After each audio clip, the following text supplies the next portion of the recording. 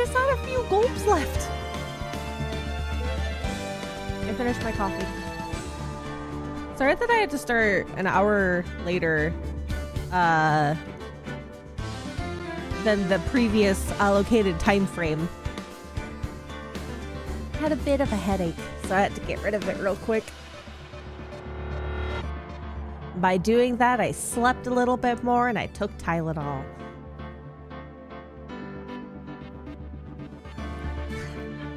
I have a slightly different pillow configuration today. I have removed one of the pregnancy pillows from my bed. And I have a long cat pillow. And I have one pregnancy pillow behind me and one king size pillow behind me. So hopefully I'm not accidentally gnarling myself. Hello, hello, hello, hello. I'm doing good. I'm doing great. I am actually doing pretty decent physically today. Still feels tight, but it's not nearly the pain that I had before. No, I still have the pillow. It's on my ottoman next to me. I wonder, did she go in the... She didn't! She's underneath the bed. Emily got let in while I was setting up, and she did not go on the shelf. Now, if I remember correctly, we found a camera and a microphone, or a wiretap, in the Big Bear. And Gumshoe has taken some of our evidence in addition to our boy Edgeworth has also stolen some evidence from us, but apparently they're going to be helping. Will they give it back in time? I don't know. We're gonna miss some tiny details because it's been a little bit since our last play of this, so hopefully we'll remember. You'll have to help me remember. I wonder if Mr. Edgeworth has already found Mystic Maya. These things take time. I'd say probably not. The police are professionals, Pearls. They'll find her, so don't you worry. We have technically already found her. We know where she is. If we can win her, if we can win a not guilty verdict tomorrow, then everything will be okay. You're right. Yeah, Pearls, it'll be fine. Don't worry, I'm stealing this evidence to help you, and then it doesn't come back until last minute.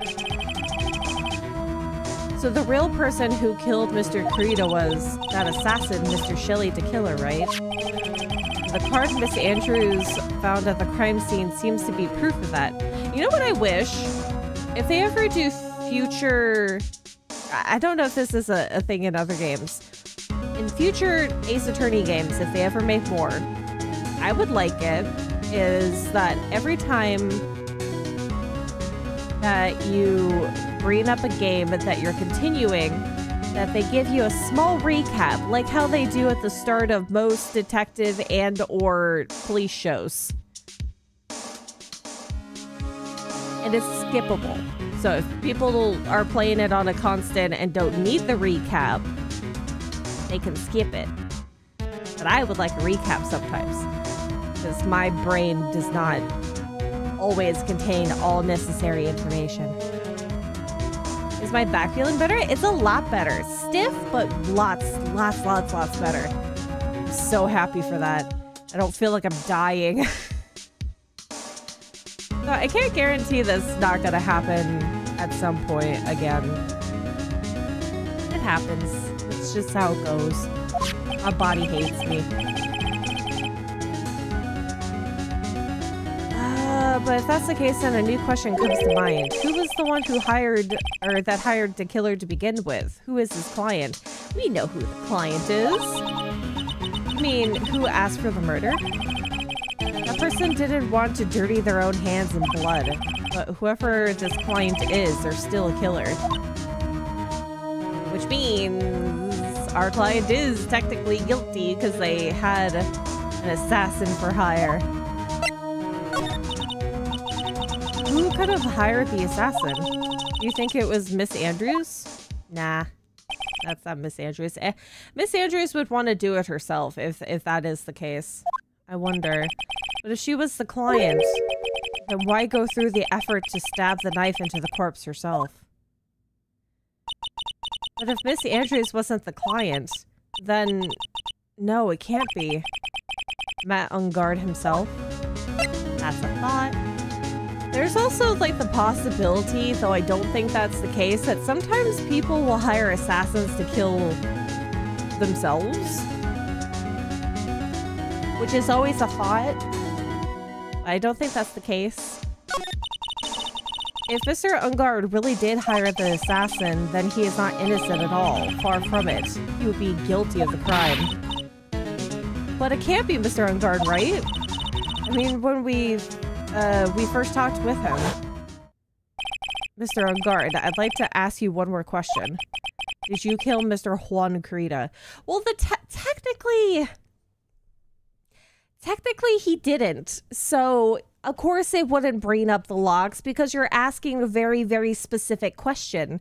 And did he kill him? Which he didn't. He hired somebody to kill him, which is not the question. All right, just so we're clear, dude. I didn't kill anyone. If that includes Juan Carita, okay? I really also, just like before, dislike the way that he worded the answer to the question. And Sadie Cyclops at that time, actually, that reminds me. Did you remember something, Mr. Nick?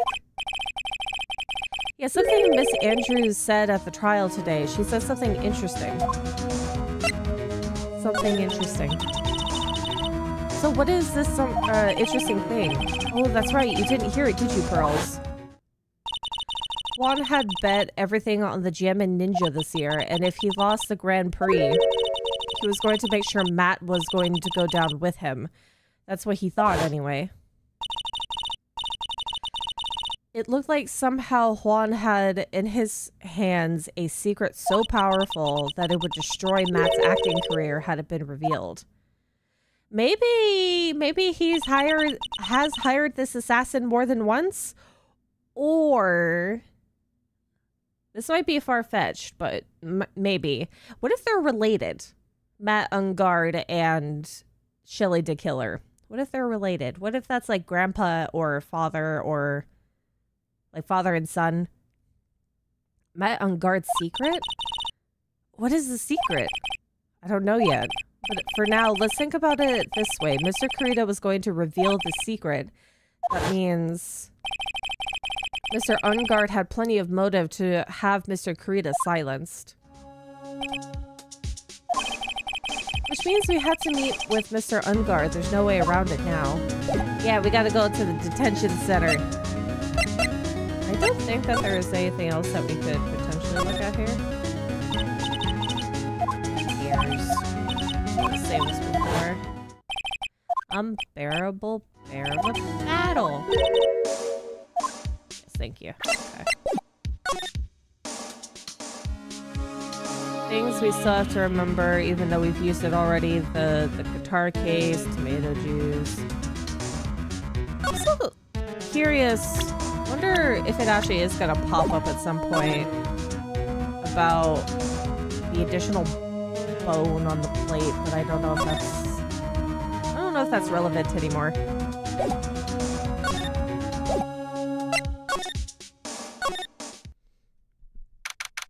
March 22nd, Gatewater Hotel hallway. Wow, it's really getting late, isn't it, Mr. Nick? Yeah, it's past 9 p.m. already. But we still have some things to prepare for tomorrow's trial. There's still the matter of this secret Mr. Carita held about Mr. Unguard. And Miss Andrews' real intention. These are two things I must know tonight. But aren't visiting hours over at the detention center? I'm sure we'll think of something, Pearls. I don't know. Why don't we figure out his phone number on his wrist phone and give him a call? I'm pretty sure he'll pick up.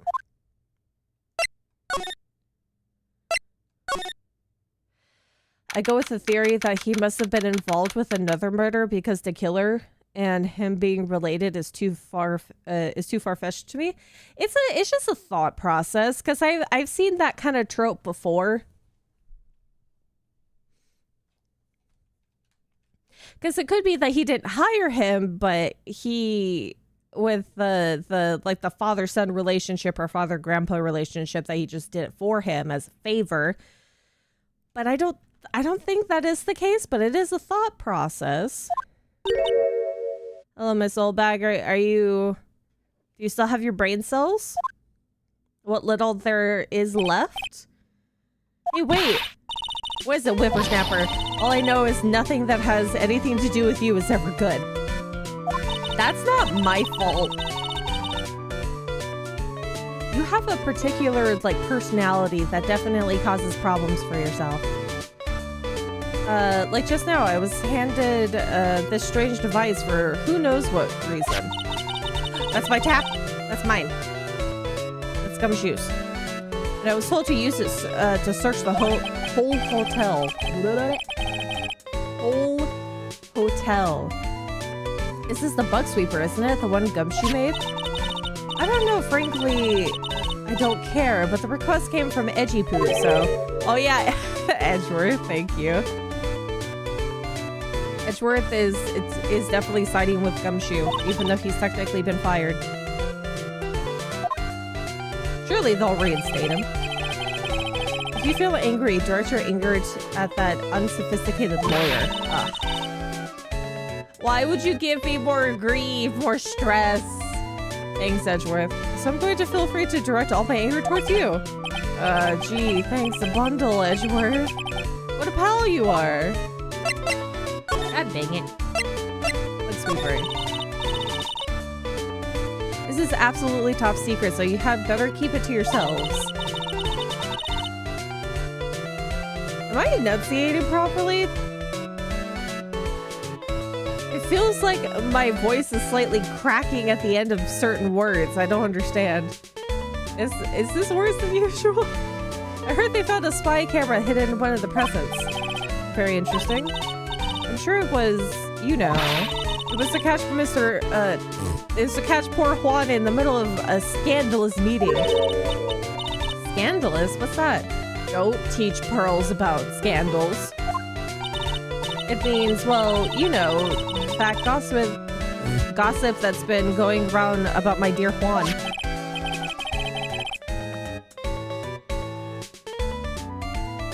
Maybe it's not English I'm speaking, it's that one language from that one episode of SpongeBob SquarePants. You mean that thing about Miss Andrews? But I'm sure she must have had some reason for getting close to Mr. Kurita. We can super glue her helmet on. She'll figure it out. We'll leave one small air hole. We'll stick a straw in like the seam and then super glue the rest.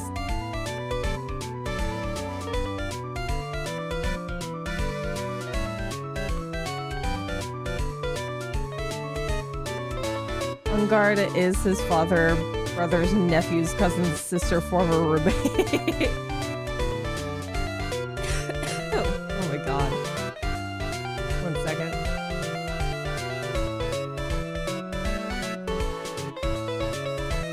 Is that always so potent with the first sip?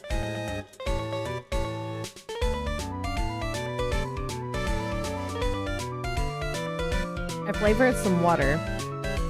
It's Crystal Light, and it's like... What was the box called again? It's like fake, like, margarita mixes or whatever. And this one is like blackberry mojito. And I have to stir it every time because it feels like all of the flavor settles on the bottom and I get nothing but tart in the first sip.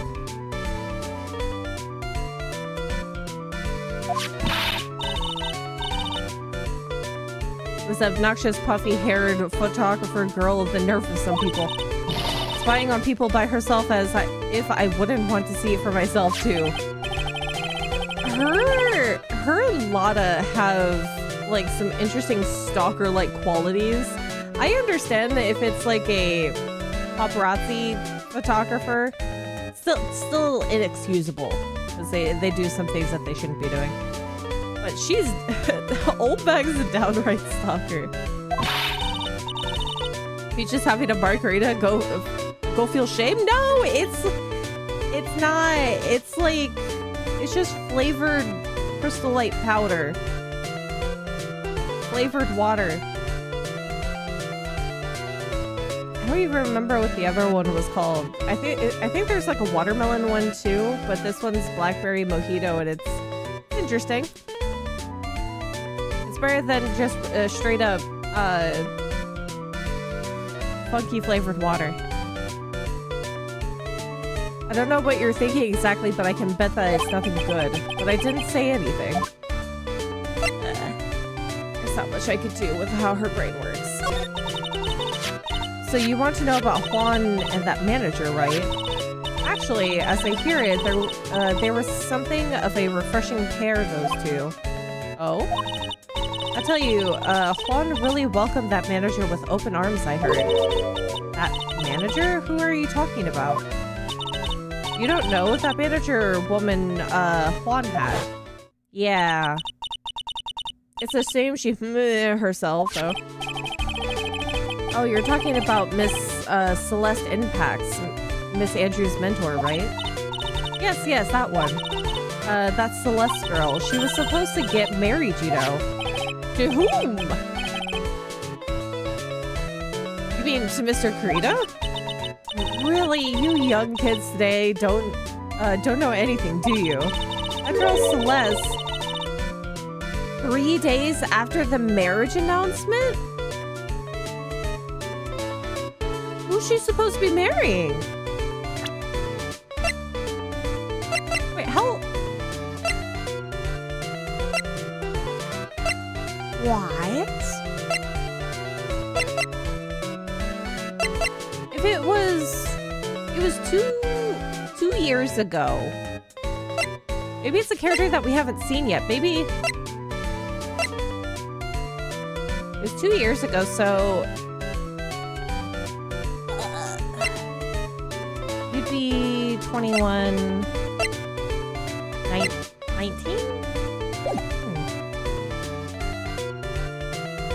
What's a little up? Oh, okay, hold on. I usually turn... I forgot to turn down... 1 second.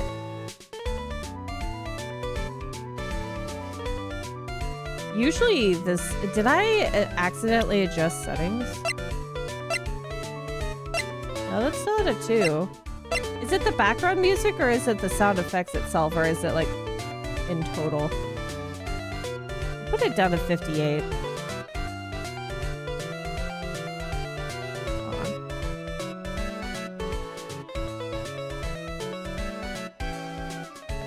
50 is 55 okay? Maybe it's because this song is particularly loud. It's not sugar water. Honestly, it's what is it? It's sugar substitute in Crystal Light, I think it is. In the background music.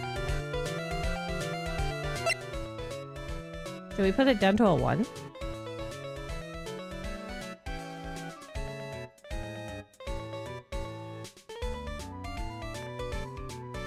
that good?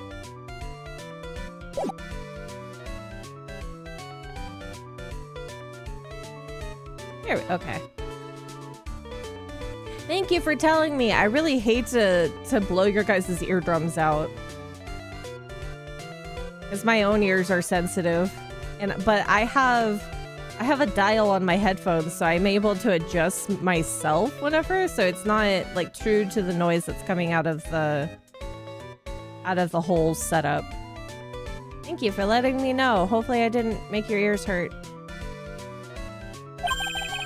3 days after the announcement. Also, when sound effects pop up, let me know how they sound as well. 3 days after their marriage announcement, when the... Maybe I should turn that down too. Turn that down to 201.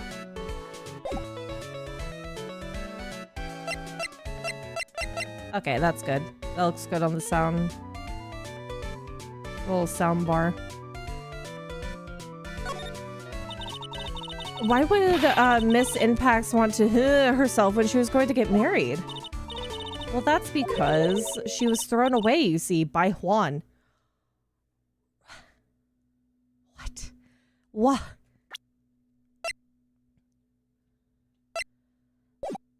I think there's it's either this is a misunderstanding or something else is going on here.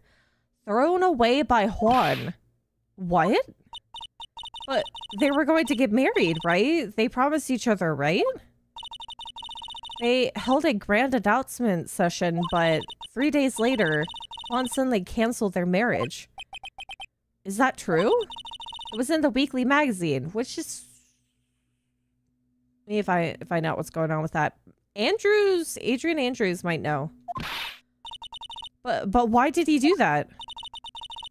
That was not in the magazines, unfortunately. I see. That night after Juan called off the wedding, that manager, Celeste,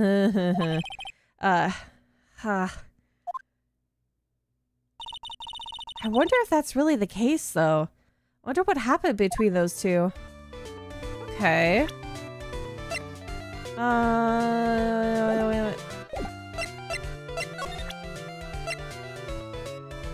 Can I see what you say about profiles now?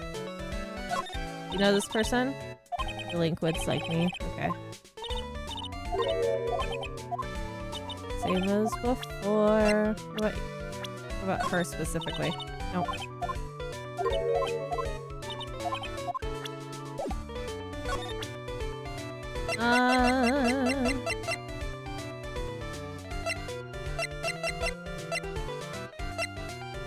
Anything about this? No. Okay. Yeah, how is unGuard involved? Okay, let's go back to hotel lobby. That's still the thought process, is how... I don't understand how he specifically could be involved, which he probably isn't, but maybe it was one of those ones where unGuard maybe also liked Impax Celeste?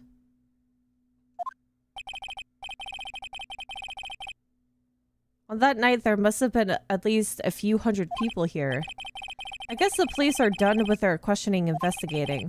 Looks like things here in the lobby have finally calmed down. Does that mean I get to go? Hold on, let me triple check that I can't go into his room at all.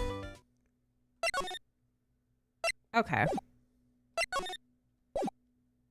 We'll just have to go back. Hi, Mystery.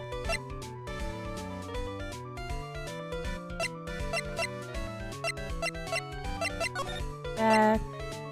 For her saying that she's not going to tell me much of anything, she sure is a blabbermouth.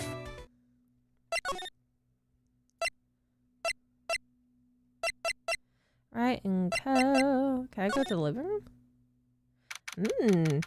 First, wait a second. unGuard mansion living room. Looks like no one is around. What happened to the person with the stuffed teddy face?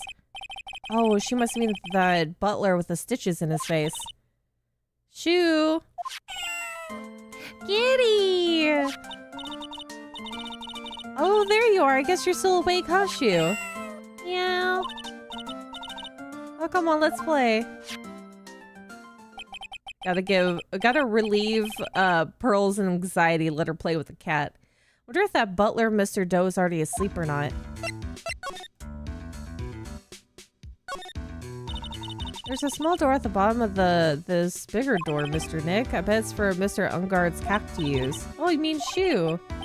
The door, it's locked tight. Well, I guess that's to keep nosy people like me from entering. So I don't think there's anything else to go on with this room because it's all the same dialogue as before, other than seeing Shoo the cat.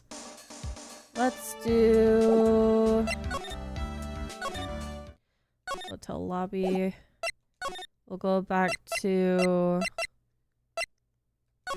Wright and Co. March 22nd, Wright and Co. Law Offices. It doesn't look like Mr. Scruffy Detective is here. Well, he's out there with the camera asking around at all the electronic stores. And I'll make some salad for him for dinner. Looks like Pearls really appreciates what Gumshoe's doing for us. Mr. Nick? Yes? Where is the lettuce? I don't think I've ever bought lettuce before. How long has Pearls has been with him and we haven't bought veggies? I meant to say veggies, but I was also attempting to say vegetables. Veggies. Oh, I guess I have to give up on making a salad then. Guess the lack of lettuce is kind of a problem. I don't know, just use the fern plant back there. We can make a salad out of that. What about the detention center? Can we?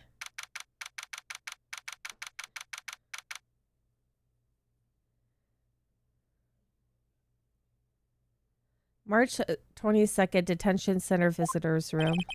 Visiting hours ended a few hours ago. Looks like we're not going to get a chance to talk to with Mr. Unguard tonight. But isn't what we have to ask very important? Yeah, but I don't think that matters to the guard. Okay. Back. What do they eat then? I mean, they're probably more like ramen and not very much the veggie types. Lots of meat. I think that's probably due to Maya's influence. It feels sort of tense in here, doesn't it, Mr. Nick? Yeah, it does. I wonder if something happened. You're Mr. Unguard's lawyer, right? Chief. Yes, sir. Well, we finally found just the person we've been looking for. A real decisive witness. A decisive witness? You mean for the Unguard case? We're taking the witness's statement right now. Gotta hand it to Mr. Edgeworth. What's Edgeworth up to now? Who is this witness? I think you know this person quite well, Mr. Lawyer. Mr. Nick? Between the kidnapper's demand and now this, I can't see any way to win here. Oh yeah. Mr. Edgeworth wanted me to tell you something. He did? Even though visiting hours are long over at the detention center, he wanted me to grant you special permission, so there you go. Edgeworth! I've already called them to... Yes! Ramen. They probably live off of ramen and meat, and poor Pearls has to suffer for it because she's mostly eating vegetables. But as long as she's balancing the vegetables with the meat, then we're good. We get to go talk to him, Edgeworth, thank you! Go talk to your heart's content. Sounds like the police are pretty sure they have tomorrow's trial in the bag. No, Edgeworth has something up his sleeve. He'll be helping us somehow. Detention center visitors room. I'm sure they must have transferred Miss Andrews here by now, so that means that both Mr. Unguard and Miss Andrews are at the detention center. Now then, whose story do I want to hear? I want to talk to Unguard first.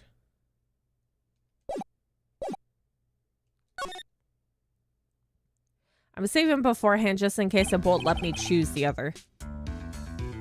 I don't think that's the case, because usually they let you have the information right off the bat. Dude, it's Mr. Wright. I hope you can get me off the hook tomorrow. I'm counting on you. I hope so too. Oh, my eyes itchy. Ugh. I'm fine. Edgeworth just dropped a bombshell on me by saying... Who are you calling? That Juan Creda was killed by an assassin, and that the assassin's client is this man, Matt Unguard. What's wrong, Mr. Unguard? There is something that I must know with 100% certainty. You seem kind of different. You're totally not like your usual lawyer dude self. Lawyer dude. eating all the office plants. Yeah, I think that's it. With how poor they are and how much money that they have to spend on Maya's eating habits, you gotta work with what you have. Matt's secret. About the press conference. You mean the one where Juan was gonna dress up as the Nickel Samurai? Yeah, I heard a little more about it from Miss Andrews. It looks like somehow Juan had it in his hand, a secret so powerful that it would destroy Matt's acting career had it been revealed. Could you please fill me in on what this secret is, please? Ooh! Secrets! Oh, it's a lot. I knew this was coming. We probably have to talk to Andrews first, don't we? And then we'll get more information off this. Maybe. Mr. Nick? Don't tell me. Cyclops. You said a secret, right? But I don't have any idea what it is. Do you, dude? Aha, you're so sneaky. Look at that face. He has the face of somebody who does keep secrets, and more horrible secrets at that. By the way, I don't know if I'm just a little dumb, but I don't see the puns in the new characters. Yeah, I don't see it either. But I'm not... Yeah, usually a lot of the characters are really cliche, aren't they? He has a very punchable face. Yeah, it's like he has the I am charming smile, but the eyebrows kind of throw me off. You look dubious. You look sketchy. Suspect. Like you've done something. Did you know about Mr. Kurita and Miss Andrews' relationship? Well, it's all over the tabloids, dude. You can't go with general information. But I don't know any of the details, if that's what you mean. Look, how many times do I have to tell you I don't care what Juan did with his life? Miss Andrews, she had a purpose in mind when she started seeing Mr. Kurita. Her mentor was Mr. Kurita's manager, and Miss Andrews was going to get Miss Celeste Impax's note from him. Celeste. Is that jog any memories? I have a feeling. So you can't order pizza in a detention center. Maybe both unGuard and Kurita like Celeste. Maybe that's what was going on there. Maybe an affair? I don't know. Sir, I need to take your phone from you. Mr. Nick, what's a pizza? Is it a kind of pea, like green peas? We haven't given Pearl pizza! Let's go eat one later, okay? Oh, I got caught off by the pizza dude at the shop. That's too bad. Well, how about we get our minds off this topic and talk about something else, okay? You're diverting. Mr. unGuard, are you connected to Miss Impax in some way? I'm gonna save it a different. Because I don't need this one anymore. I'm gonna save right here just so I have an extra save.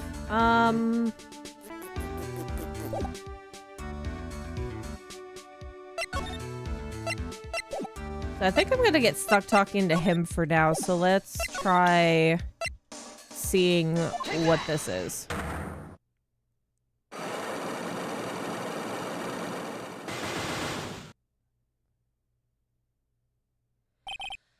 Yeah, a lot of them do technically have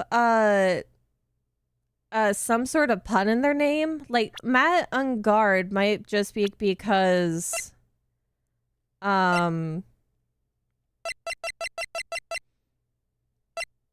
I don't know about Juan Kurita, but unGuard is he's literally a samurai, so he's unguarding many people.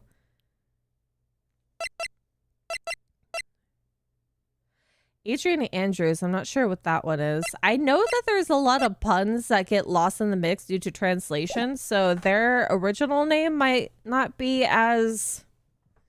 Or their changed name from Japanese to English might not be as punny. Matt's secret. Now let's hear what this secret of yours is. What if Mr. Kurita had been successful in his plan? What would he have disclosed? I told you before, dude. I don't know. I don't know anything about Juan, okay? Look, Mr. Wright, I can keep on saying it until I'm blue in the face, but I totally didn't pay Juan any attention the whole time that night. I mean, come on, I was in the middle of a nap. Don't lie to me. Huh? I know you pay close attention to Mr. Kurita, especially on that night. I don't have the evidence for this! They stole it! They took it from me.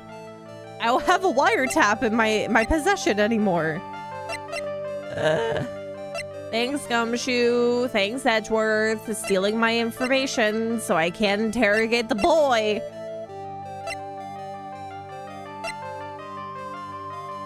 Yeah, there's a lot of things, a lot of story stuff, because the way that Japanese works, it's kind of translated backwards.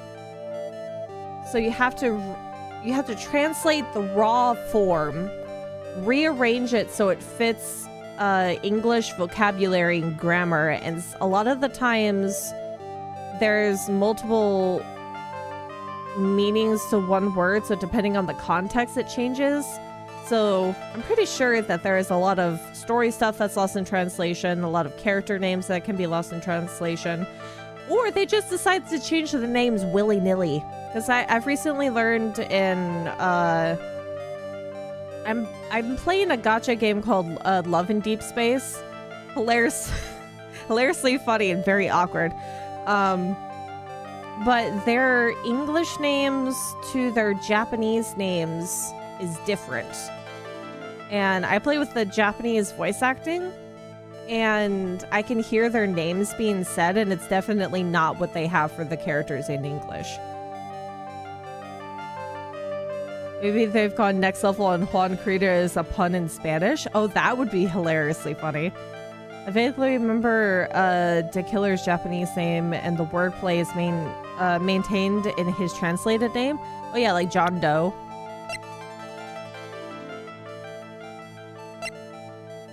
I don't know what Celeste impacts would be. I don't have enough evidence yet. I should investigate and gather some more clues before I try again. That's this is the thing. Where? Who stole my... It stole my... I need it back. Hold on, can I have my stuff back, please? Where is Gumshoe? Oh, Mr. Wright, please, you have to help me. Uh-oh. Powers! Don't tell me you're gonna be the witness tomorrow. We can't have you be a witness again, sir. What happened? Why are you here? You see, I got roped into this somehow. Did you say yes when you should have said no to something?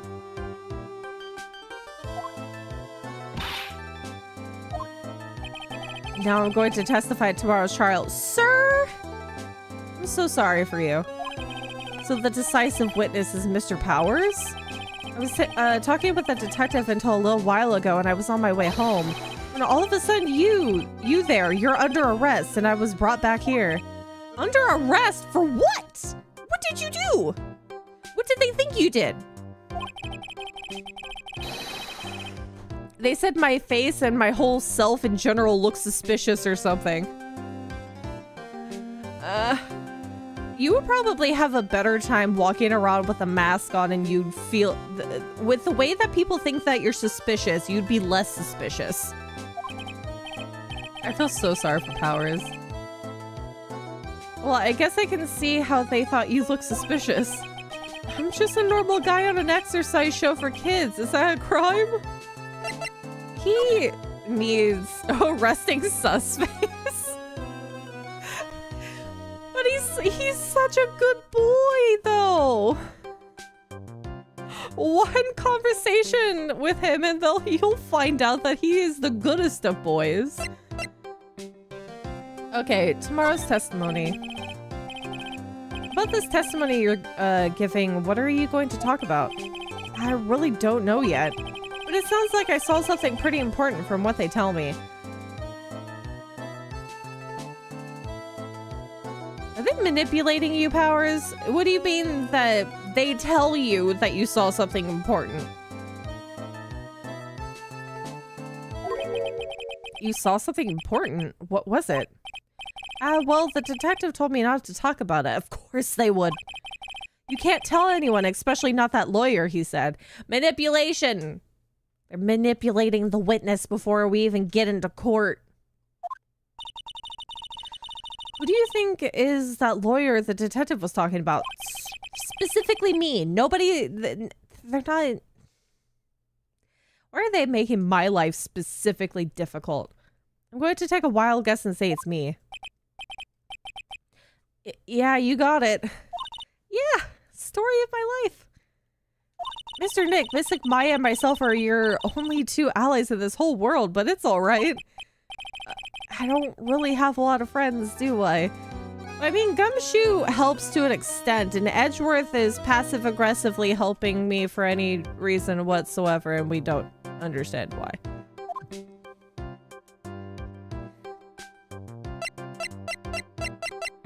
Okay. Yeah, I mean, yeah, he could have said something important that struck a chord with them that seems important, and then they don't elaborate, and then he's left in the dark. Matt on guard. This is going to do a lot of damage to Matt, you know, because he's got that refreshing, like a spring breeze image going. See, when you have an actor that they're known for innocence, it always seems to be that they're going to be the ones with the most horrible past or horrible personality. And it's just all an act. Which is, I mean, that's what it is when you're an actor sometimes, right? The public eye compared to your true self.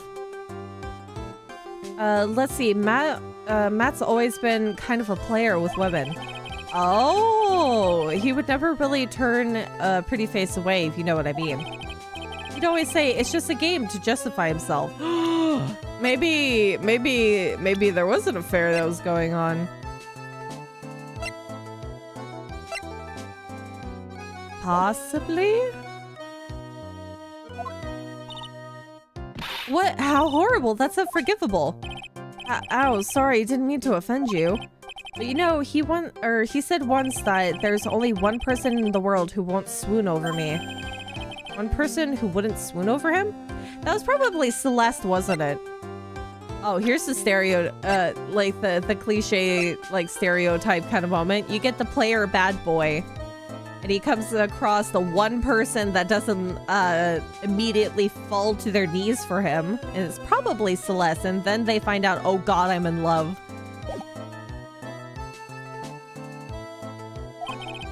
His manager, you know, Miss Adrian Andrews. Oh, okay. Yeah, that would work with Andrews as well. Why is Sister Powers suddenly looking kind of energetic? Gossip. You see, I'm actually a sucker for gossip. Gossip is kind of fun to look through, but it also depends on your own mental state. Because if you go too far, it gets a little nerve-wracking. You know, sometimes how you see drama on Twitter, and sometimes you'll go through the comments and looking through, like you're going on an investigative trip down the rabbit hole. Sometimes it just happens. I mean, celebrities in their world have this dazzling sort of image, right? The only thing I'll say, if you're gonna go into gossip, go in with an open mind, because you have no idea if gossip is true or not, so don't take it as gospel. Don't take gossip as gospel.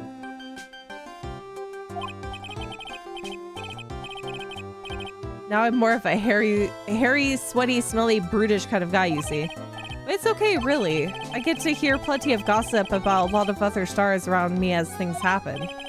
Well, that's true. What'd you hear? What have you not told me? Oh, hey, so did you hear about this yet? About Miss Andrews' mentor and her You mean Miss Impacts? We heard something about how her wedding was canceled. Yeah, that's what I'm talking about. I thought about it a little the other day, about the mysterious death. These are the kind of people that loved playing detective games and figuring out the juicy gossip. Love lore videos. Me. Mr. Wright, why don't you ask me about that? Go on, go ahead. Mr. Powers is so charged up, his skin is practically glowing with electricity. This man lives for gossip. This is his form of entertainment. He doesn't watch YouTube videos. He doesn't watch TV. He listens to the gossip. He listens to the tea. So, hey, so have you heard this? Celeste left a note. And they say that Juan went and hid it. We heard about that in court today. But there wasn't any actual proof that she had left a note. Well, this is what I think. I think that something bad was written on that note. Something bad for Juan, that is. Something bad for Mr. Kurita. What if Celeste was also assassinated? Hi, Sai! Sai, the lowdown is that we have learned that 3 days... Well, actually, we'll start from the beginning here. So, apparently, Celeste was supposed to get married. And apparently that person that she was getting married to was Juan Kurita. And 3 days after the announcement, decided to cancel the wedding. And people are thinking that is why she did the deed. And there's a high possibility that there is some affairs, maybe, or there might have been something that was going on with Juan and the reason why he didn't want to marry the manager. I don't know. Also, we have a psych lock on Matt on guard right now because we got special permission to go talk to him outside of visitors' hours, and we're trying to figure out some stuff. I need the wiretap back from Gumshoe so I can get rid of those psych locks, but he's nowhere to be seen so far. Why do you figure so? Well, before she died, Celeste talked with a few of her friends. And she said, it looks like I got caught up with a truly insidious man. Truly insidious man? Does she mean Mr. Kurita by that? Well, there's no one else that fits the bill, right? And I think Matt Ungard can also fit that bill, but we're not too sure yet. And that would be reason enough for him to hide the suicide note. Oh, I don't know. Should I just say the word, or is YouTube gonna be mad at me? I see. Well, that's some good info. Thank you. You're welcome. Mr. Ungard and Miss Andrews, they're both at the detention center right now. There are still things I don't understand or know about, but I'm sure I have to get the two of them to tell me everything. Okay. Thank you, Powers. That's pretty important information. Okay.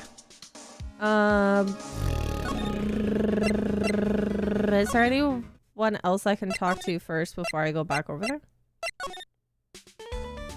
Yeah, he has a 5 block.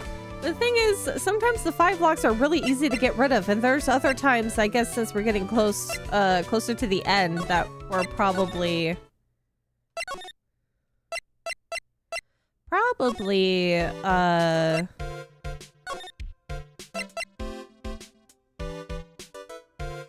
gonna take a while to get through those locks. Okay, let's talk to Adrian, and then we'll go back to Ungard.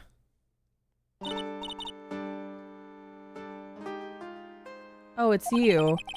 I'm sorry to be visiting at such a late hour, but there are a few questions I absolutely have to ask you tonight. Me? I thought your client was Matt. I'm sure Miss Andrews knows something. She can't be clueless about the secret Mr. Kurita had on Mr. Unguard. Okay. Matt Unguard. I'd like to ask you about Matt Unguard if you don't mind. Still, she had a lot of psych locks, and they by giving her one thing, she basically broke the ball. Mr. Wright, you still don't know, do you? The real him, I mean.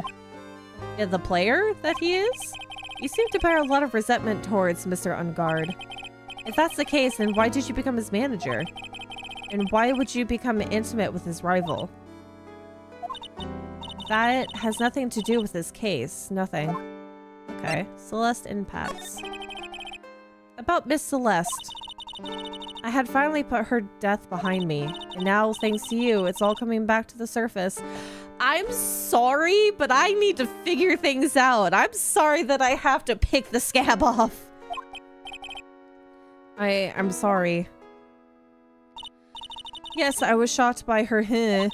And it's true that when I heard the rumor that Juan was the one who hidden her note, I began to draw close to him. I wanted to get her note back and to burn it. You wanted to burn it, but why?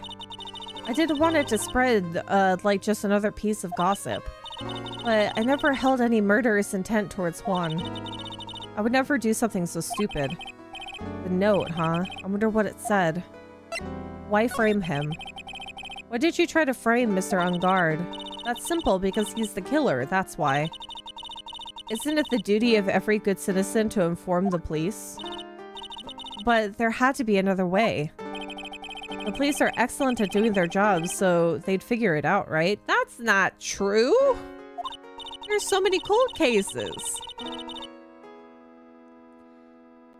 Yes, they're so good that they couldn't figure out the real truth behind Celeste's death. Miss Andrews. Well, I know you're not the type of person to do something without a reason, so please tell me why you did what you did. Revenge. Huh? Did you say something just now? Ooh! There it is! Oh, the one singular lock. A psych lock, huh? Don't you understand yet? You're not my lawyer. To be honest, you're more like my enemy. But I'm sure I just heard Miss Andrews say revenge. Yeah, like under her breath, out loud, in a very quiet room. Save. Yeah, it's just one, but it might be a difficult one. Let's see. Is it difficult or is it not? Why frame him? Can you please tell me why you framed Mr. Unguard for the murder? I already told you countless times. It's because I thought Matt was the killer. No, that's not it. I know you have a personal reason to dislike Mr. Unguard. Miss Andrews, you may think I didn't hear it, but I know you said something earlier. You said revenge. So are you saying I was taking my revenge out on Matt and that's why? What an absurd idea. I don't have anything I want to take revenge for. Miss Andrews, a woman who lives by being dependent on other people. There's something or someone in her past that would make her take revenge. It's literally just impact, Celeste. Why wouldn't there? That's so silly. I feel like this one won't be easy, but apparently it is. It can also be considered like a trick question. It's like, oh my god, who else could it be? That's when you start overthinking things, and then you're messing up your entire bar that's going to be utilized for the court case.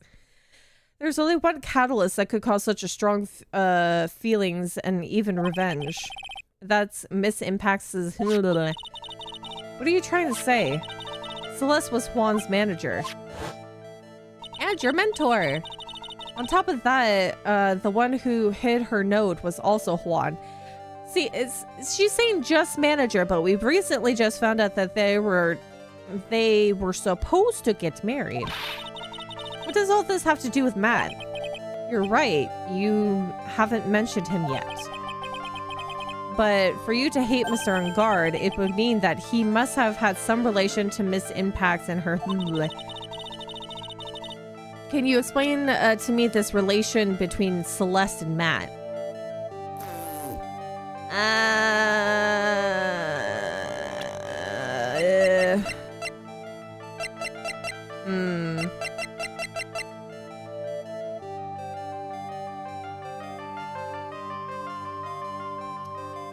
Ooble. Oopla. This relation between Celeste and Matt.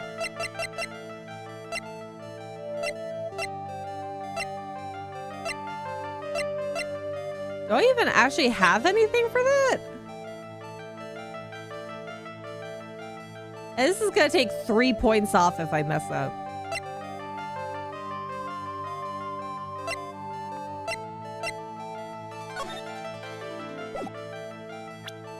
Can I do a profile and it's not an actual item?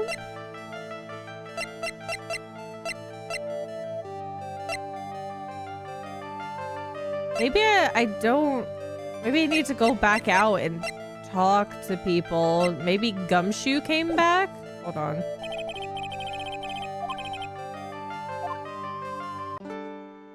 Yeah, I'll examine the evidence here in a moment. I'm gonna see... Did he come back? Gumshoe? I need the stuff. I might have to...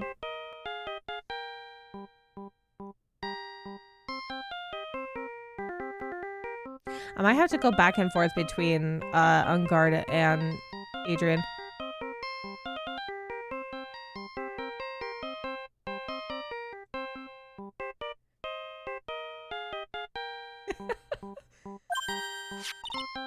Mr. Nick, your phone! I don't like the sound of this ringtone right now. It sounds kind of ominous. It's probably just your imagination. You really should pick it up. Mr. Nick, it could be important. Hello? Gumshoe! We've got a big problem, pal. What's wrong? I'm on my way to your office right now. Please give me back the evidence. I need it. Hey, wait a sec. Why is he coming here? It's terrible. Oh. Why are you talking so fast? 1 second. I'm gonna take a sip.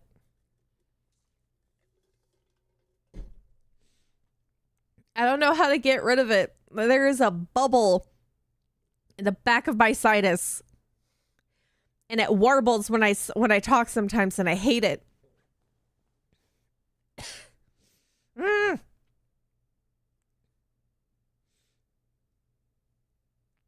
Oh my goodness.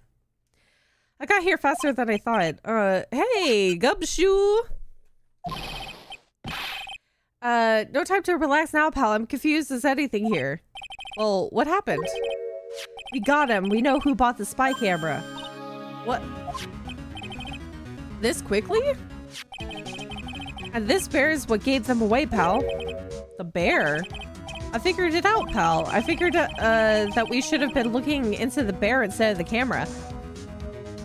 You see, he's a little gun-ho about the first initial stuff, but he is still going into like the things that Edgeworth was talking about too, which is he gets there. It's just gonna take a bit for him to access his brain cells. But wasn't it Mr. Edgeworth? Spurls, go on, Gumshoe. There's only one person who bought one of those bears who's related to this crime. Who is it? Who would be so rude as to spy on another person in their room? Matt Unguard. Yes. Huh? Matt Unguard, your client. That's who, pal. Here I thought that these things couldn't get any worse. Okay, sir, you need to give me back the camera. And the bear.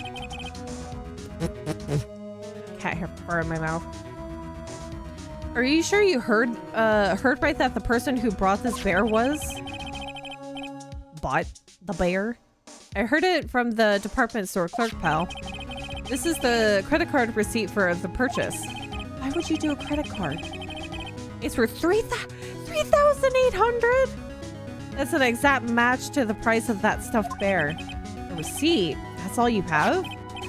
Nah, it's not just a receipt, pal. The store clerk said so himself. He told me, I'm sure I sold that the bear to Mr. Ungard. I mean, the clerk even got Mr. Ungard's autograph out of it, pal. He's not very inconspicuous, is he? Did he not go in without a disguise? So I'm sure the person that bought the stuffed bear was Mr. Ungard himself. My sight is failing me. This can't be. A receipt for 3,800 proof Ungard bought a stuffed bear identical to one in evidence. What? What? What about the spy camera we found? That was a dead end, pal. I mean, you can get this kind of thing from anywhere. But for now, I guess I can give these back to you for the file, for you to file away into evidence. Spy camera, transmitter, and stuffed bear refiled into the court record. Thank goodness, now I can go talk to Ungard. I know you don't want to give up, pal. I never thought, I didn't think it was possible. The person who put the spy camera in Juan Carita's room was Matt Ungard. Why would Mr. Ungard do something like this? I bet it was to catch Miss Andrews and Mr. Carita in one of their rendezvous. I bet it's not good enough for me. I mean, that could be a possibility, because then if we're going off of what Mr. Powers said, and that he probably had a thing for Adrian Andrews, he was probably trying to find something to get in between them. Maybe. I have to know the absolute truth behind this camera. Are you going to see him, Mr. Ungard, I mean? Yes. I'm scared, Mr. Nick. I wonder what we will find out next. I'm scared myself, but I have to put on a good face for Pearls. Matt Ungard, what in the world have you done? Back to the detention center! Ooh, did I have any other pieces of evidence to get to? Okay. Credit card receipt, transmitter, stuffed bear, spy camera. To the detention center! Yeah, he's just automatically there. You're working really late. You know, it's already past 10 p.m., dude. I think it's time you told me the truth. Relax. Don't you know that ignorance is bliss? You try to tell me that you do know something, but you don't know something, and you're trying to eat butthole. But if you really want to know, let's talk. Okay. Save. Okay, they're not really gonna actually lock me out of anything, so that's good. Present. Wait, actually, can I talk to you more? No. Present. Nagatama. Gotta work the Brinkles for this one. Whoop, whoop, whoop. Matt's secret. I can then use the bear. Now, let's hear what the secret of yours is. What if Mr. Carita had been successful in his plan? What would he have disclosed? I told you before, dude. I don't know. I don't know anything about Juan, okay? That's not true. You've been spying on him for probably quite a while now. You have all those videos in that secret room in your house. Look, Mr. Wright, I can keep on saying it until I'm blue in the face, but I totally didn't pay Juan any attention the whole time that night. What about other times? I mean, come on, I was in the middle of a nap. Don't lie to me. Huh? I know you paid close attention to Mr. Carita, especially on that night. Camera. Did I do the camera or do the bear? The spy camera was set in its right eye fountain. So this one's not specific enough. Set to record the victim's room from 8 p.m. for 1 hour running time. Yeah. It's probably specifically the receipt. Maybe? A receipt for 3,800 proof. Ungard bought a stuffed bear identical to one in evidence. I saved beforehand, so it's either the bear Or the receipt. Maybe we point out the bear and then confirm with the receipt? This bear was in Mr. Kurita's room on the night of the murder. A bear that was supposed to be present from a fan. So, it's a present, dude. It actually looks kind of classy, if you know what I mean. Yes, I hear it's quite expensive. Yeah, here we go. Which is why it was very odd that this gadget was found inside the bear. Camera? Camera. This is a very small video camera. And it was hidden inside the bear's eye. Maybe it's a really curious bear. Well, whatever this bear saw was sent somewhere using this transmitter, which means someone on the night of the murder was secretly filming Mr. Kurita's room. Aha! I guess Juan had a few of those kinds of fans too, huh, dude? Actually, I wouldn't say this bear was a present from a fan. You sure, dude? Who else could it be from? The person who gave this bear to Mr. Kurita was the... We can go profile and then him specifically. Yeah. Mr. Ungar, don't you know this bear is this bear from somewhere? I don't think I've ever met Mr. Bear before, dude. Aw, but he says he knows you. How could you forget such a great friend? What else did the bear tell you? He says that the one who put the camera in his eye was you, Mr. Ungard. If I didn't know how you work in court, I think that I was in some serious trouble. Come on, this is all a joke, right, dude? You're just pulling my leg. Looks like you're not ready to give up your secret yet. Well, do you have any proof you want to show me first? There's proof that it was you who put the camera inside the bear. The bear... This is where you can get really confused, because if you don't choose the right sequence of evidence, it can be kind of funky, but literally any one of these pieces can work out, but it has to be very specific in what you do. Credit card report.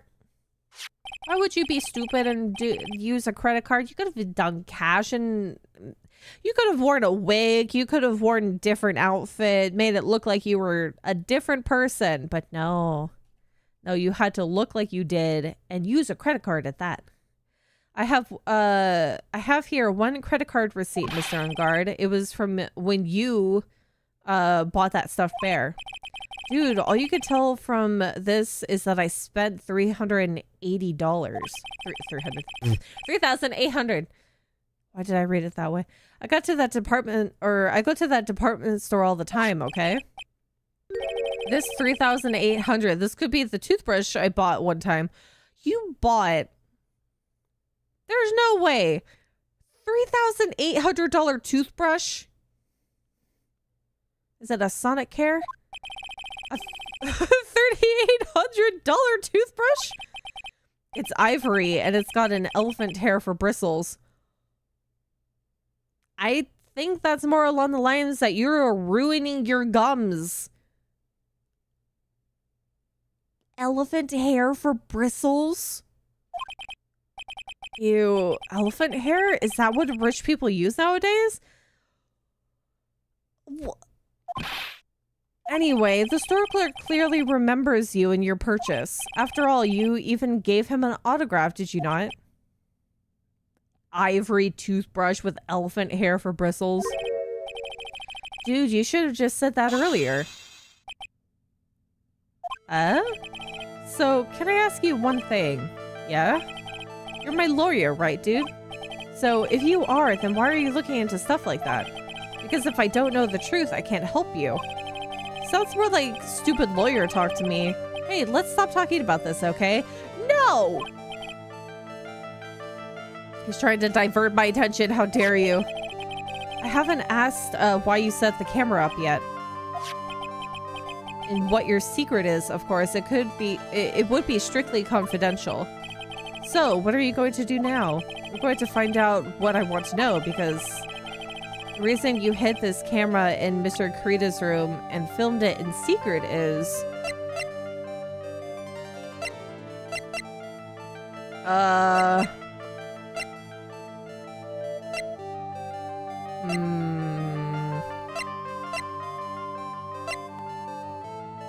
They said it's supposed to record for an hour.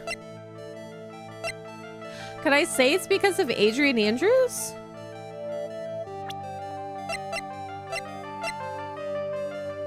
This seems logical, choosing Adrian.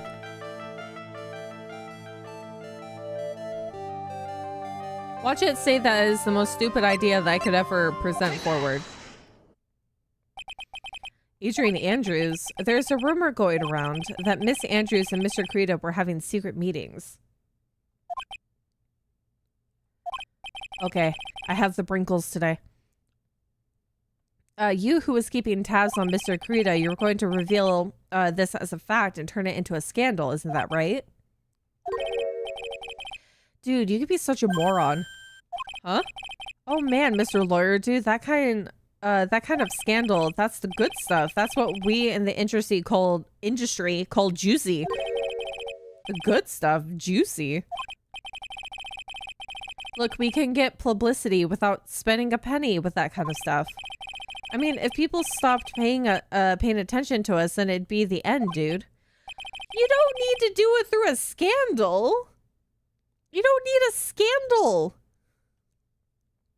That usually just brings bad publicity to you. Publicity. Too bad that wasn't your intention. What are you talking about? I wish your reasoning for spying was something so innocent, but it wasn't. You didn't spy on Mr. Credo because of Miss Andrews. And there's only one reason I can think of for you to do such a thing.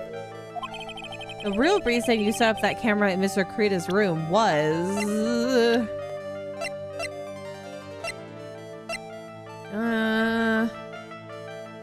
Can we use his... time of death? 8:15? A receipt for 3,800 proof unguard bought a stuffed bear identical to one in evidence. Changes the footage taken by the spy camera into radio waves and transmits the data. Maybe I can use specifically the transmitter in this one.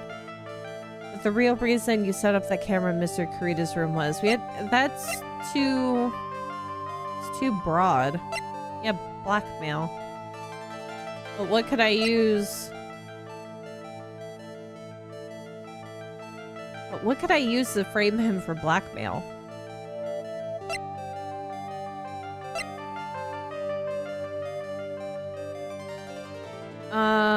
What if...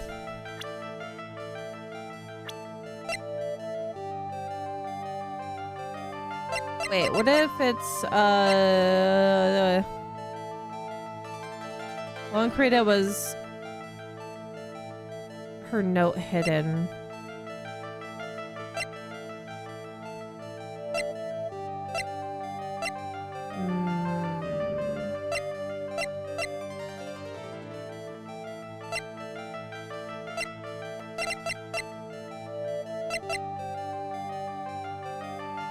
Magazine clipping.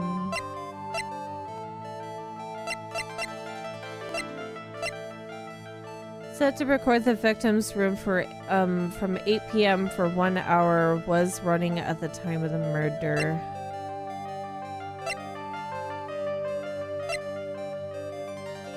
A receipt for 3,800 bear changes the footage taken by the spy camera to radio waves and transmits the data.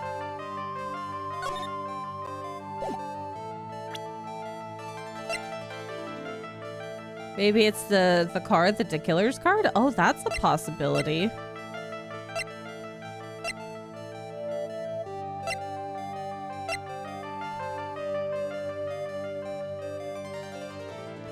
Was placed next to the victim at the time of the murder. Miss Andrews was carrying it. But there's not really a lot of information about DeKiller and him knowing DeKiller. Because DeKiller left his card at the scene, so he had to have caught DeKiller in the act to blackmail him.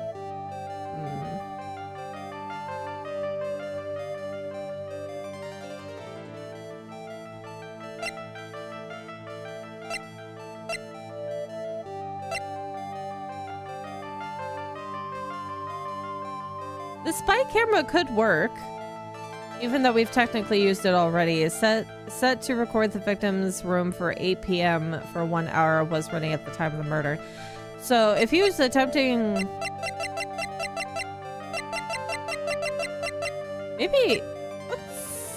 We're gonna have to possibly start over from the beginning, but let's try the spy camera because of the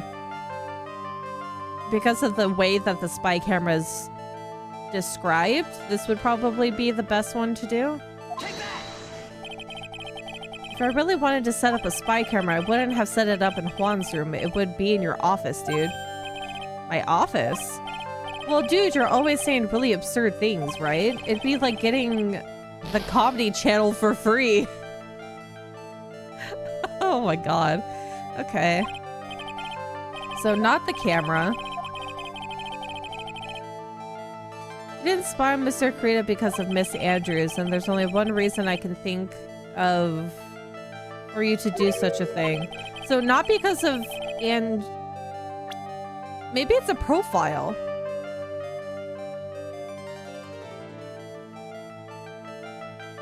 The real reason you set up the camera in Mr. Kurita's room was not because of Adrian Andrews. Maybe it's a profile that we need to give him.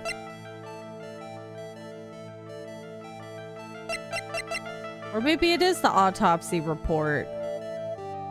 Juan's autopsy report, 8:15, time of death. Because if we've already established the camera, the autopsy could possibly work. I don't think it could be the picture card because we've only talked about him being set up, he set up the assassin.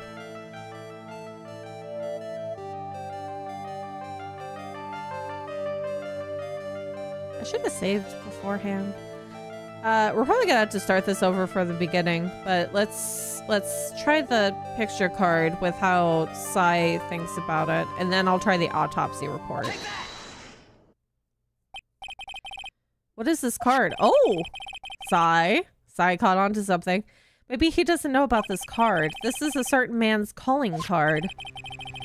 The man's name is Shelly the Killer, and I'm sure you know of him, don't you? Shelly the Killer. That's ridiculous. There we go. Good job. Why would I know someone, some shady scumbag like him? The thing is, I didn't even know who Shelly, the Killer was until this whole thing happened, and Edgeworth knew because of, the special departments within the police.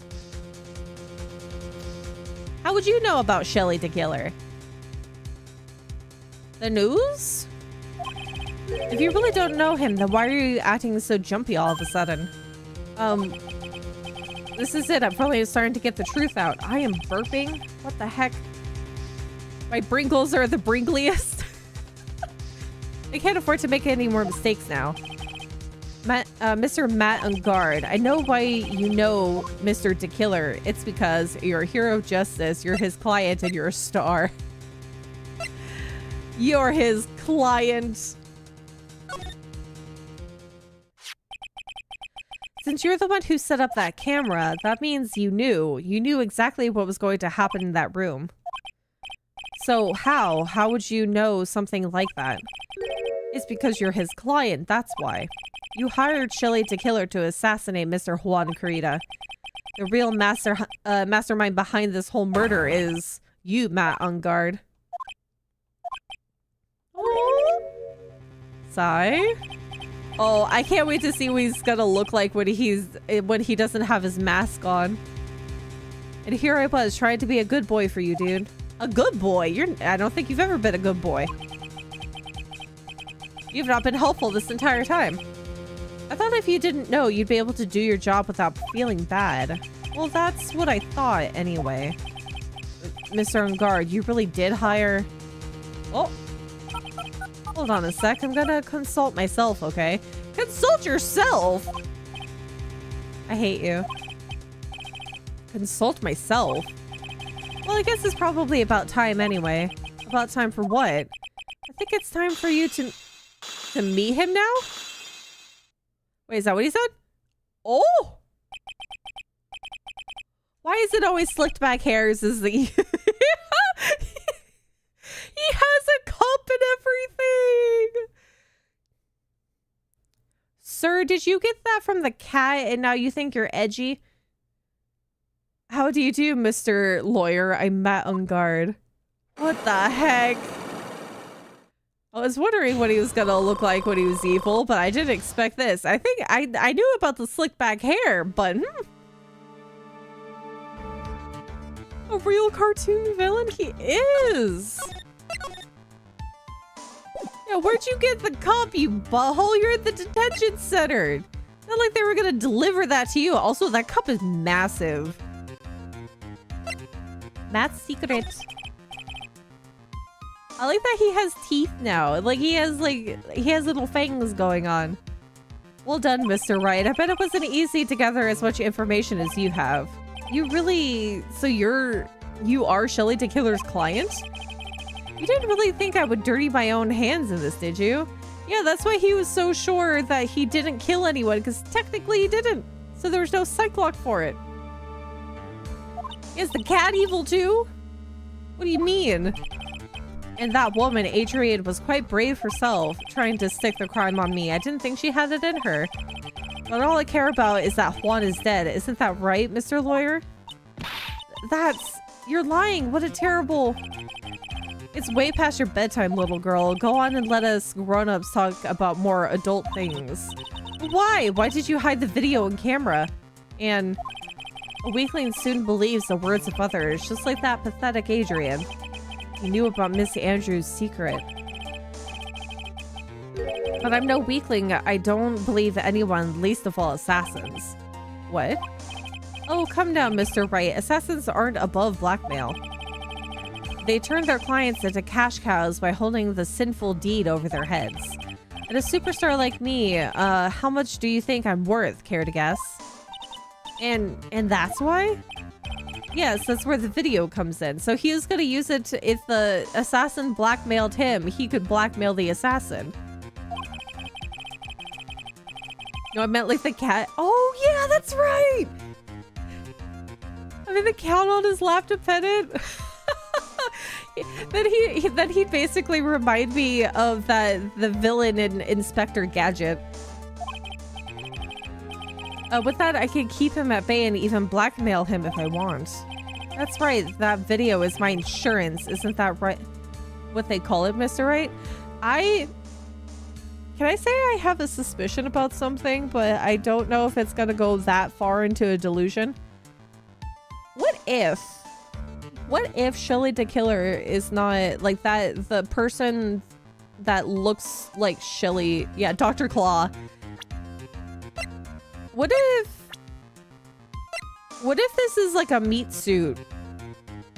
What if there's a different face behind that facade? What if at one point we get this person on the witness stand, and at some point their whole entire skin suit is gonna come off? Yeah, meat suit. I should have said skin suit, but I mean, both work. All he needs is a pinky ring and a mini-me's Dr. Evil. Why would you do something so wrong? Because I'm a grown-up and I can. Good enough of an answer for you, little girl? Motive for murder. Why? Why would you kill Mr. Kurita? Because he was about to sling so much dung onto my beautiful public image. Scandals are a little annoying, aren't they? This is all because of the press conference, isn't it?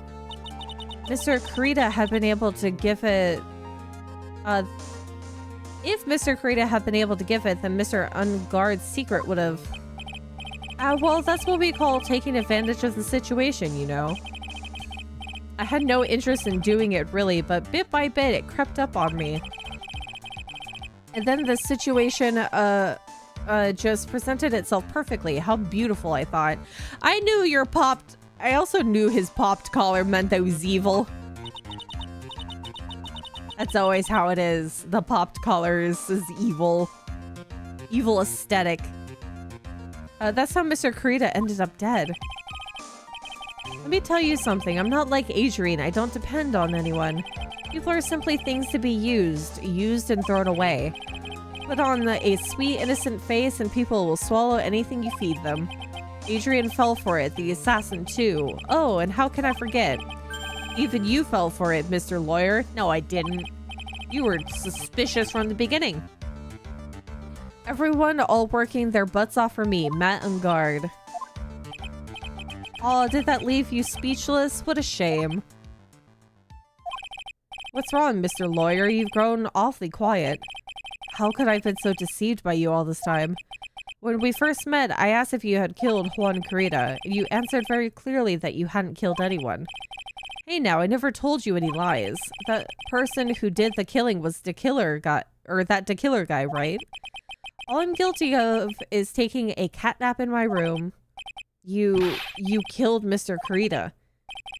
I dare you to say that in court tomorrow. Oh, but too bad you can't. You're my lawyer. You're my lawyer after all, aren't you?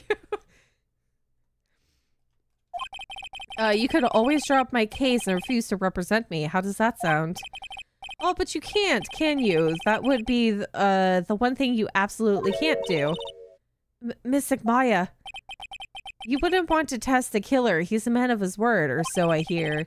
You could end up getting a certain friend of yours rubbed out if you lose. You scoundrel. Yeah, that's the other thing. We're at the detention center. Is that camera just for show? Do they not record anything that's happening in this room? So if I were you, Mr. Wright, Esquire, I think I would give it my all tomorrow. Remember, everyone likes a happy win-win resolution. I'll get you for this. That's such a cliche phrase.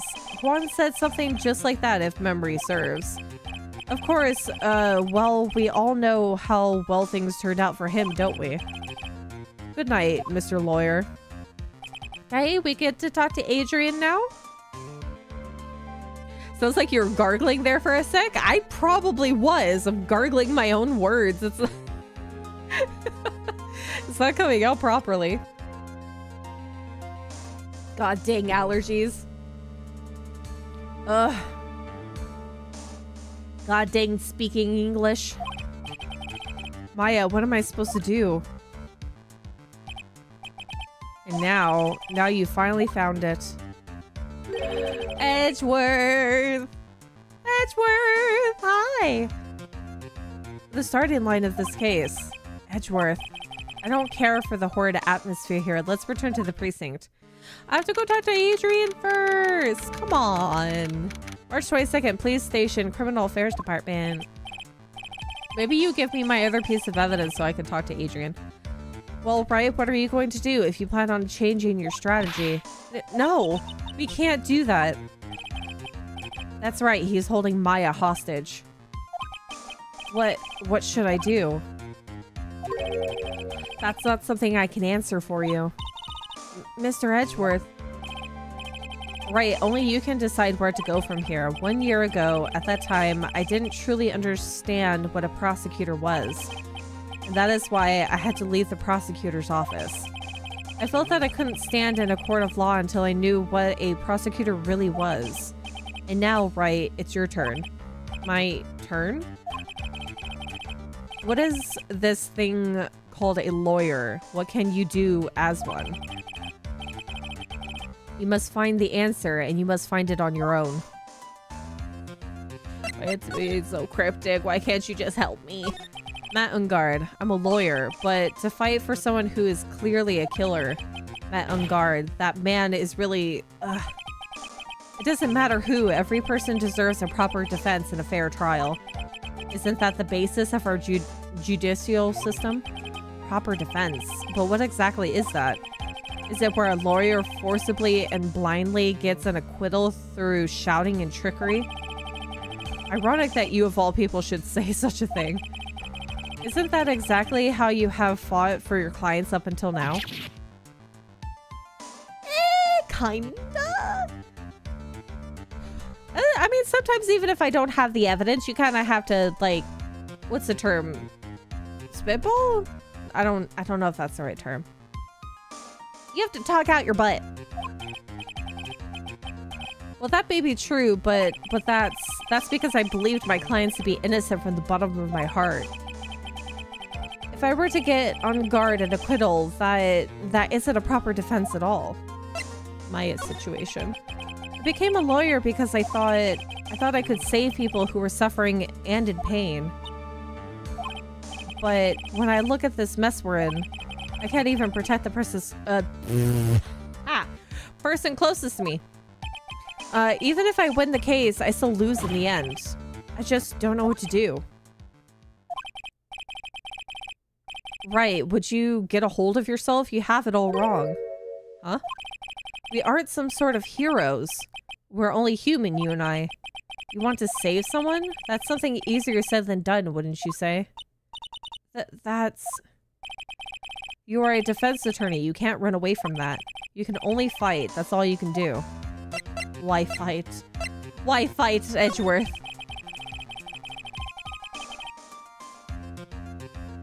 Hey, listen, just because Peach doesn't doesn't make it right. No, we know. We're not supposed to be talking out our butt to get an acquittal. People like you and Francisca von Karma are always using all you have to pin me down. You fight to the very end, even when you know the truth is not with you. But I'm not like you. I can't fight for a false verdict for a man I clearly know to be guilty. This man is probably not even paying me. Francisca, she fights for herself. The only thing she fights for is her perfect win record, that's all. And isn't that the same as you? Isn't that why you ran away a year ago? Because your precious win record was destroyed? You're so petty. I see. Now I understand why you despise me so. However, you are mistaken. Thanks to you, when you sealed off my path to a perfect win record, I began to realize the error of my ways. I realized that things such as a perfect record were meaningless. Yeah, because we opened your eyes to the evil deeds of the Von Karma family. I don't believe you. Are you saying that is why you left the prosecutor's office? But then why? Why are you here now? The answer to that is something you will find out on your own. Nobody likes to tell me squat. Why can't you just communicate with me, Edgeworth? This is why we have a very complicated relationship. I have faith you'll see it before the verdict is read tomorrow. If you can't believe in your client, believe in the truth. Fight for the truth. But if you can't, then you will be powerless to change the ending of this story. I need to... Oh.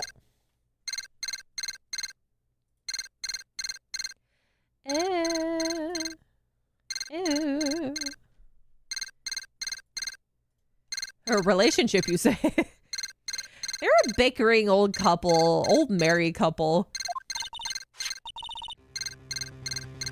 Mr. Nick, the transceiver.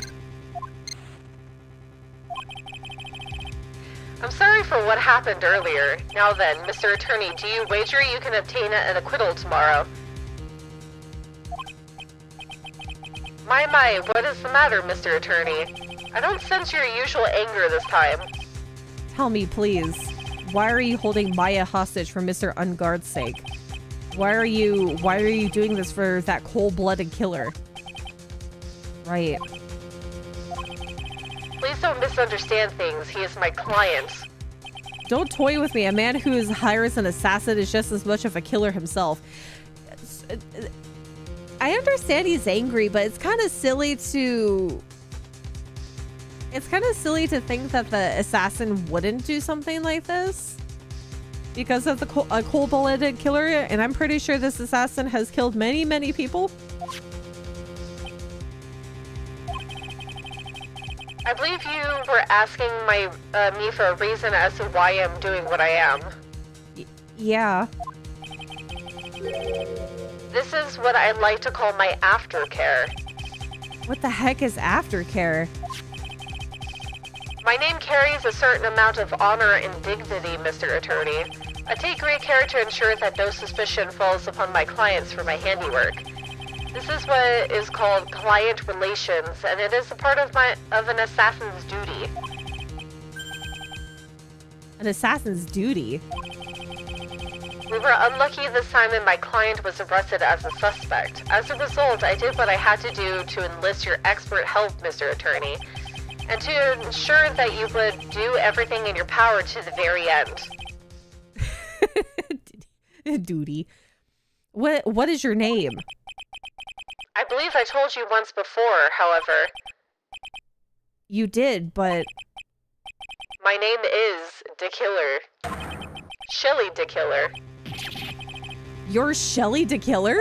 Not like we knew this before. The thought process. Please keep in mind you do not have much space to maneuver with me. As a killer, I always finish what I set out to do. If you fail to keep your end of the bargain... Maya. It would be my duty as an assassin to see it she receives a nice long nap. No, pearls! Now then, if you'll excuse me, if someone were to trace the signal back to me, it would be quite troublesome. Kitty! Shoo! Mystic Maya! That cat has just ruined his entire assassin career. I don't know what to say. Edgeworth, Did you hear that? At the end of that transmission. Oh, that. It sounded like a cat. A cat? Ew! It can't be that cat, can it? What is it? I think I know where Shelly the Killer is holding Maya hostage. Edgeworth, have all the police units head for unGuard's mansion immediately. Alright, you hurry over as well then. Don't lose hope yet, Pearls. The fight has only just begun. Yeah. To the mansion! Wait, actually, let's save. Save us. I haven't fully talked to Adrian yet, though. Can I? Wait, hold on. 1 second. 1 moment. Hold on. Maybe I can't. Wait, I still don't... Do I even have anything? Okay, hold on. Let's see for a moment before I go to there. 1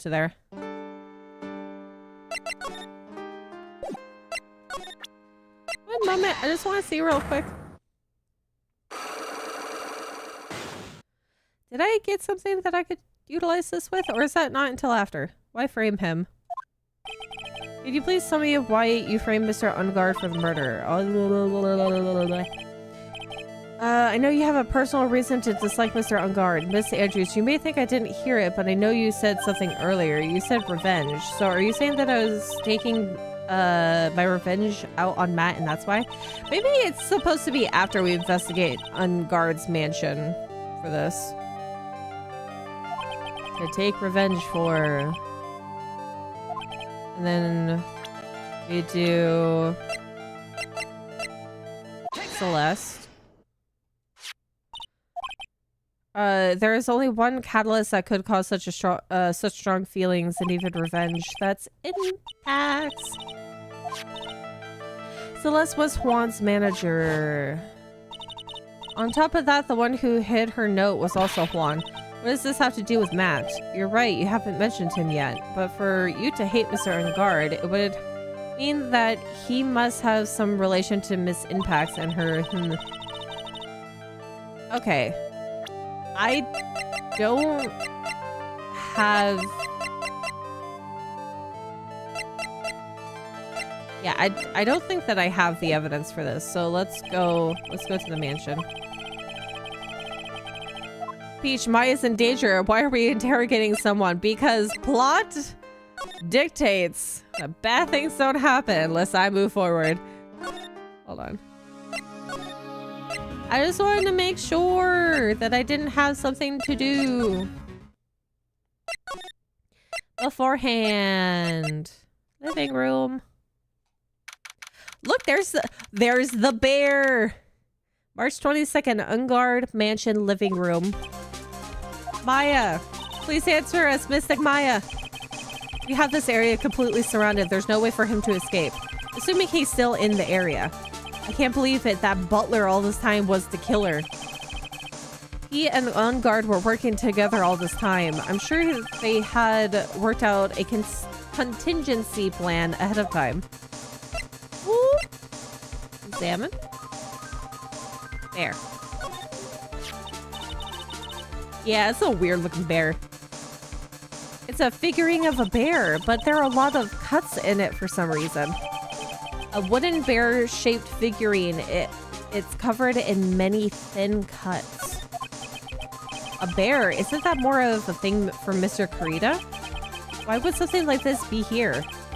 Right, look down. There's a little pet door installed here. I'm sure that's for Shu. Do you think that this came through that little door? Yeah, this was the bear that was sitting on the couch. This door, it's locked. Well, I'm pretty used to breaking doors down by now. Let's go, Edgeworth. Yeah. Yeah, it is the bear from the couch. There's no one here. From the looks of this room, I would say this is Mr. Unguard's private lounge. Look at this, right? An antenna for sending and receiving radio signals and a VCR. Check inside the deck. If there's a tape, it would be an important piece of evidence. It's been a while since we've seen a video piece of evidence. If we're lucky, it'll have the moment the crime was committed recorded on it. I'm sorry, but the tape deck is empty. There's no tape to be found. What about all of these other tapes? No, but there's no mistake that someone used this to record something. It looks like someone took the tape we're looking for and escaped with it. Examine wall. It looks like there is a bunch. Hold on. It looks like there is a bunch of computers, like computer boxes. Maybe that's just storage, like right behind my head on the bottom shelf of the bookshelf. That's interesting. I can't read all the labels, but this is a very large collection of videotapes. Looks like Unguard taped all of his own shows. Oh. Okay, so it's the same thing. But what a spacious sofa. I bet 10 pearls would fit on here. I don't think 10 of me would fit, Mr. Nick. That's a big couch. Computer? It's Unguard's computer. Maya, why couldn't you have used this to get help? Because she was stuck in the wine cellar. Mr. Nick, where's the power switch? Oh, I get it. So that's what happened. She couldn't find the power switch. That's weird. It's a VCR and an antenna. Oh, the picture frame is gone too, of Celeste. The footage that the spy camera took at the scene of the crime, it was beamed here and recorded on tape. If only we had that tape, it would have been really helpful. A huge television and speakers loom largely here. I'm sure if Maya saw this, she'd say, I would die a happy samurai fan if I could see this see the Nickel Samurai on TV like this. That's exactly what she said. Yeah, that's what she'd say. I can't believe I just made a joke about Maya, all things considered. Where else am I looking? It's a very small table. I bet we could barely squeeze 3 pearls on there. But I wouldn't sit on a table to begin with, Mr. Nick. Or there's a little door for Shu in this big door. I'm sure Maya used this door to shove this out here. I'm sure it was her. But every time you give me some piece of evidence, it always is the most crucial piece. What if the videotape's in the bear? This time too, I'm sure. What else can I look at?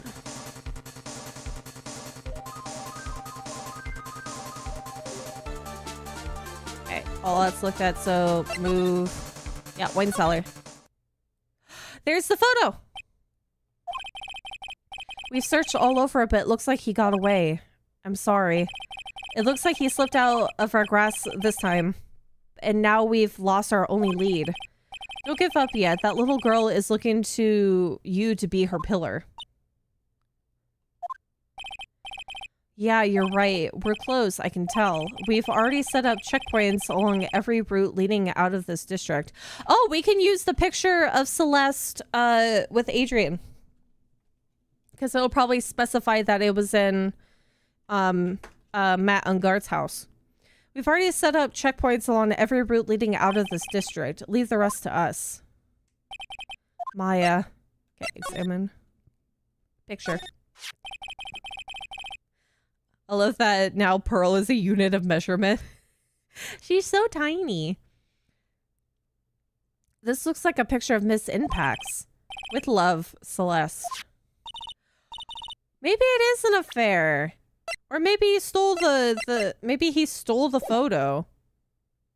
Maybe what if she wasn't going to marry Juan? What if she was going to marry Matt unGuard? Yes, Mr. Krita's former manager. Why would a picture of Miss Impacts be here in Mr. unGuard's mansion? And why does it say with love? This might be a clue.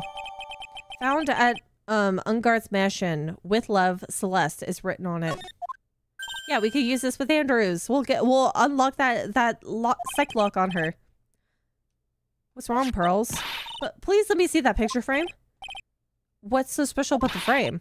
On the back, there's something written on the back of the frame. Maya. It's Mystic Maya. She left us a message. What? What does it say? Where'd you find a pen? I thought you'd come. I knew you would. Now listen up. You better get unGuard a guilty sentence, okay? This is a pretty small frame. How's she writing this all down?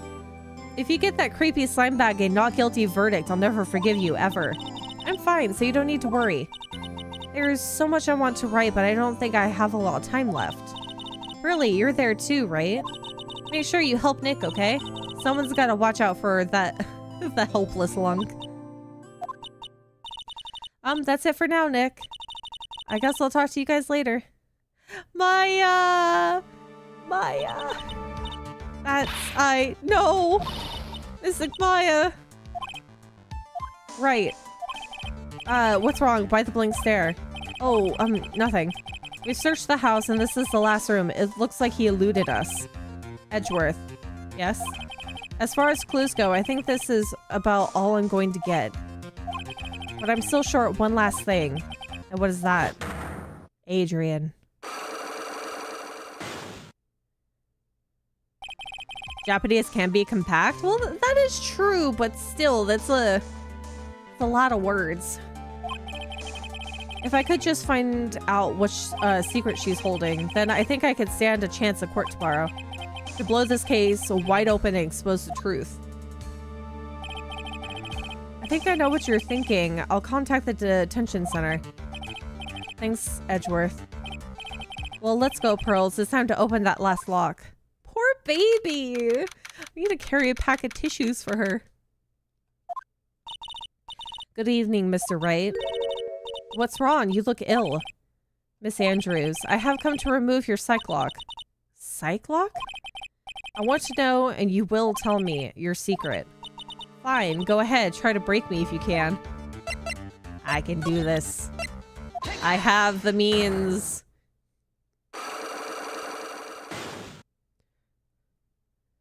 You can write shorthand in English and some people would be able to read it. Why frame him? Can you please tell me why you framed Mr. unGuard for the murder? So I can do... First one was... Celeste herself. And the second one will be the photo. There's only one catalyst that could cause such strong feelings and even revenge. Is that, that is Miss Impacts' What are you trying to say? Celeste was Juan's manager. On top of that, the one who hid her note was also Juan. What does this all have to do with Matt? You're right, you haven't mentioned him yet. But for you to hate Mr. unGuard, it would mean that he must have had some relation to Miss Impacts and her Can you explain, yes. Explain the relationship. Photo.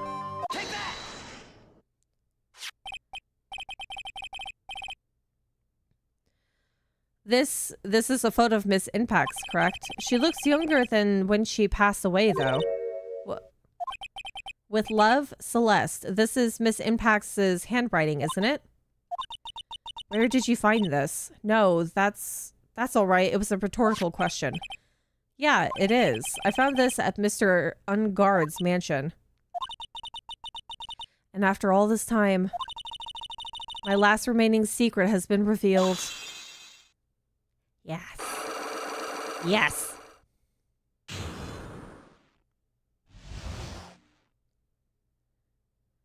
Okay.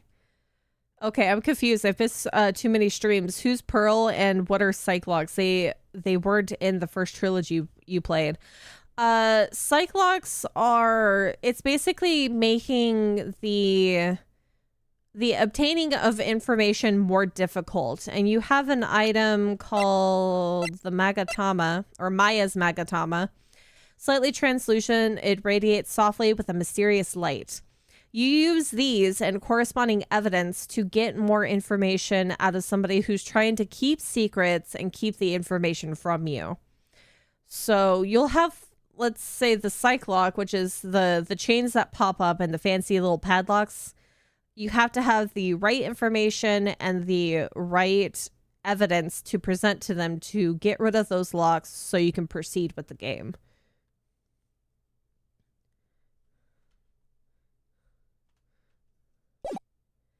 And now, since we've gone through her piddly Cyclock, we can now get the information that we need for tomorrow's case. Celeste, she was supposed to get married to Juan. Yes, but I heard that it didn't work out. Because Mr. Krita didn't want to get married to her anymore, right? Yes, because of Matt. There was an affair. Because of Mr. unGuard? What do you mean? I think I can see where this is going. Celeste, she was Matt's manager a long time ago. She was the happiest woman in the world at that time. Aww. I was working part-time back then and I often saw the two of them together. So that's why "With Love, Celeste" is written on the frame of that picture. They were a couple, weren't they? It wasn't anything as splendid as that. Celeste was being used. It looks so sweet, but we know what type of person he is. Celeste was being used, toyed with until she was thrown away. That's so horrible.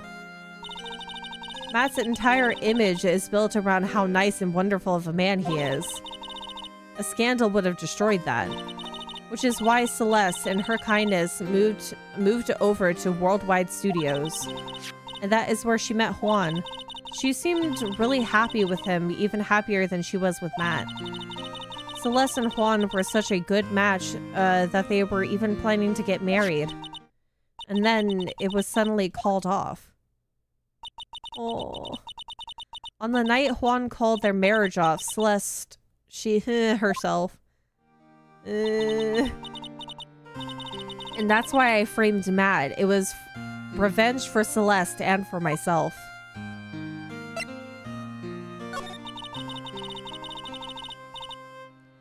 I'm sure even you can guess why Juan called the wedding off, right?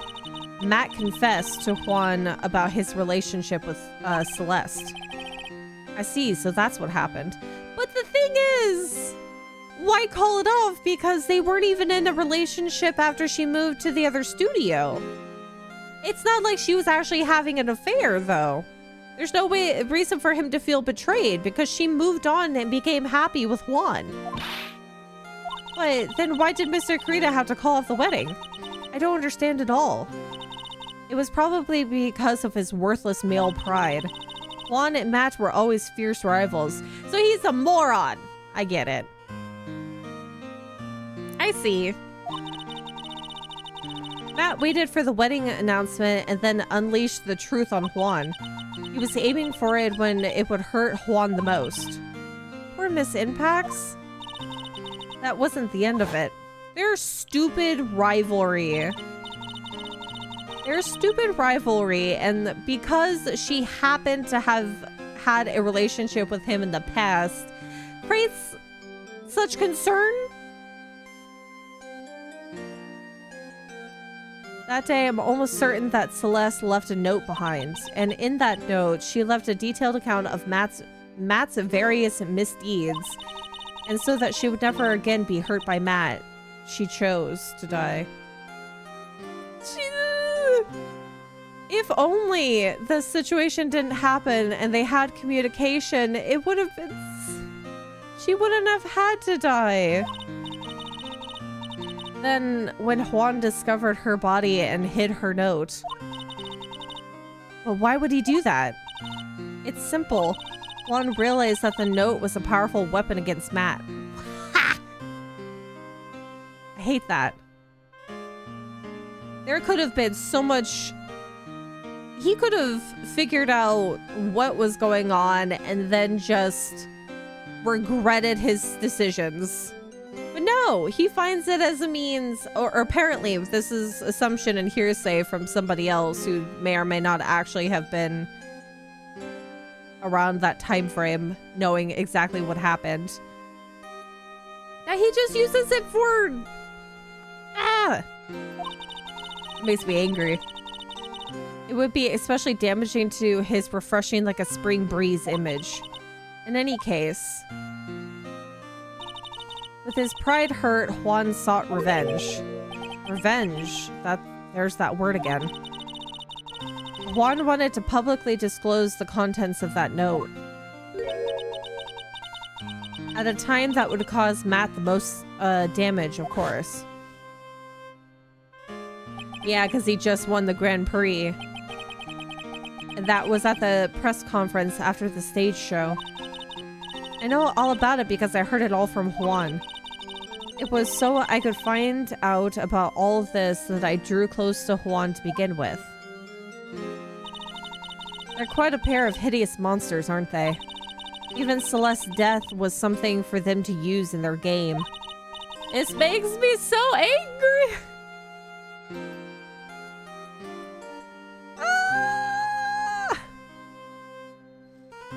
That night when I found Juan's body, it was only natural that I thought the murderer was Matt. Those two were always spying on one another after all. As for me, I was frantically searching for Celeste's note. I wanted to destroy it before it ever went public. I was going to burn it, and I had even brought a lighter. But I couldn't find the note, and that's when revenge crossed my mind. I was going to bring them my own kind of cruel revenge. These two celebrity boys. Ugh. Celeste was killed by those two monsters. So when I stabbed Juan's body with that knife, I didn't feel a single shred of guilt. And that's all I have to say. Well, Mr. Wright, even now, knowing all of this, are you still going to help that man? No! I'm a lawyer. I see. What a foul profession. Thank you very much for your time and for talking with me. It was no big deal. I couldn't sleep anyway. I can't sleep either, not with Maya's situation or with what I now know. To be continued. We're really close to the end now. It's only been 2 hours. Maybe we can wrap this up in... I think we might be able to wrap this up today.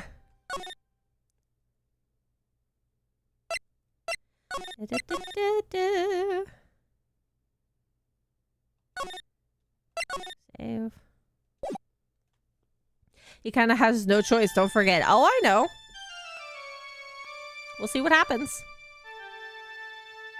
Na na na na. How did I get into this mess? Oh no, I'm fine. I don't need a bathroom break yet. You can't run forever, Mr. Phoenix, right?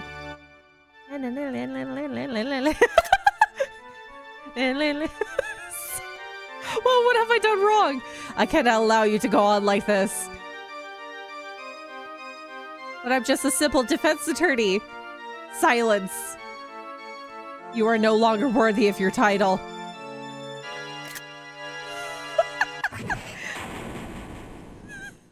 That's an awful nightmare.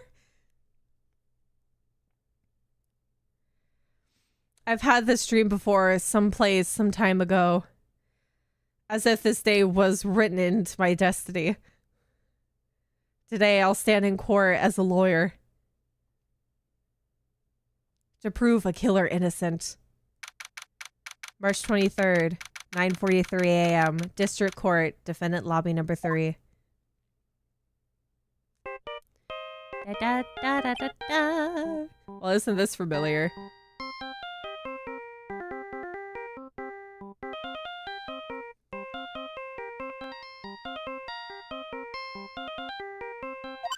Bleep. Hello, this is Phoenix Wright. You don't look so well, dude. Don't look at me. You're gonna prove me not guilty today, right? I'm gonna rip your hair out. I'm gonna shave your head. I'm gonna slick back hair for you.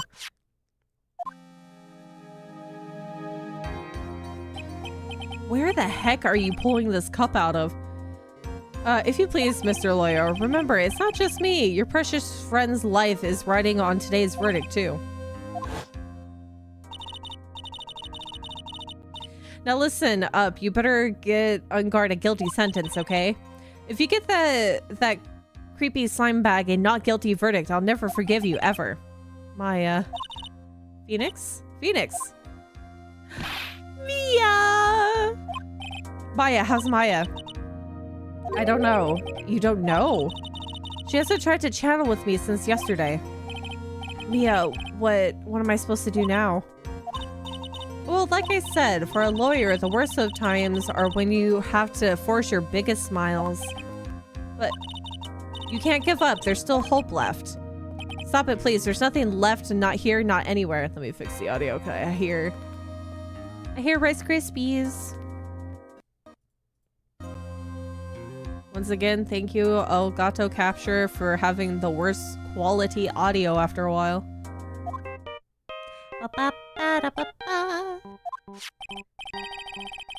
Don't put that emote in the chat. Is that a cursed on guard again? Beep. Will you leave me alone? Look, don't call me anymore. I mean it. No! No, Gumshoe, it's not you. I'm sorry, Gumshoe. Gumshoe, I'm really, really sorry. Where are you? They let me join the investigation team and we're chasing after the killer, pal. He got his job back! And you have some sort of lead? Sorry, but right now we've got 0 leads on the guy. But we're not going to give up. Gumshoe. Until the trial is over, until the verdict is handed down, we're going to do everything we can and find the killer. If we can get Maya out, then you can get unguard the guilty verdict he deserves, pal. That's true. I could do that if they found Maya first. You got that? So, you have to do whatever you can to make this trial last longer. We gotta stall. Stalling an investigation so I can look for more evidence. This is my bread and butter. If you go at Mr. Edgeworth with everything you've got, then you two can draw it out.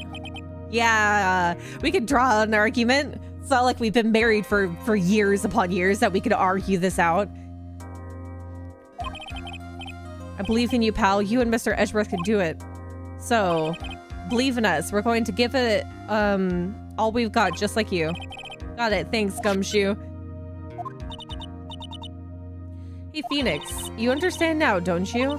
You have something money will never be able to buy. Friendship. It's the strongest weapon in the world, and you have it in abundance. Yeah, I do. Looks like we're coming to the end. I have to make the trial last as long as I can. We can do it. We can do it. March 23rd, 10 a.m. District Court, courtroom number 3. Oh my god. Court is now in session for the trial of Matt Ungard. The defense is ready, Your Honor. The prosecution has been ready for a while, Your Honor. Now, as I recall, we concluded yesterday's session with a big mystery on our hands. The mystery being, what exactly was Miss Adrian Andrews' role in this murder? That is to say, is she really connected to the crime itself? Mr. Edgeworth, if you would please inform the court of today's proceedings. Adrian Andrews. She forged evidence that threw suspicion onto Mr. Ungard, and then proceeded to escape the crime scene by wearing a nickel samurai costume. The guilt of these actions are those from which she cannot escape. Then are you saying that she is guilty after all? I'm not finished, Your Honor. Miss Andrews has nothing to do with committing the actual murder. I would like to direct the court's attention to this card. What is that? It looks like a shell. This is the calling card of a certain assassin. Assassin, you say? Yes, Juan Carrito was killed by a professional assassin. And the person who hired the assassin, his client, so to speak, is Matt Ungard. What a surprising turn of events. I would think it's become commonplace by now, Your Honor. I know what's going on this time, so I know that everything Edgeworth has said is true. But we still have to hold out as long as we can, at least until Maya's safe and sound. I wonder how the trial would turn out today. Now then, please call your first witness, Mr. Edgeworth. The prosecution calls the defendant's mentor, Mr. Will Powers, to the stand. You poor soul. You have not even changed your clothes in the past 3 days. Now then, witness, your name and occupation, please. Okay, I'm Will Powers. I'm a poor, underpaid action star.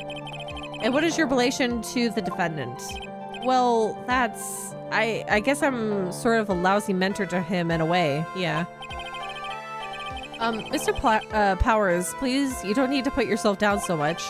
Oh, sorry, well, but I'm just kind of a nothing sort of guy. We need to get him back into the Steel Samurai. We need to petition for a second season. On the night of the murder, you visited the defendant's room. Is this correct?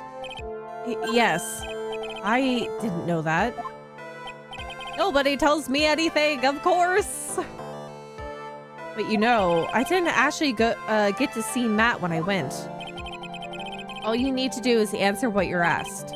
Now then, I would like you to please testify about when you went to Mr. Ungard's room. Okay, sure.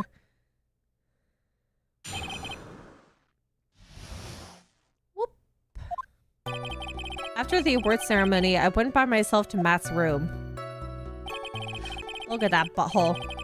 Oh, hey, would you look at that? That's... Oh, so the tomato juice was brought in by said to killer. Matt was standing there in front of his room, still in his nickel samurai costume. He was talking with someone. At first, I thought it was the bellboy. I watched the two of them for a while, but then I gave up and went back. I had guests with me that night, and I couldn't make them wait for me.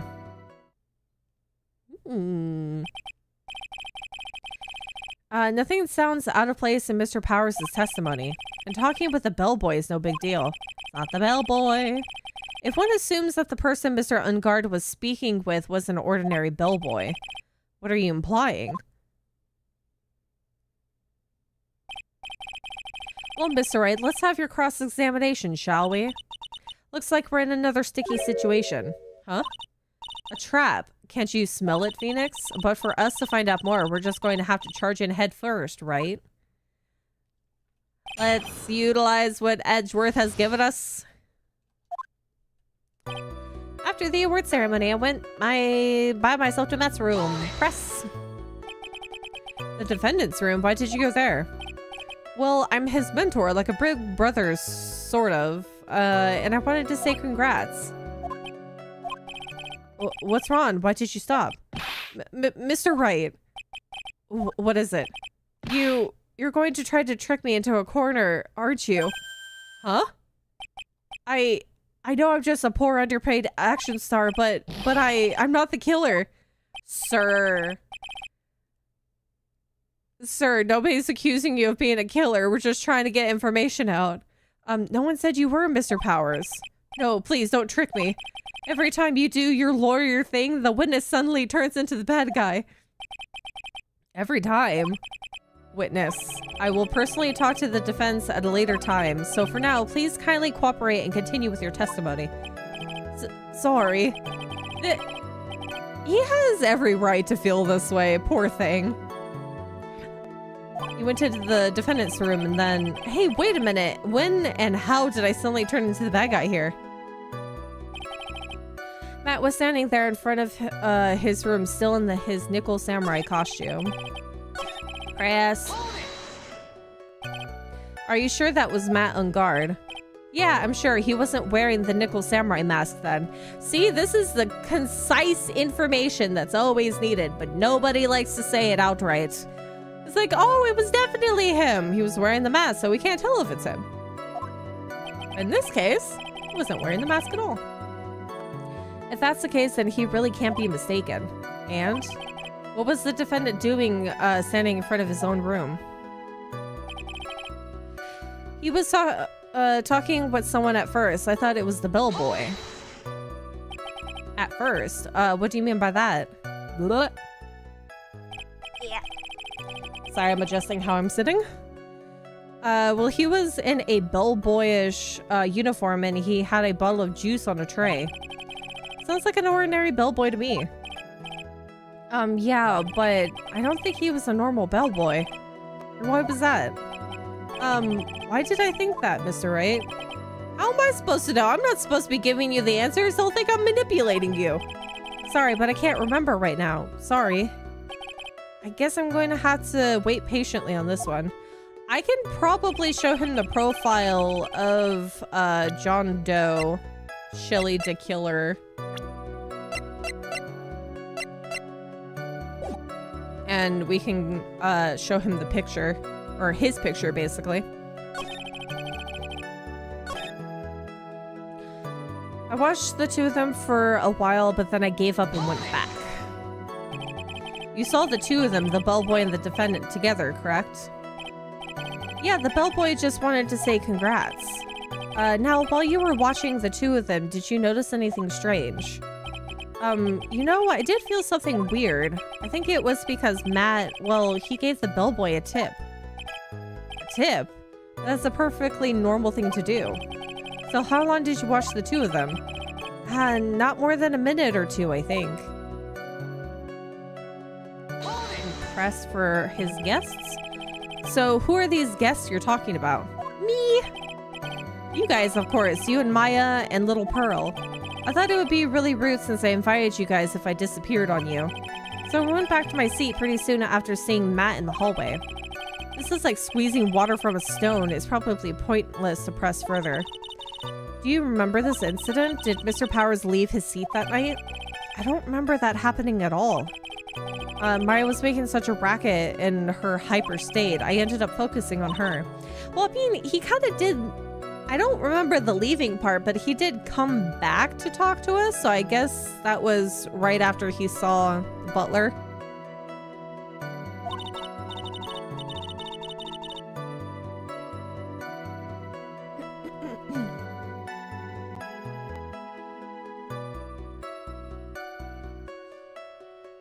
In any case, from his story, he probably wasn't gone for very long. Hyper Maya... ready to eat everything at the buffet. After the awards ceremony, I went by Matt's room myself. I think that we can present to this one to show a picture of John Doe, the killer.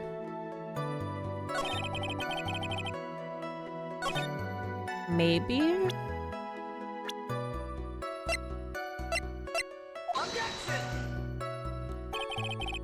No. Okay, load. Just a thought process.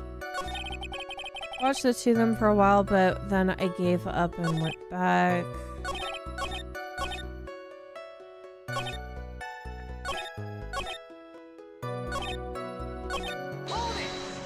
press this one again.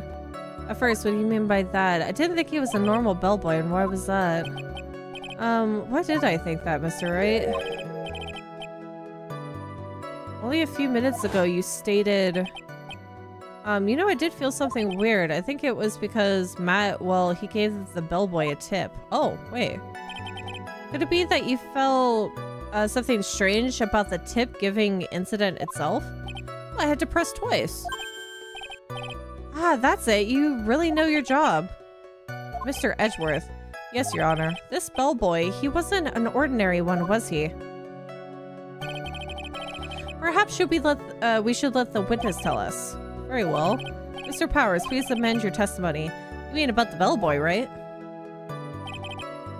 Matt gave the bellboy a tip. Press. So he gave the bellboy a tip. What's so strange about that? Well, you see, Matt's a poor penny pincher like me. Oh, not a poor penny pincher? I was trying to figure out how much it was because the tip really shocked me. How much was it? How much it was? But that's when something even more surprising happened. The bellboy was putting the tip he got in his pocket, and that's when I got my first good look at the guy's face. I was really shocked. I'm afraid I don't follow at all. It sounds like Mr. Powers was surprised twice by this event. I wonder which of his shocking moments I should ask about. Because the bellboy's face we can utilize. Because I don't think the tip may or may not actually be important. Let's see the face.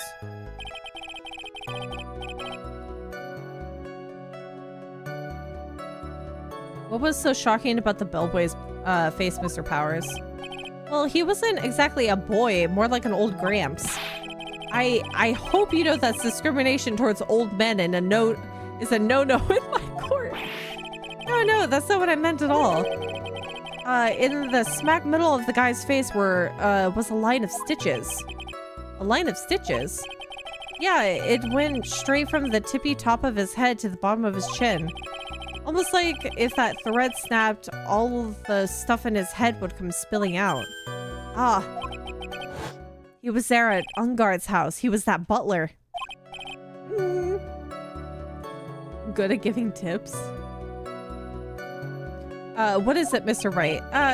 Nothing, Your Honor. So that means unGuard was talking with the killer then.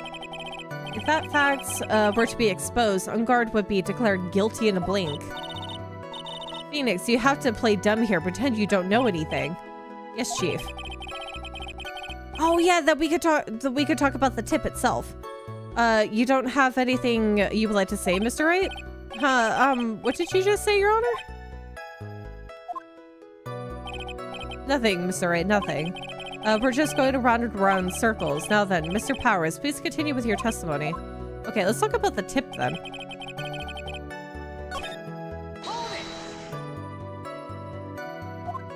Talk about the tip specifically.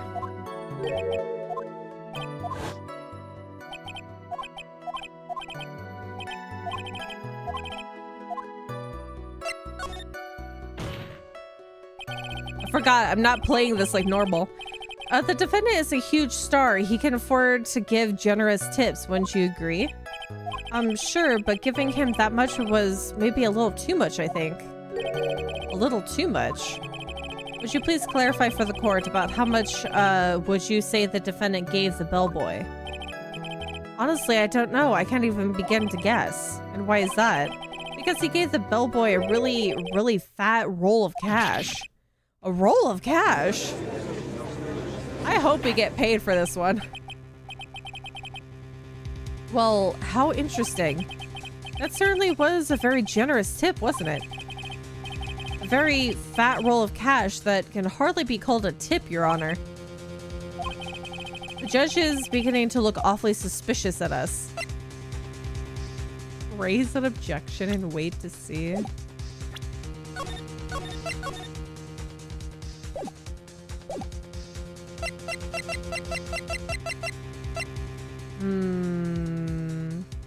Goodbye.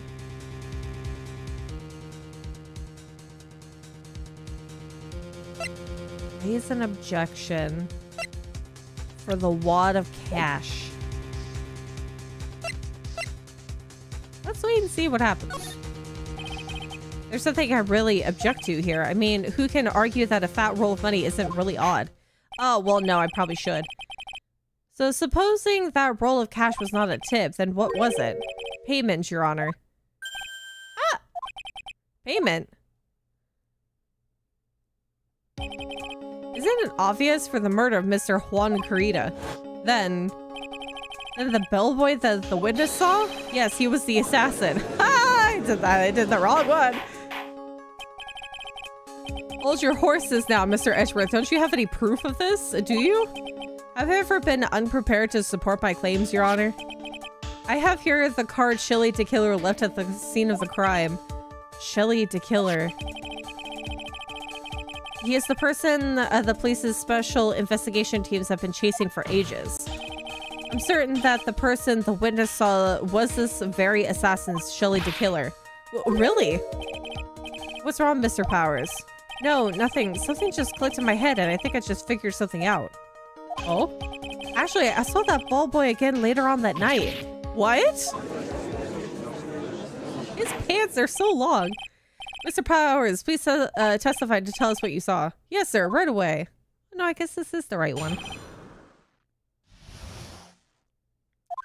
Second time. This time, I was in the hallway because I had to go to the bathroom, and that's when that bellboy I saw earlier came out of that room. Or came out of the room. When I say room, I mean Juan Carita's room. Now that I think about it, that bellboy did seem kind of out of place. Yeah, so he had to be the assassin, I'm sure of it. I mean... Okay, we can use the tomato juice to prolong this, that he was just going to deliver tomato juice to Mr. Carita. Thank you very much. That's all we need for now. Huh? But I'm not done. There's still more. Let us first establish that the bellboy was truly Mr. DeKiller, then we shall see. So the bellboy came out of the victim's room, and if that bellboy really was the assassin, then I think the answer is fairly obvious. That would be correct, Your Honor. Well, Mr. Wright, I believe it's your turn to entertain and make us laugh. Ha ha ha ha ha. This is no laughing matter. Okay. Oh god, I'm burping. Sorry, excuse me. Press! What time was it? Well, I don't remember. The award ceremony ended around 8 p.m., right? And I went to Matt's room pretty soon after that, and then I came back. And then I went to the bathroom. So I guess maybe it was around 8:10 by that time? 8:10 when he died at 8:15. Give us your burp. No. No. Why would you even want the burp? That's so weird.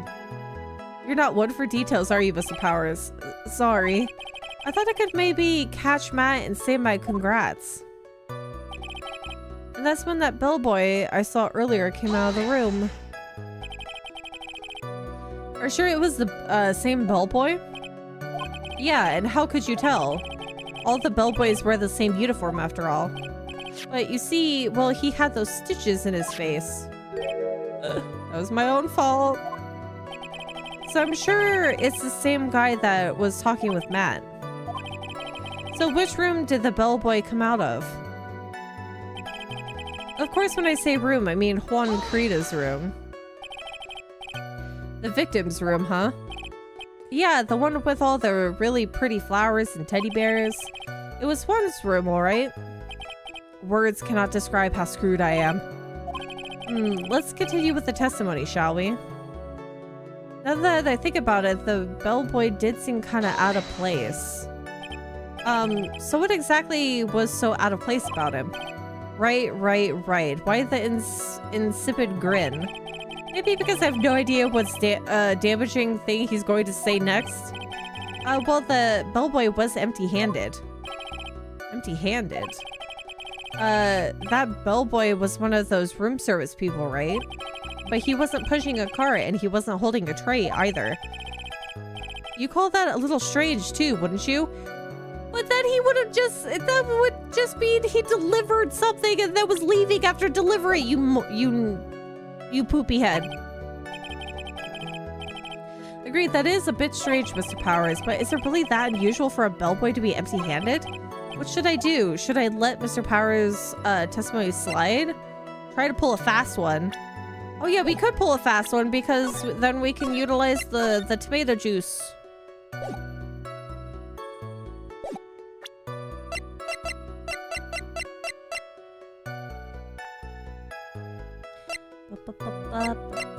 Yeah, let's try using the tomato juice. Try to pull a fast one. There's nothing strange or unusual about an empty-handed bellboy. But there really is. There really isn't. If you two are done being school children, bellboys are for room service. There's no reason for them to be empty-handed ever. If they're going into a room empty-handed, that'd be weird. But if he was leaving the room empty-handed, that's not weird. It's not weird. Your Honor, as that the witness' previous statement be supplanted with this new one. Edgeworth, are you going to do whatever you can make to make the bellboy look suspicious? I see very well. This court recognizes and grants the prosecution's request. Mr. Powers, if you could please amend your testimony. I thought it was kind of strange for a bellboy to come out of the guest room empty-handed.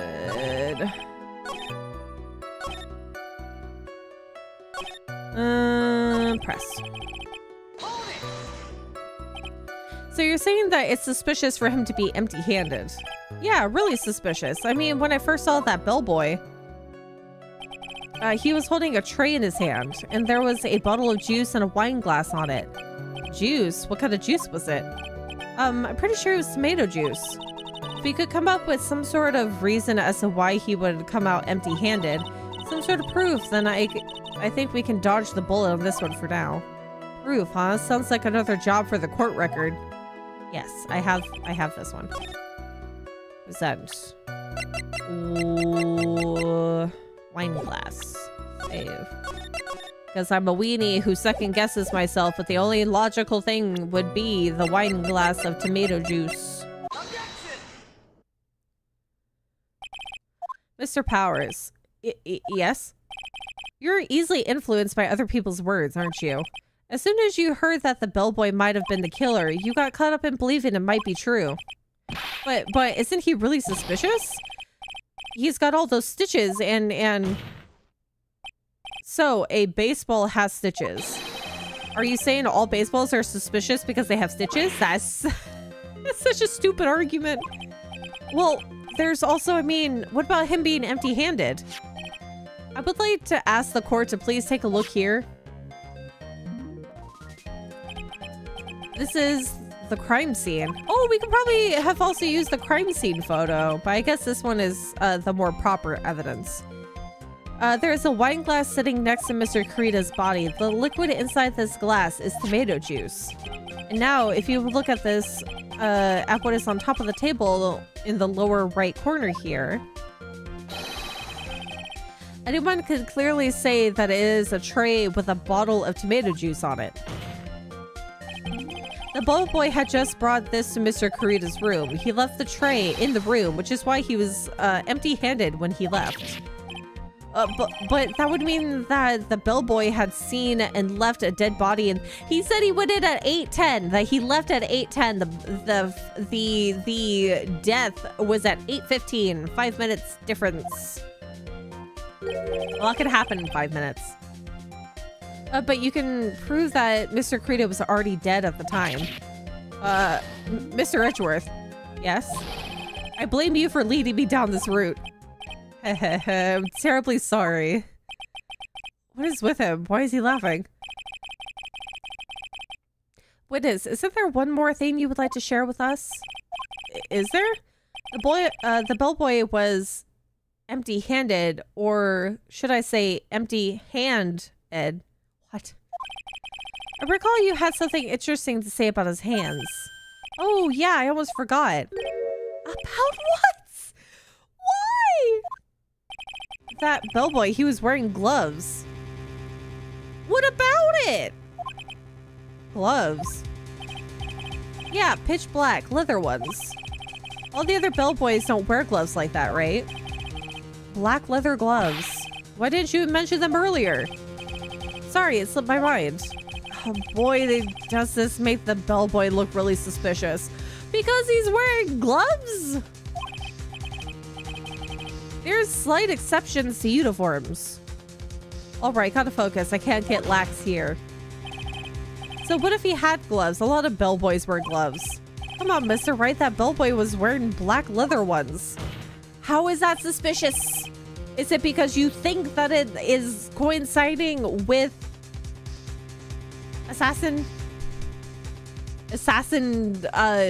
or how assassins always wear black gloves in movies?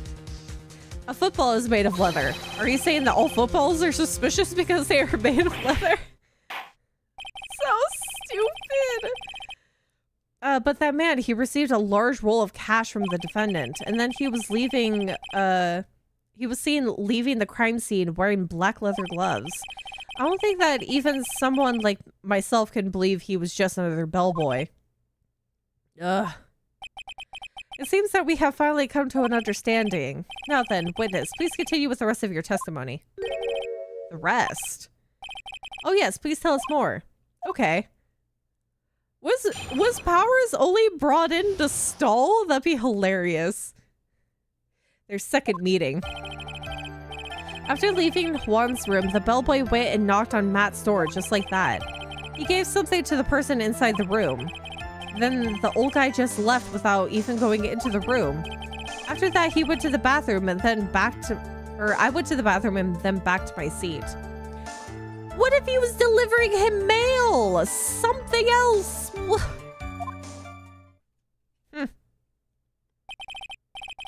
So the bellboy, after leaving the crime scene, next went to the defendant's room? Yeah, I kind of saw all that by accident. Some accident? I say you saw too much. And all of it was suspicious to high heaven.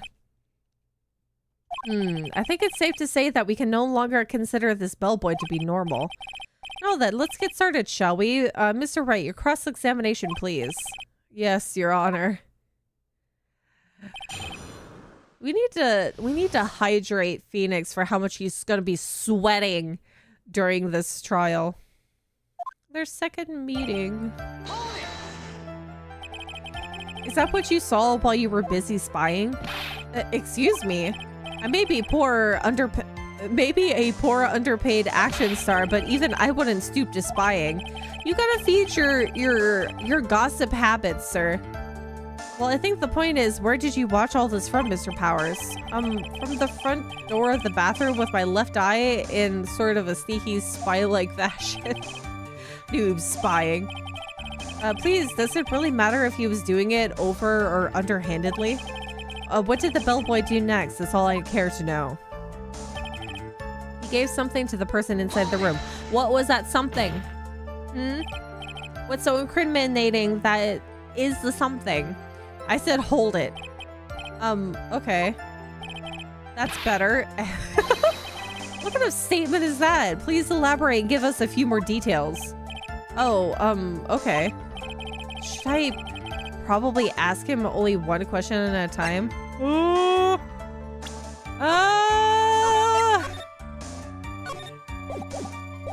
About the person inside, about this something, and don't ask anything. Oh, God. Okay. So, there's two ways that this can go. It's either that he's talking to specifically Matt on guard, or maybe he could have been talking to Adrian Andrews. I'm kind of concerned about the something, but what would be the something that he would give him?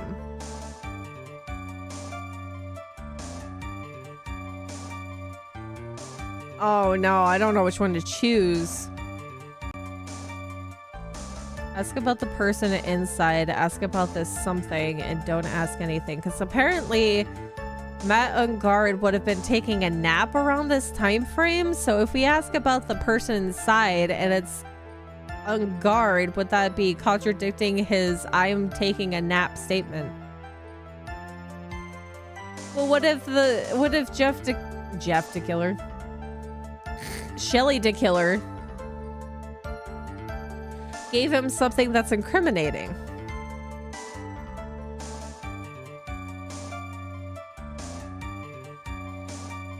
I'm gonna ask about the person inside. So who took this something the bellboy handed off? Actually, I don't know. What do you mean? Joe the Killer. I'm sorry, but I only saw the person's arm. Only an arm? But are you saying you didn't see the person's face? Yeah. Well, it was Mr. Ungard's room, correct? So it could have been only Mr. Ungard himself, I'd say. That's not true. It could have been Adrian. And then what did the bellboy do after that? Oh, so after he gave the person inside the room the thing, I might have to go back to that one. Where did this bellboy go after he left Matt Ungard's room? He opened the door to Viola Hall. Wait a second, hold on. Okay, yeah, that checks out. Went in there, and who knows after that, right? I do.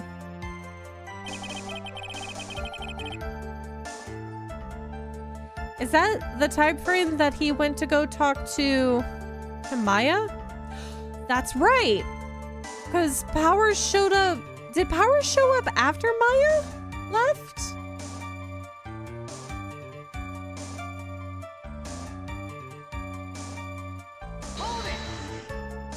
He might have. Did you see anything strange, suspicious, or just suspicious, or just out of the ordinary at the time? Oh yeah, I saw that one thing. What? You saw something else? There was this jittery alien with a ray gun. It was watching Juan's door like some sort of stalker. Wendy Oldbag. I think we can forget about the alien. Well, Mr. Powers' testimony just now was just as vague as his first. It's a little troublesome, isn't it? But I'm sure if you press him enough, everything will become clearer. Although that just makes it harder on us, doesn't it? Talk about lose-lose situation. So I'm gonna have to ask about the item. Okay.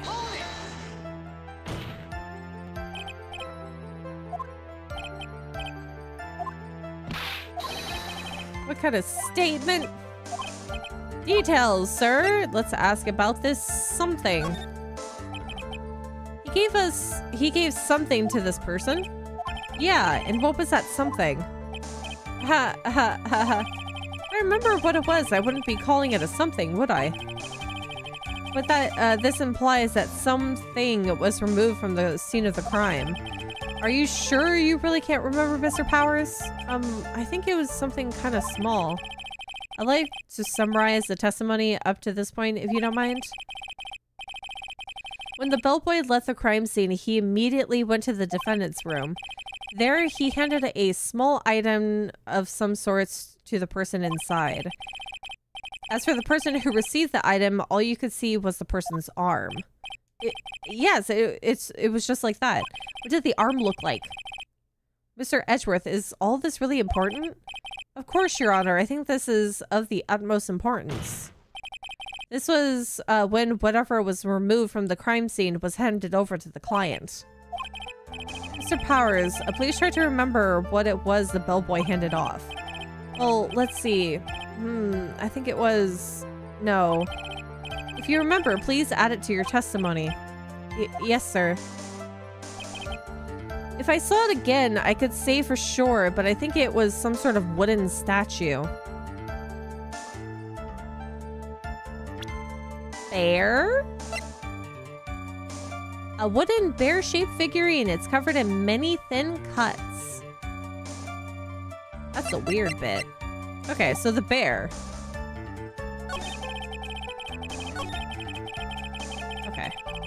Save. Religiously save. Every progression of dialogue. A statue. Yeah, it kind of looked like one, I guess. If I saw the actual thing again, I'd probably remember, you know? It looks like for this trial to proceed, I'm going to have to come up with whatever the statue thing is and show it to him. You're going to have to trust your instinct on this one and take a chance, Phoenix. Well, Mr. Powers, let's continue with your testimony. What did the bellboy do after that? Okay, so... yeah, religiously saving is such a good thing in these games, especially if you get things wrong, and for it to be a little, like, gauge right there that's gonna, like, see my doom. Always save constantly, especially if you're playing a game that you're gonna die in often, like FromSoft games, Elden Ring. Okay. Present. Bear statue with red pants on, the opposite of Pooh Bear.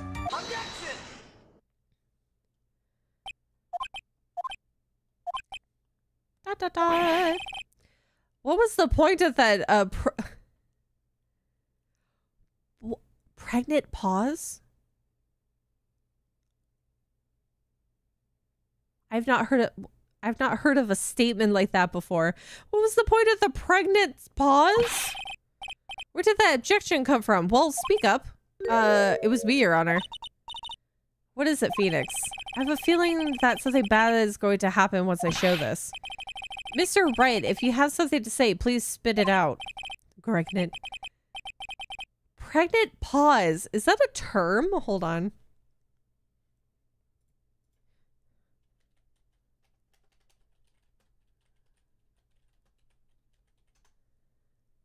Pregnant pause is simply uses the literal meaning of the words. The shorter Oxford English Dictionary describes pregnant, thus of words, symbolic acts, full of meanings suggesting more than expressed. What?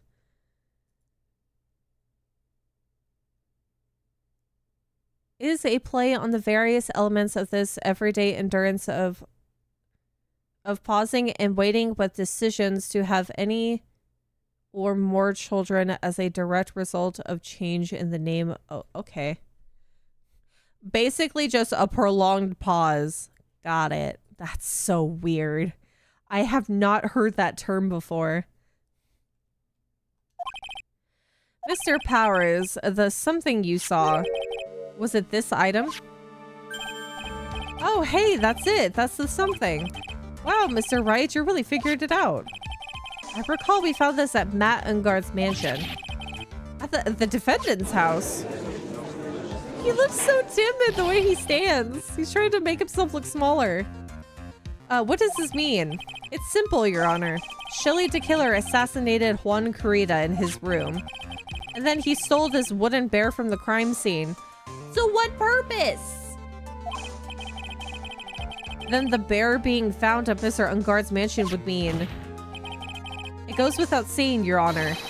Mr. Matt Ungard is the killer's client. This is all a bit too far-fetched for me. Mr. Wright, this is a most unfortunate turn of events for you. Yeah. Sorry, Mia. No, it's all right. Your judgment was sound. Actually, I figured the bear would come up. If not now, then what it would have later on. Even if you hadn't shown it to the court, I'm sure your friend Edgeworth would have. I almost forgot that he knew about it too. But it's not part of his evidence, it's in my inventory. I think it's clear that there is no need for us to continue this trial. I can't let this happen. I have to do something. There has to be something we've overlooked. Your Honor, a minute, please. Yes, Mr. Wright. There are still a few points left that we have not fully explored. What are you trying to pull? Oh, well, we can't have that. All right, Mr. Wright, what's, Safe. Hold on, I'm gonna take a sip of water.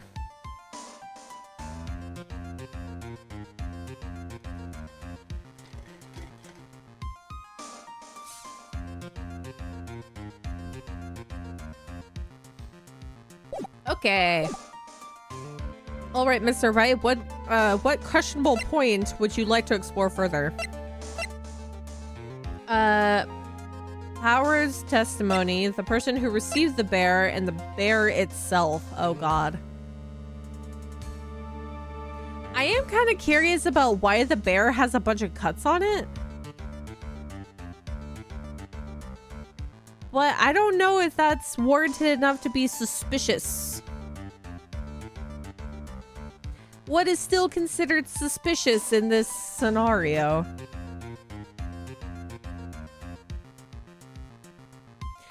We could say that what if the bear was taken out and given to Adrian Andrews and not on guard? So we would have to point out for the person who received the bear, because nobody knows who the bear was. But he did, or who the person was that received the bear. He did see the arms, so then we would be able to discern whether it was a feminine arm or a masculine arm. Because both Adrian Andrews and Men on Guard have very different body builds. Can I utilize that though?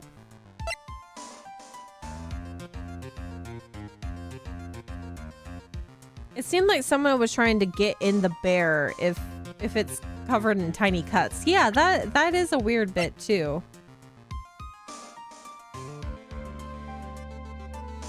Like something could be hiding inside of the bear. Kind of like how there was the camera inside this bear. So should we go with the bear, or should we go with the person who received the bear? What do you guys think? Because we know the bear is suspicious due to the cuts, but we still don't know who is the person who actually received the bear. We have an inkling, but it could have been Adrian. You would say the bear itself is suspicious? I go with the person who received the bear. We did save, so we can go for both options. Hi, baby boy.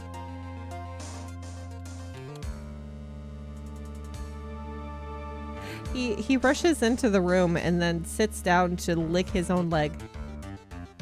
Hi, baby boy. Hi. Where are you gonna go? He's gonna walk around.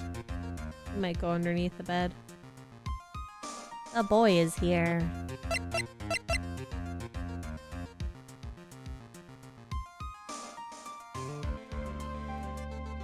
Hold on. You're not doing anything weird, are you? Oh, he's at the foot of the bed. I don't know what he's doing. I was hoping that he'd get a view of the cat cam, but he's just like slightly out of the webcam's view. Oh, he just went on the bed.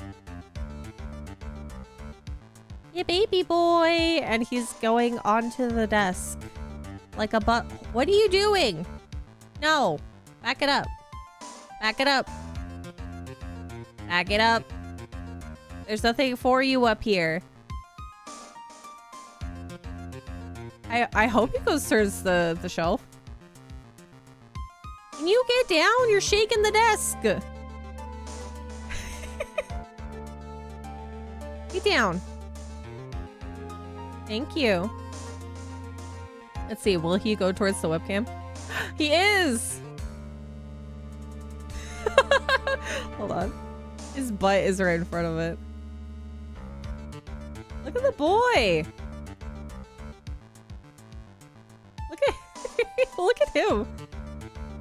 Go into the shelf. Go into the shelf. Oh, there he is. The baby boy. Oh my goodness. Yay. He has now utilized the shelf. Look at the boy. Look at that. Oh my goodness.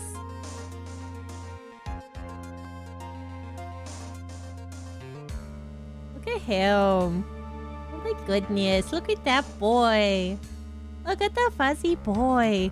I think this is actually technically his first time on the webcam. Well, I mean this webcam, because I've showed him on my desk before during Christmas when I was assembling the Legos, but I think this is the first time he's sat on here while I'm streaming. It's always been Emily. Look at the boy. Look how fuzzy he is. That baby. Oh, is he gonna get comfy?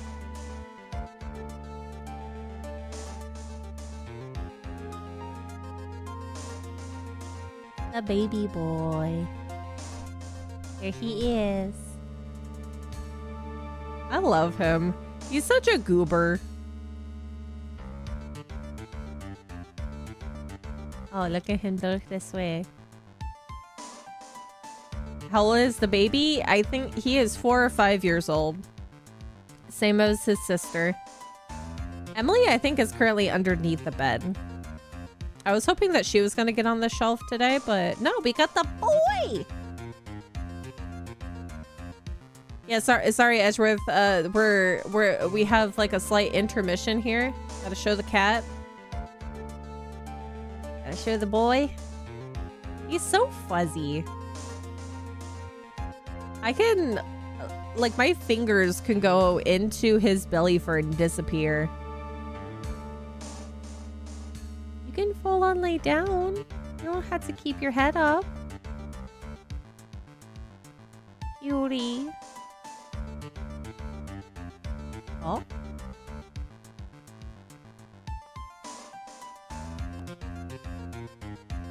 We'll put this in the corner. His tail. Look at his tail. His tail's so big.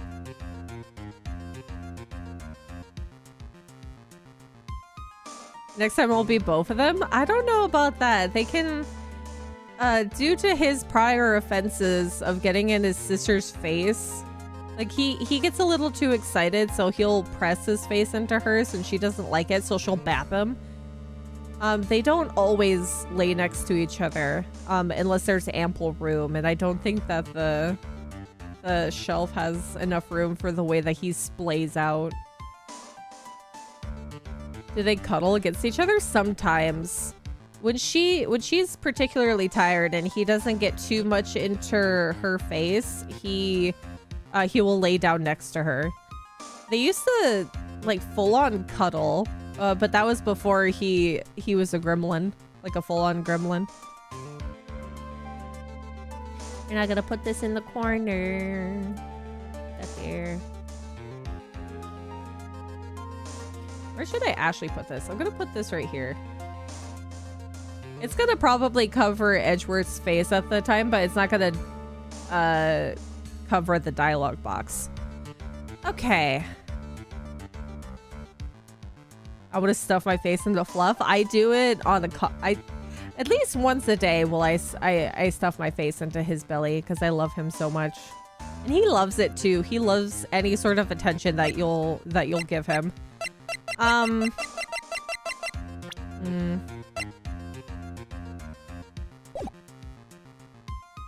now you know why Peach collects the taxes at every chance. Yes, toe bean tax and tummy tax. The tum-tum tax. I will either pet his belly or put my face in his belly, and then I have received the tum-tum tax. Though right now they are both shedding so much hair. I gotta give them brushes. Oh, look there. Look at him. Sorry, I'm getting so distracted because he's so cute.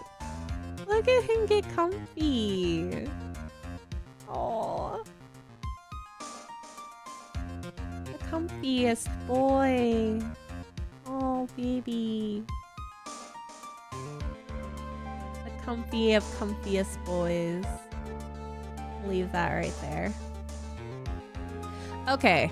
I do think the bear is really suspicious, but if we're trying to prolong this case, would it be bad to go for the bear first?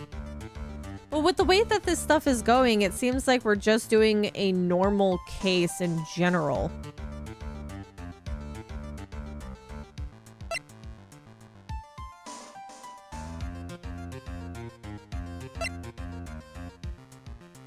I'm gonna go with Psy and do the bear itself, and if it doesn't work out, we'll go with what Fragrant Snow said. One of you is right.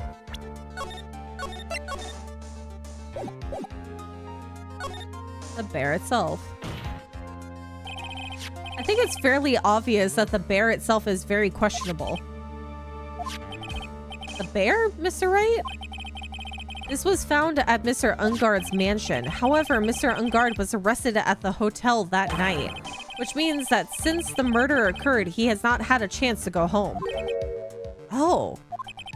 I think Your Honor has already figured out what I'm trying to say.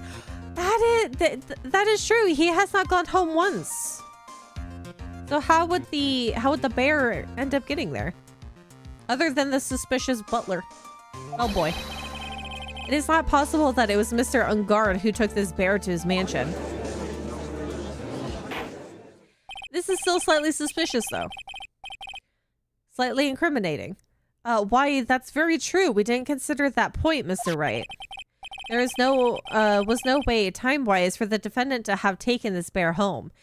Mind you, his house is really close by, but I don't think he had the chance to, in the entirety of the situation, to ever leave the hotel.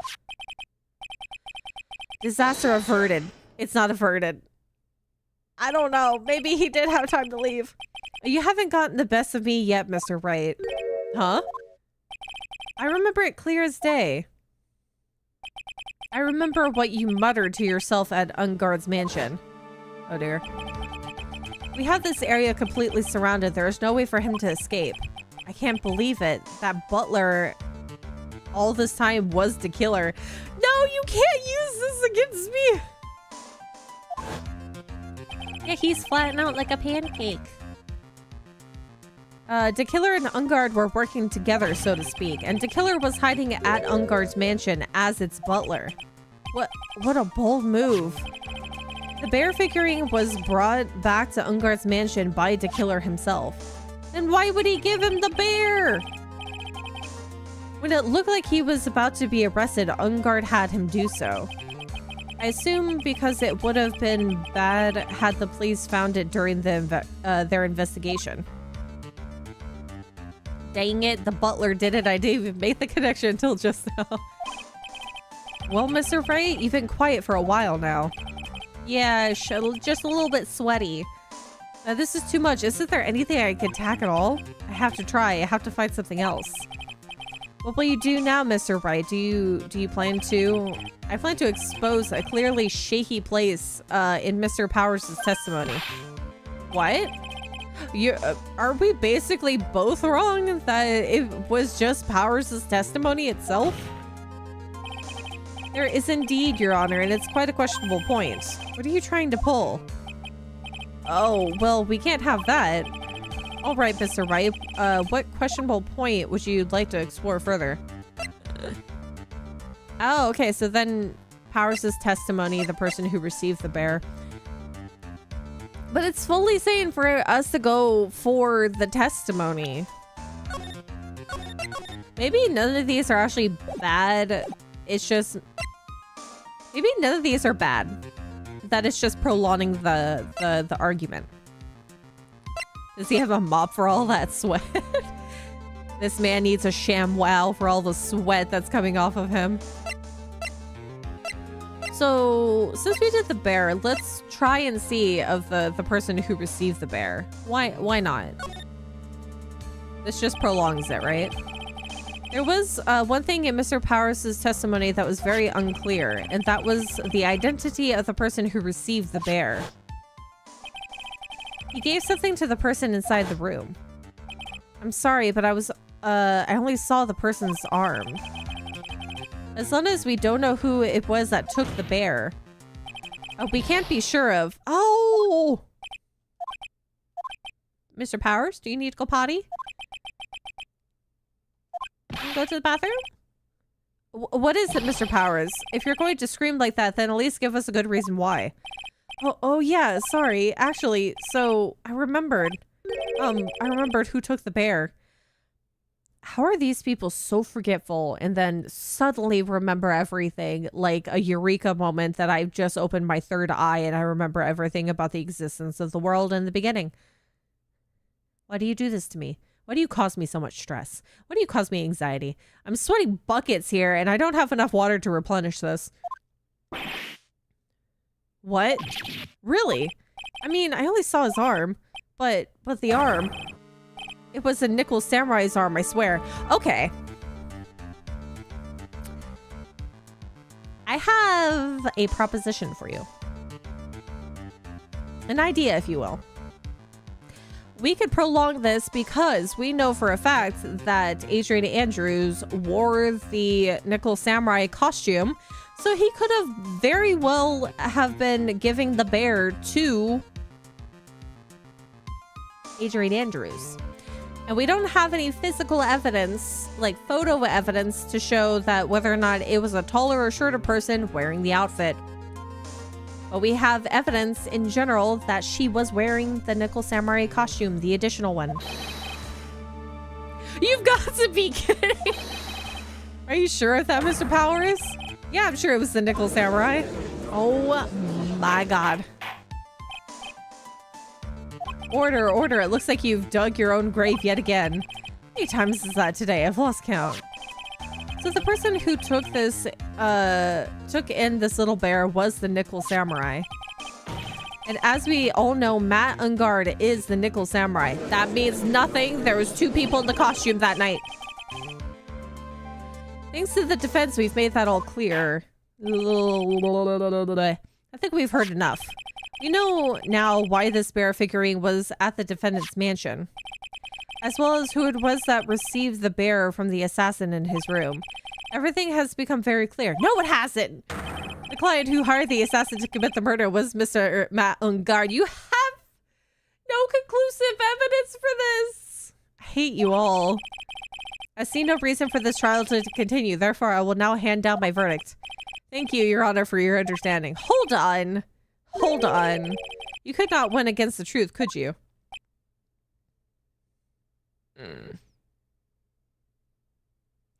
I only saw the arm. It was clearly a metallic and mechanical arm, but I couldn't remember who it belonged to. It's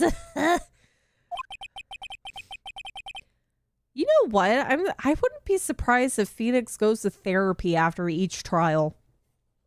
I mean, why wouldn't you?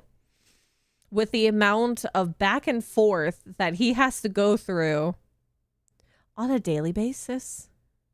I knew it would turn out this way. After all, what Edgeworth has stated is the truth. Any last objections, Mr. Wright? Well, do I? What should I do? Raise an objection, you... Objection! I still have so much information to refute this. There's only one way for me to drive this trial out. The only thing I have left is this one dirty trick. Dirty trick? Your Honor, right now we have these 2 reasons to believe my client is the assassin's client. Reason number 1, he accepted the bear figurine from the assassin. Reason number 2, that very same figurine was found at Ungard Mansion. However, it's possible that this is all the work of a certain other person. What are you saying? What I'm saying is, it's possible a different person is the killer's real client. Well, I don't want to go that far. We can just point... Well, no, technically that is where we're going, but... We could just show him who we also think is very logical about who received the bear. The real client. Yes. Tisk. Is this all you have? Now then, Mr. Wright, let's hear your theory. Who do you say is the killer's real client and therefore the real murderer? I hate that I have to do this because it's basically putting Adrian Andrews on the pedestal. Because the only other person that we saw in the suit that night was Adrian Andrews, so the only logical option is Adrian Andrews. Please say that's actually logical. Adrian Andrews? Yes, we've already known that she tried to frame Matt unGuard for the crime. I hate that I have to do it this way. I know it's for Maya. By wearing a spare Nickel Samurai costume. Then the Nickel Samurai's arm that I saw, that could have very well been Miss Andrews. I gotta divert. I gotta prolong this. What about Mr. unGuard? If you would please recall yesterday's testimony. The defendant was taking a nap during the break period. That's right. Then finding this figure at the unGuard's mansion. It was a well-laid trap set by Miss Andrews. I mean, we're not full-on accusing, but they're probably gonna say that they're accusing, even though we're just going off of every speculation that we have going on right now. Mr. Edgeworth, what is your opinion on this? I can't even begin to count the flaws in the defense's logic. Besides which, there is no evidence to support it. However, I can't fully discount its possibility either. What is with this trial? Come on, anyone can tell unGuard did it. I can't believe the defense. Yeah, unbelievable. It's not something petty. It's murder of all things. This is to save Maya. This is to save Maya. This is to save Maya. This is for Maya. This is for our glutton Maya. If the whole world turns against me, this is one fight I can't give up on. Or even if. For Maya. All destructive parties will be forced to leave the courtroom, Your Honor. For the benefit of the defense, I'm willing to play along with his what-if game. His what-if game, Mr. Edgeworth? The prosecution is prepared to challenge the defense's theory. Mr. Wright, even if you must have thought it was strange and wondered, why would the criminal want this little wooden bear? Yeah, it is suspicious. For the food bill! For the food bill for when Maya comes home. We gotta make sure she's fed. Because I'm pretty sure she has not eaten much of anything in the past few days. If at all. He's right. The killer did specially bring that bear to unGuard right away. Why do you ask? Is there something special about it? Did you investigate this bear before I could because you took it? You evidence thief? And I'm sure that once the court knows its significance, the true killer's identity will become crystal clear. Your Honor, the prosecution calls upon a witness who will clear all doubts against Miss Andrews. And who would that be? It's quite simple, Your Honor. Miss Adrian Andrews herself. I mean, this is prolonging it in the way that we want. I see. Well, then the court will take a 10-minute recess. The prosecution will prepare its witness in that time. Yes, Your Honor. For Maya, for Maya, for Maya, for Maya. March 23rd, 11:54 a.m. We've been at this. We debated for 2 hours. District Court, Defendant Lobby number 3. I want to shave his head. Oh, I knew it was a good idea to hold her hostage. Don't you agree, Mr. Lawyer? How does nobody hearing this conversation? But I never thought in your desperation you tried to pin the guilt onto Adrian. Oh, I swear this demon will pay. Mr. Nick. Pearls? Where's Mia? I don't know. A really strong power suddenly called her away. Really strong power. Is it Maya?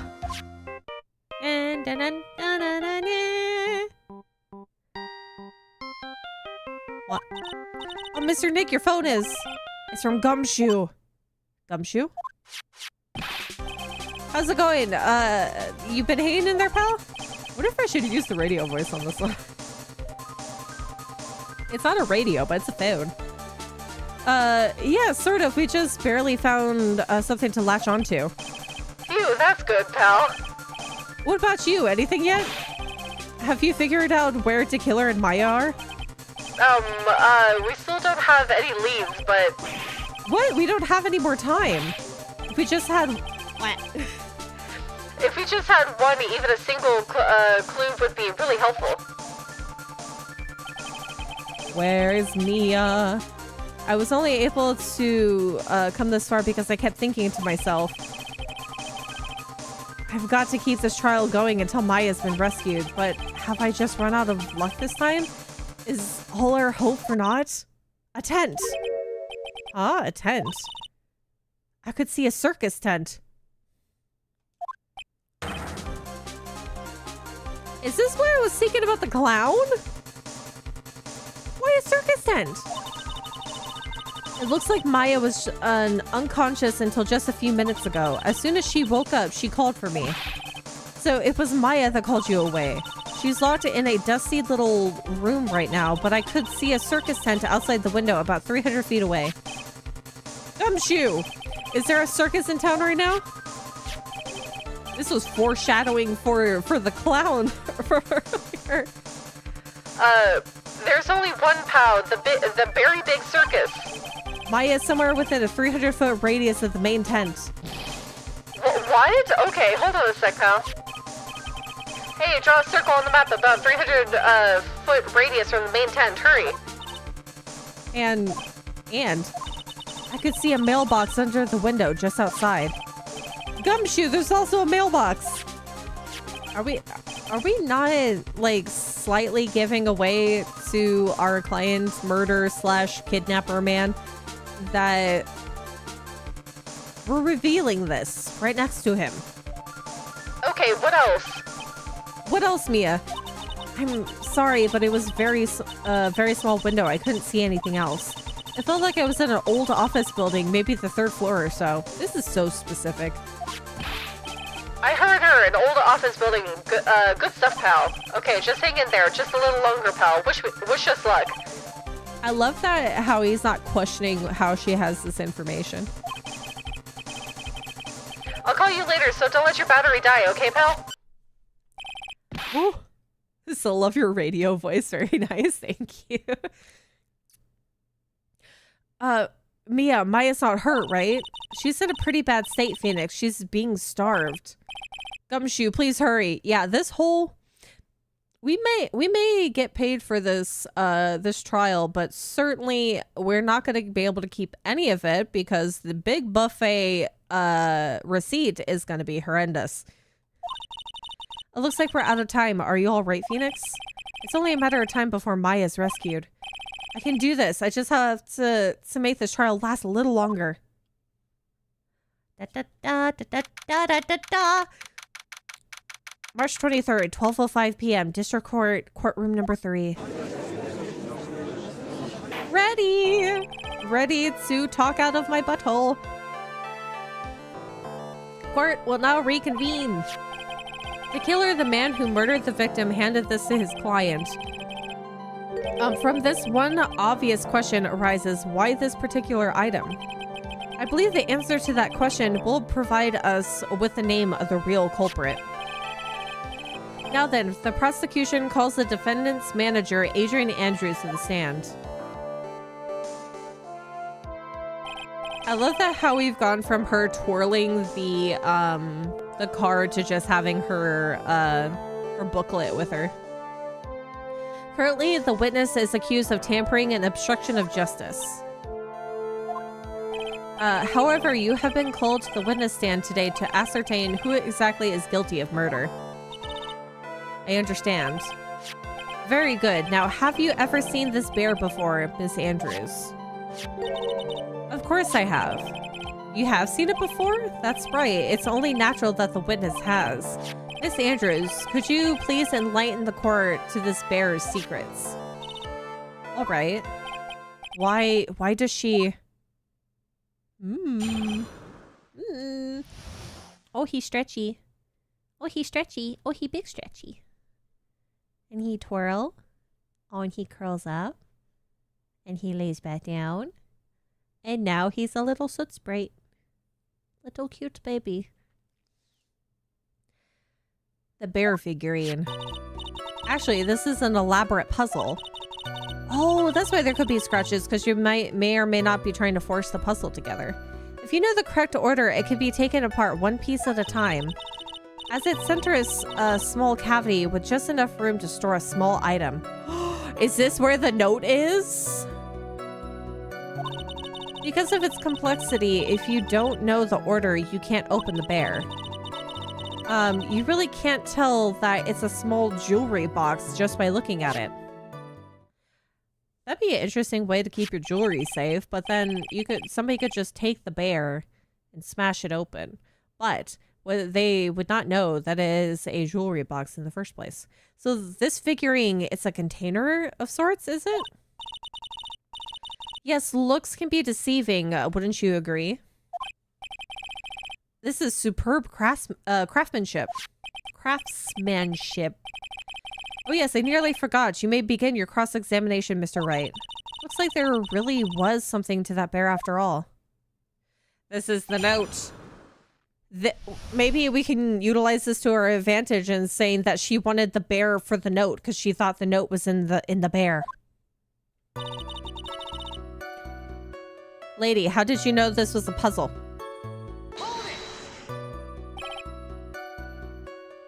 A puzzle? That's right. But it looks like an ordinary figurine. True enough. To people who don't know, I'm sure they would never guess that this was a puzzle. So what kind of puzzle is this exactly? If you know the correct order, it can be taken apart one piece at a time. So you can take it apart, and how would one go about doing that? Well, you first turn its tail to the right and then push it in. How do you know this? Oh yes, I see. After that, the arms and legs are free to move and can be removed. Oh, this is most interesting. A boy and his new toy. It's like he's 5 all over again.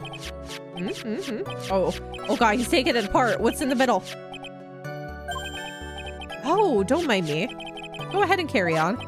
He's taking the bear apart. He's gonna find the note. I think he's lost it. So what do you find after you take the puzzle apart? At its center is a small cavity with just enough room to store a small item. Yeah, the judge. The judge. We're just keeping the judge preoccupied while we have our discussion. He needs his little toys so he doesn't get full on distracted. Or maybe this is to distract. How did you know about this? I know because I was the one who bought it. Oh? Huh? It was a souvenir from when a friend and I went to Switzerland. And this was a present from you? That's right. It was a puzzle in the shape of a bear, so I thought it would be perfect for Juan. So it was a present from Miss Andrews. Witness, let's continue with your testimony. Because of its complexity, if you don't know the order, you can't open the bear. What if something was put in the bear from the crime scene? So who exactly knew how to solve this puzzle? Only the two of us, Juan and myself. It was a souvenir from Switzerland, so I doubt there are that many people with this same bear in this country. But this looks like it can be easily broken. So what if there are 2 bears? And this is a different bear from the one that was in Juan's room. And we catch her saying what's in the bear, and then we unpuzzle the bear, and it's a different item. Especially if someone wanted to get what's inside. Well, it's a toy, but it can never be the same again once it's been broken. Yeah, because it has a lot of cuts on it. Small jewelry box. Who else knows that this bear is actually a small container or jewelry box? I never told anyone. As long as Juan never told anyone either, then only the 2 of us knew. The 2 of you, huh? And of course that means Mr. Unguard didn't know, right? Oh, you're stalling. I think this is about all I'm going to get for now. A wooden puzzle with a hollow inside. Only Karita and Andrews know how to open it. Well, Mr. Wright, I think even you have come to realize that there is one very important fact we have uncovered, and that is this. This bear is actually a jewelry box. Now that we have agreed to this point, there is only one logical question that can come next, and that is this. What is inside this box? What's inside? That's right. That's what we are going to find out next, witness. Yes? You are the only one who can open this. Please. Yeah, but the judge was making headway. There's a painful silence hanging over the courtroom. All eyes are on Miss Andrews now as she solves the puzzle and takes the bear apart. Click. I've opened it. What is it? Is this what you wanted? What is that? It looks like a note. Is it the note? Is it the note? I don't think we need to guess at what this is, do we, Mr. Wright? It is the note. The note. The note left by Juan Karita's former manager, Celeste Impacts. Until now, no one knew of its whereabouts, but just as we suspected, it was hidden.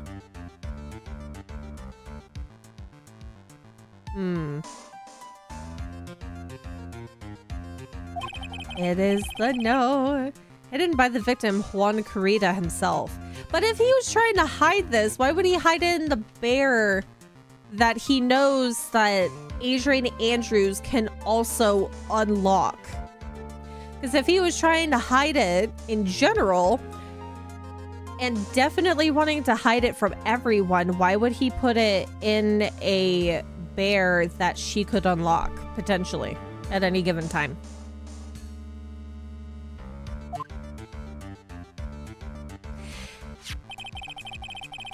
And if she bought it recently, why would he only put it in there now? Is he thinking that just would be the best place to hide it for now?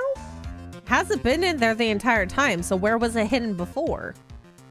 Seems Celeste Impacts had very beautiful handwriting, and she just as beautifully signed her own name on this document. This is most definitely the note she left right before she did the Maybe so that she could find it in there? But if we are under the speculation that Adrian Andrews thinks that he was utilizing the note for evil deeds, evil purposes. What if that's just her assumption and there's something else in the note that's bad? That he doesn't want Andrews to know? Witness, did you know about this? Yes, I did. I heard it all about it from Juan. Ma'am, you said you've been looking for this note and haven't found it. Why are you only saying this now? What? When I discovered his body, I looked for the bear. How would you know?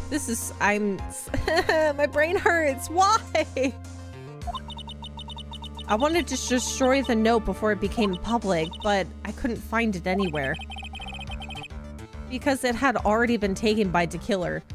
How does she know? She said she didn't know where the note was. How is she saying is she knew that it was at the bear? Everything is going at Mr. Edgeworth's pace. So now that note has been found, what's the next logical question? Can I read the note? What is written on the note? That's right. At least that's what I would think. Now then, I believe it is only appropriate the contents of this note be made known. I can't stop you, can I? I went through so much just to get my hands on it. And I was going to burn it for her sake. I'm deeply sorry, but I can't allow you to persuade me to stop. Your Honor, if you could please read the contents of the note aloud.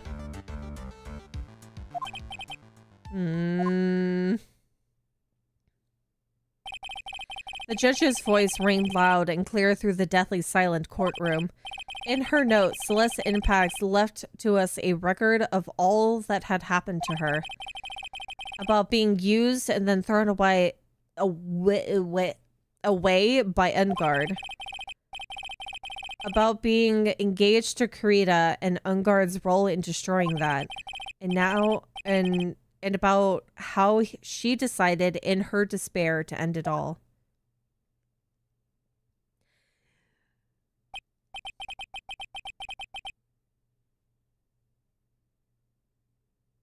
That's all Miss Impacts had to say. There's one thing I would like to say here. The prosecution has no interest in slandering Mr. unGuard. Then what? Our intention, Your Honor, is to establish a motive for murder. Isn't that correct, witness? Yes, on the night of the murder, Wanda was going to make the contents of the note public. After the post-ceremony show, he was going to hold a press conference. My word. That unGuard values above all else his refreshing like a spring breeze image, which is why he had to stop this note from being made public. At any cost, a Celeste's note added to the court record. Found inside the figurine, it tells of unGuard's horrible misdeeds. It's unGuard's fault that woman... And at the times, he even went so far as to kill someone to stop him from revealing that. How terrible. What a selfish person.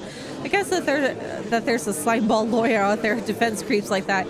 I have no choice!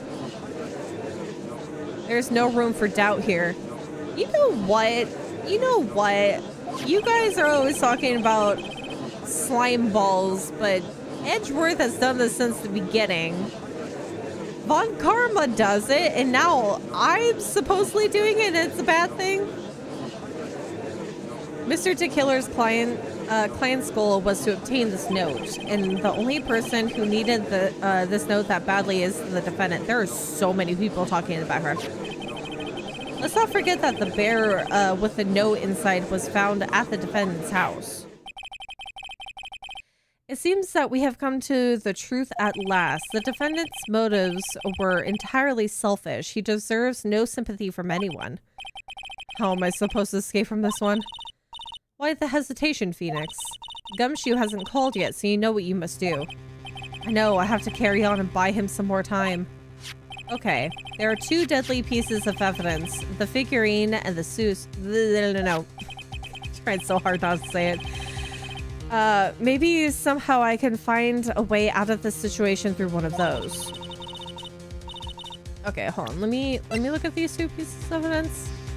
Found inside the figurine, it tells of unGuard's horrible misdeeds and a wooden puzzle with a hollow inside. Only Kurita and Andrews knows how to open it. How would he know to take the bear, though? How would he know to take the bear? The note or the figurine? Which one of these should I pursue? Save? I feel like the figurine's a little interesting because yeah, the note is very decisive. But how would he know about the bear? There's no way for him to know about the bear.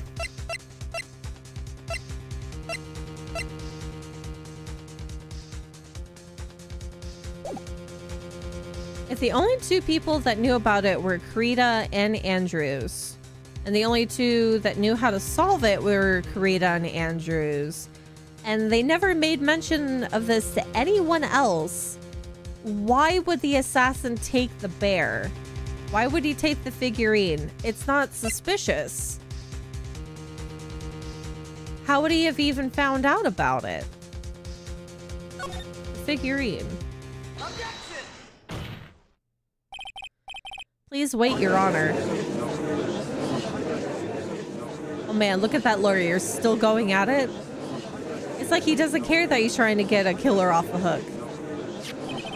The assassin took this with him from this crime scene after murdering Mr. Kurita. At the request of his client, of course. So what's your point, Mr. Wright? I don't think it's possible that the killer's client was met on guard. In fact, I think there is a contradiction here. Rabble. Yeah, there's so much. It's so much talking in the background. You can't tell just by looking at the bear that at this barrier is that the bear is really a jewelry box. Sorry. The chances that Matt on guard thought the note was inside this bear are 0 to none. Yeah, it's the argument's weird. I hate that we're doing this, but the argument is weird. I didn't think of it that way. Exactly, but I did think of it that way, and I thought it was rather strange. After all, there's no reason why Mr. Unguard would ever want a jewelry box like this, that he would even know it's a jewelry box. The only ones who knew of it were Andrews and Krita. Order, order, order. If you make a valid point, Mr. Wright. Mr. Edgeworth, what is your opinion? It was just a flash, but I think I did rather well on this one. Unfortunately. I think he believes differently. Of course he does. He always has something up his sleeve. He always has the contradiction to my contradiction. I believe a show of appreciation is in order. Huh? The defense seems to be in love with wishing more despair upon itself. Of course. I would like to direct the court's attention to this. What is that? It's a very small video camera, Your Honor. Of course it would end up like this because you knew, because you invaded my space while I was investigating. This type of camera is commonly used as a means of spying. Spying? What the? I thought that spy camera was in my possession. Oh, of course it was. But of course that gumshoe would may or may not have slightly betrayed us. But that's fine, because we're just trying to prolong this trial. Matt Unguard and the victim both thought of the other as their biggest rival. They even went so far as to use this type of item to find each other's weaknesses. And? The victim, Juan Krita, was being spied on. His personal life was being watched by none other than Matt Unguard. If he found the video... Mr. Wright, yes, Your Honor. You don't tell me you knew about your client's spying activities. Aha! Aha! Thanks, Edgeworth. Thank you so much. Well, sort of. Sort of is not acceptable. It's not an acceptable... It's not an answer, Mr. Wright. I see you are confused, Mr. Wright. You're probably thinking, but I had the camera that was in the stuffed bear's eye. Was there another camera? But this camera that I have is not the same one. Last night, I searched the victim's house on a hunch. Using this. Of course it betrayed me, because he got it from Gumshoe, and then he gave it to Wendy Oldbag, and then Wendy Oldbag probably found something. God. Gumshoe's bug sweeper. By the way, Mr. Wright, the defendant's fingerprints were found on this camera. Oh, dear. Matt Unguard's fingerprints were on there? Well, Phoenix. Looks like those cameras were hidden all over the place, huh? What am I supposed to say to that evidence? I think this is the end. It's fairly obvious that Mr. Unguard learned of this note through this. He was watching the victim all along. He's got me good this time. I don't have anything to counter that. Hey, now, what's that lawyer thinking? Mommy, what? Who let a child in the courtroom?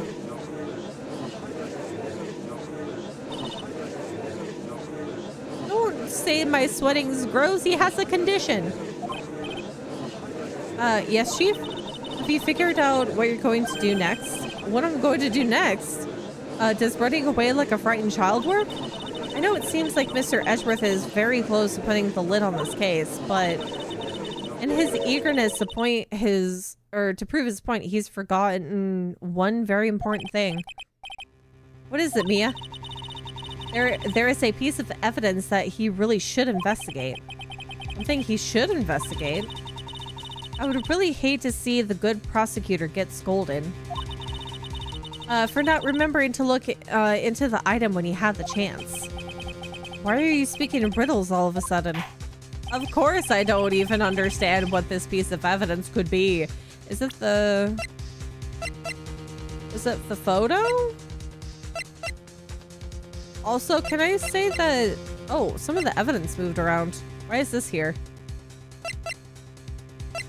These moved. Huh. Alright, I think this time is... We finally understand everything. Well, Mr. Wright, you don't have any further objections, do you?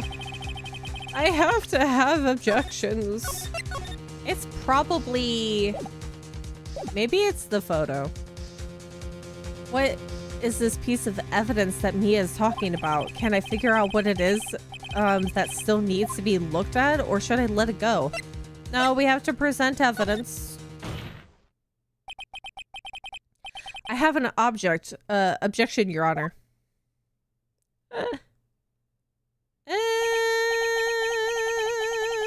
That was about the weakest objection I've ever heard, Mr. Wright. Objection! Oh, thank you. I can say it louder. Your Honor, the defense has no intention of letting this go so easily. You are beginning to sound desperate. I am desperate. That's just your imagination, Your Honor. Mr. Edgeworth, this is not like you at all. Hmm? In your eagerness to prove your point, you've forgotten one very important thing. Hey, isn't that what I just said? I'm stealing the limelight. I have to. So you're telling me that I forgot something? You're so close, Mr. Edgeworth. The photo has stuff, written stuff, proof of blackmail. You're so close, Mr. Edgeworth. But there's something you really should examine about this piece of evidence. I think?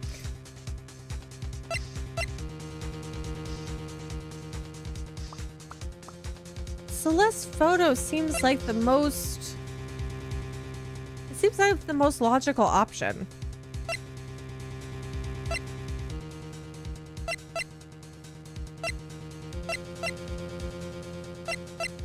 Hmm.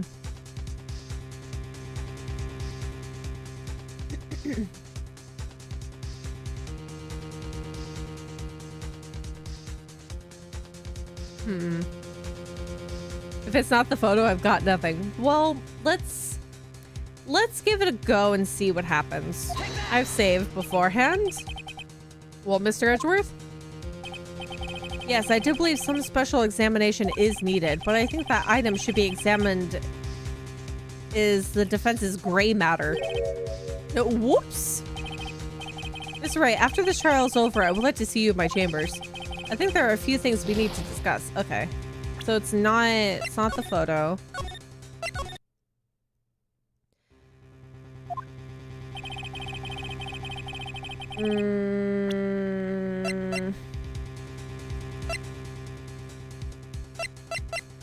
Her note, specifically? Unguard's horrible misdeeds. Found it inside the figurine.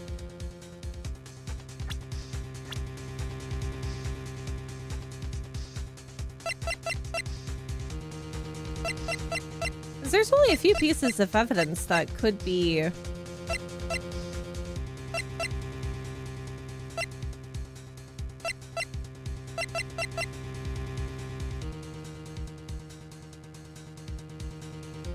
Let's bank it on the note. Oh, this might be it.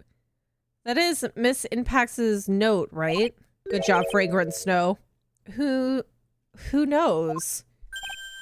That is a thought, bro. Wait, hold on.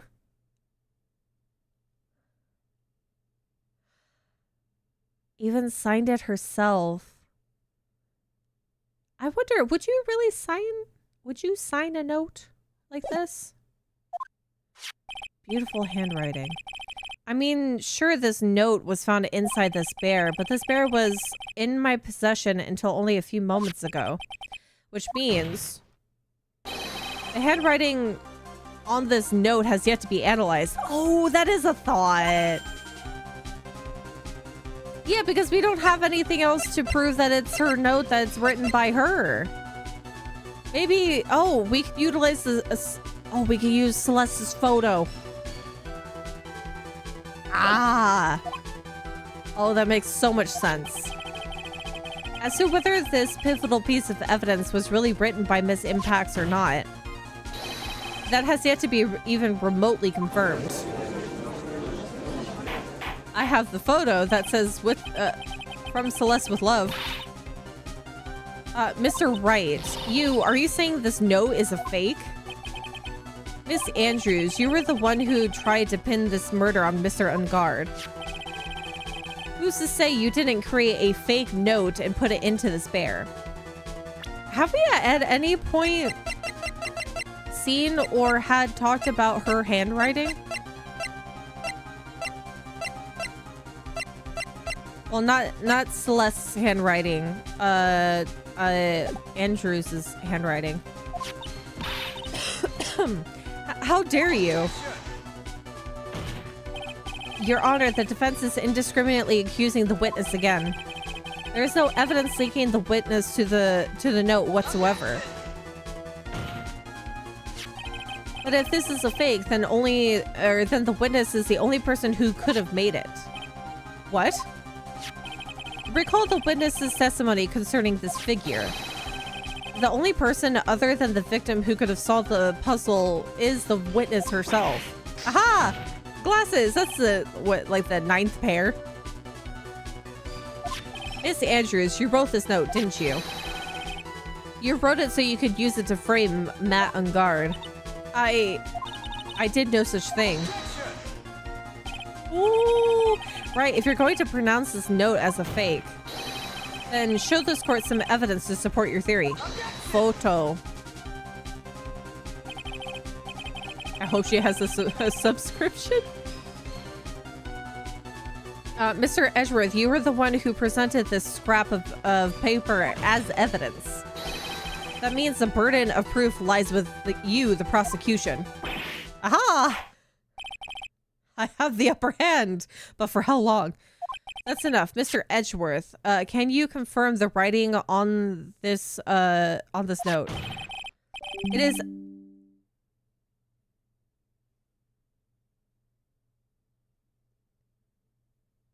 Sorry, did my USB mess up? Oh, I hope that doesn't... Hold on. One sec, I gotta double check something. Oh, it looks like it's fine. Still attached. My USBs are being weird. I need to clean the inside of my computer. Maybe it's the dust. Yeah, for some reason, my external hard drive, I guess it, attached and reattached.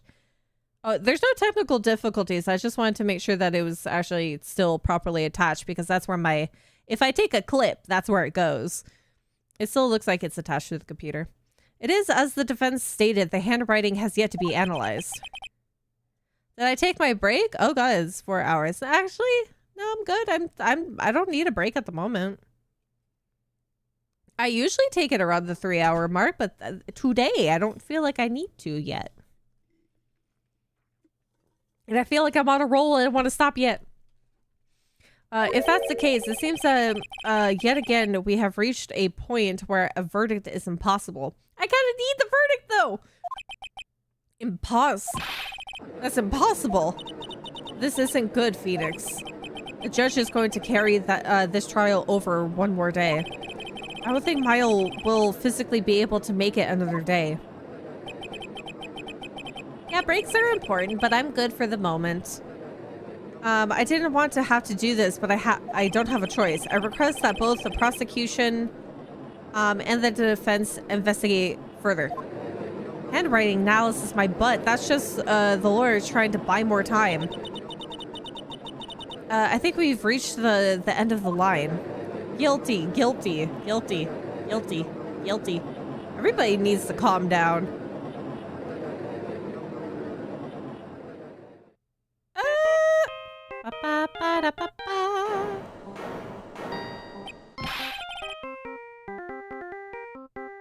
That's my cue! That's my cue! And now I can use the photo as evidence! Da da da da. It's Gumshoe. Hello, Gumshoe?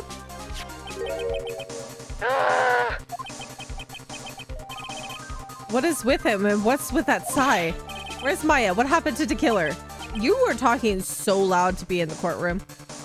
He got away. What? I'm sorry, pal, I really am. I don't know what to say besides I'm sorry. I wish there was some way to make it up to you, I really do. Did you get Maya, though? Anyway, what's going on? We found his hideout, pal, but the two of them were already gone. Son of a biscuit. This is terrible. I'm going to keep looking for them, pal. Don't you worry, I just need a little more time. But don't tell me we don't have any more. Why can't anything go my way? Why is it always like the skin of my teeth, last minute, anything when it comes to these cases? Do you hear that? They're calling for his head. Mr. Wright, I can't. For us to come this far and... Oh! What is it? Let me talk to Mr. Edgeworth. I can't do that. Edgeworth. Mr. Wright, would you please get a hold of yourself? Yes, Your Honor. I'm about to end today's proceeding. You may take your phone calls after. Hold on, Your Honor. Edgeworth, catch. The phone icon. Mr. Edgeworth. Please, you've got to buy us some more time. Court is in session. No! No, Edgeworth! Please! I'm sorry, Your Honor, you were saying? Mr. Wright, this is a court of law. I'm sorry, Your Honor, but... Throw salt into my wounds, lemon juice. I'm reluctant to do this. However, it appears that I have no choice but to suspend proceedings until tomorrow. This time I really can't do anything. Court is now adjourned for the day. Dang it! I was so hopeful that we could just wrap this up. Come on. Oh, hello? Please wait, Your Honor. Why do you... Is this for the pregnant pause we did earlier, Edgeworth, that you just had to do this again? Please wait, Your Honor. Edgeworth? What is it, Mr. Edgeworth? I humbly request another 30 minutes of your time, Your Honor. Of Your Honor's time. For what purpose? We can perform the necessary tests on this piece of evidence in that time. But can you really obtain your results in 30 minutes? I believe we can, Your Honor.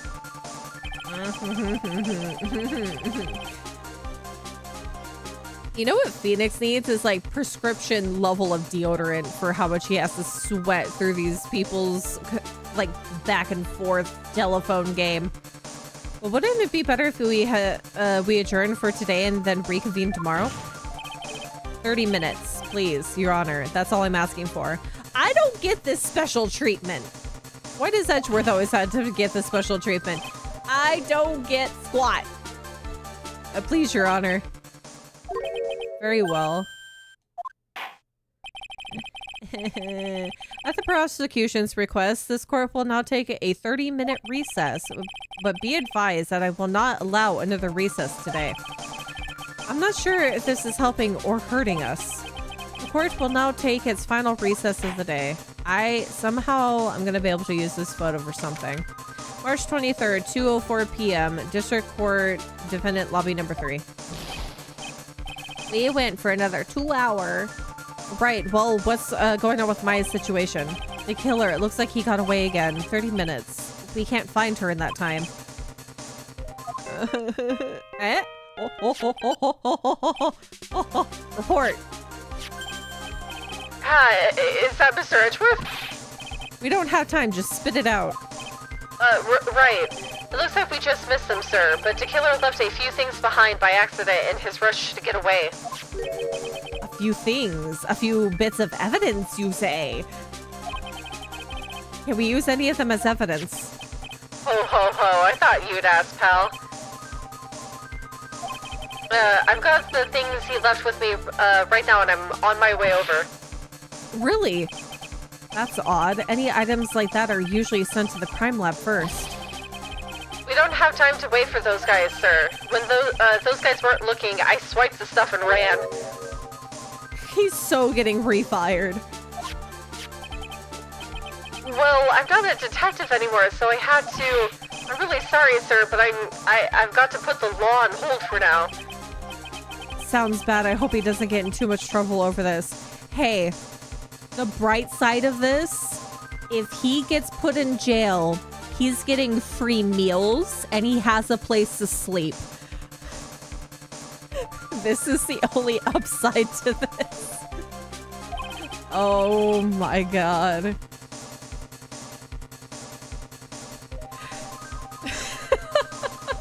I don't know if he's gonna be able to eat ramen in jail, but he's gonna get some food in him. With my hunk of junk car, I'd say I'll be there in about 20 minutes, sir. So that means we'll only have 10 minutes to decide what this evidence is good for. Don't worry, I'll be there. Wait for me. Alright, just get here in one piece. I'm on a mission and no one can stop me now, sir. No one. Please just don't get pulled over with a traffic ticket. I'm pulling out all the stops and running every red light. Oh god, if he gets pulled over for this, I'm gonna be mad. Items left by the murderer, huh? Maybe there's something among them that will be decisive enough to end this.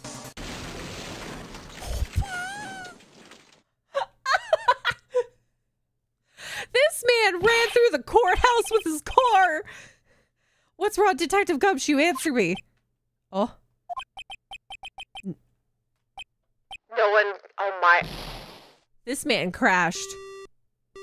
This Gumshoe has just crashed. He does not have the insurance to crash. He can't go to the hospital. He doesn't have the money for it. Well, it sounded like he had an accident. I'm guessing his cell phone broke as well. What was he thinking? We've got to hurry and call for help. But we have no idea where he is. Well, with the shake of the screen, he may be outside the courthouse. We might want to go take a look. His cell phone is broken and he wasn't driving a patrol car, so no radio either. Also, if we don't get those items before they do, the police will take possession of them. No, we can't let that happen. Well, if there is a way we can find out where he is, then we stand a chance. Oh, I know. Von Karma's GPS. Why did Gumshoe have to get into an accident now? Von Karma. Franziska Von Karma's GPS. There is a way. That's right, there is a way. What? How? I'm sure we can find out where Detective Gumshoe is through this. Oh. Oh god, do I even have?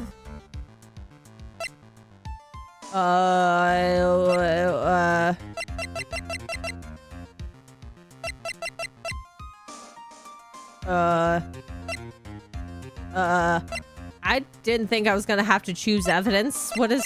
Can I say Von Karma?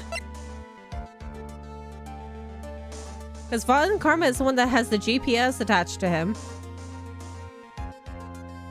I don't have actual evidence. Von Karma. Why are you being at Franziska at a time like this? Oh, I see. I'll try and get in contact with her. The chances are slim, but she's all we have. Von Karma's GPS on poor Gumshoe. They're worried about the evidence, but nobody's worried about poor Gumshoe. I know! I feel so bad for Gumshoe. This man needs a raise. He needs all the money in the world. He needs somebody to take care of him so he never has to work again a day in his life. Franziska, will she even want to help us? Edgeworth. What is it? I don't have any right to judge anyone ever again. I know my client is guilty, but what I'm doing now, I'm pitting the guilt onto someone totally innocent and using the evidence to do so. It might be my turn to say defense attorney Phoenix Wright chooses death. Right. It doesn't suit someone like you to cry useless tears. I am so worried about Gumshoe. I know he's built. He is built like a sturdy door, but they will at some point break, so I hope he's okay. Whether you did your job well or not, that can only be seen after the verdict has been decided. The verdict. Is Prosecutor Edgeworth here? Yes, bailiff. There's a phone call for you, sir. They said it was extremely urgent. They're probably finished with the handwriting analysis. I have to go take this call. In the meantime, think hard about what it is you must do. I'm still not done yet. Oh my god. Okay.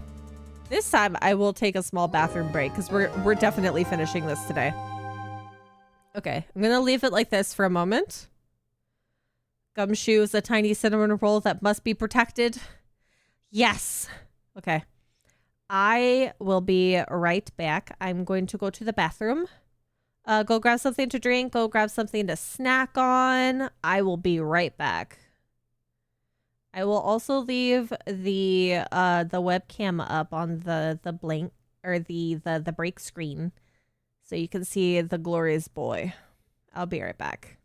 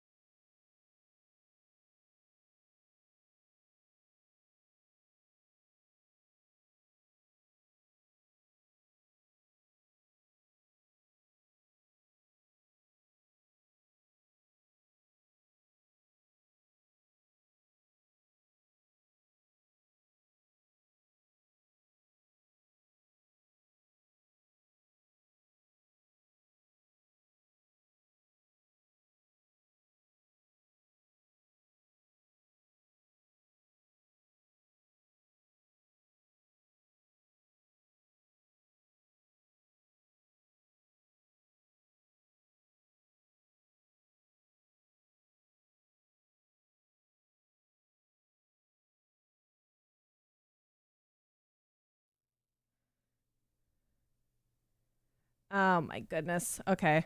So the stream is officially scuffed now because of my hiccuping connection with the external hard drive. So some of the stuff that is located on my external hard drive, which is all of my streaming stuff, it's not going to work properly. I'm back. I don't know what happened. I probably really need to unplug some USBs maybe. I'm still kind of confused.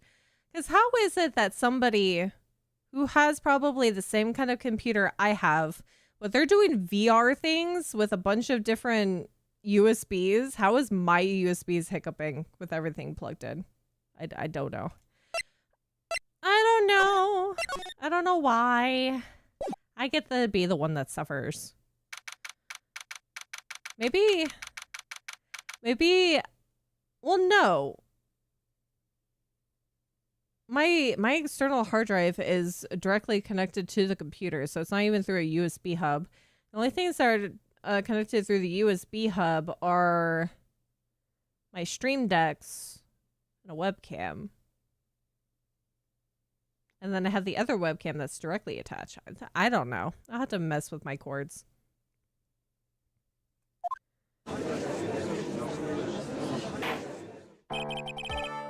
Yeah, but the thing is, it's done this without even me having the USB or having OBS open. I don't know. I'll have to figure it out. There's something going on. Might have to fix it. Court will now reconvene. I assume both sides are ready. No, I'm not. Not ready at all. Yes, Your Honor. Yes, Your Honor. Oh, no. I can understand the defense acting like this. However, you also seem distraught, Edgeworth. It's nothing, Your Honor. Oh, what's wrong with Edgeworth? Looks like something unexpected happened to him. Now then, Mr. Edgeworth, if you could please tell the court the result of the handwriting analysis on Miss Impax's note. Oh, yes, Your Honor. Unfortunately, we have discovered that this note is a forgery. Whoop. What do you mean, Mr. Edgeworth? This note was not written by Miss Impax herself. It is a fake. Oh, here we go. Order, Mr. Edgeworth, would you care to explain what is going on? Is this not not written by Miss Impax? Then who wrote it? We would need more time to do a more detailed analysis. However, it appears that the handwriting matches that of the victim, Mr. Juan Carita. So he's the one who wrote it? What? Mr. Carita, well, it looks like Miss Impax never left a note after all. She never wrote anything about unGuard. Then is there a possibility that she didn't even do that? That she didn't even do that to herself? What if she was also murdered?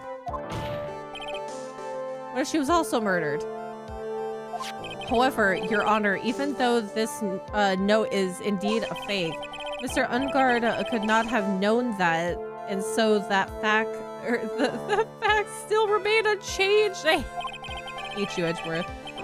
I know you're trying to help, but it also kind of sucks how we keep going back and forth here.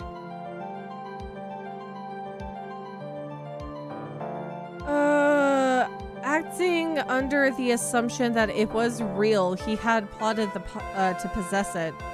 Plot twist, one killed Celeste and forged a note.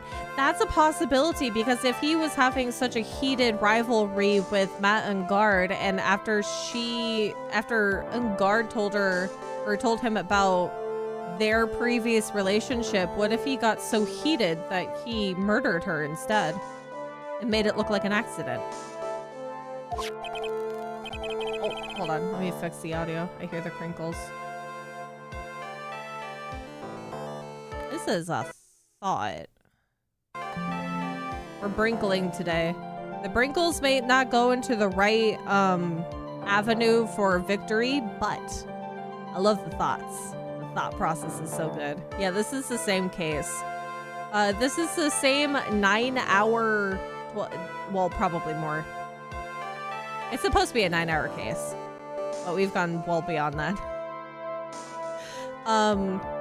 We found out that Celeste Impacts, the previous manager of Juan Carita, that supposedly herself, that she was going to marry Juan. And we also found out that she also previously had a relationship with Matt Ungard, who we now know is a absolute butthole player, who is the one that hired the assassin to kill Juan Carita. There is a whole bunch of things going on here, and we're trying to prolong this trial right now because they're trying to find Maya, and if we can find Maya, then we can actually pronounce him guilty.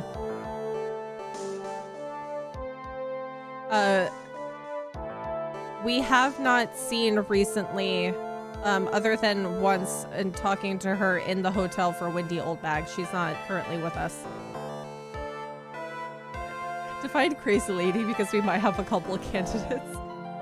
That does sound very plausible. This theory that Ungard had no idea that the note was a fake. Something seems a little wrong with it. Oh? Oh, because he technically has her handwriting. And has probably seen her handwriting. So he would be able to tell the difference between her handwriting and a fake, right? And they did like date even though he was a scumbag to her. So he would have seen her handwriting.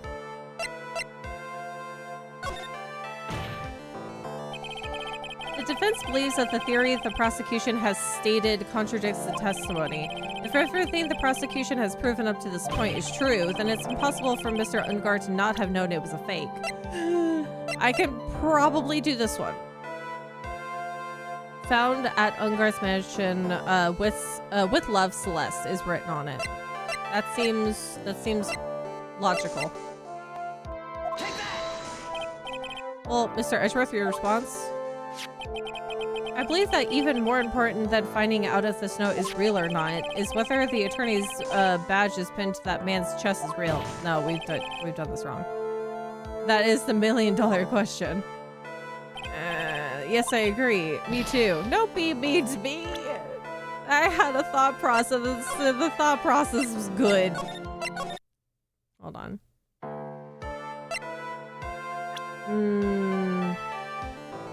That or the camera recording him writing the note? Oh, that's right.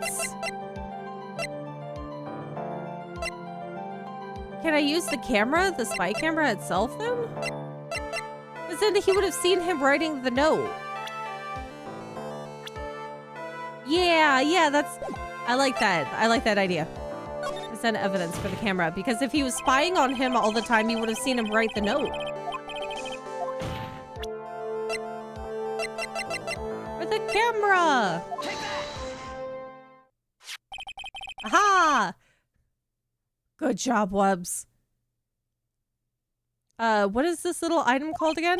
A video camera, Your Honor. Well, a very small one, but... Oh, that's right, a camera. Yo, you kids and your fancy toys nowadays. Mr. Edgeworth, earlier you claimed that Mr. Ungard knew of the existence of this note because he was spying on the victim, isn't that right? Aha! Yep. If that were true, then that means Mr. Ungard would have known that the victim had forged the note. Aha! Yes!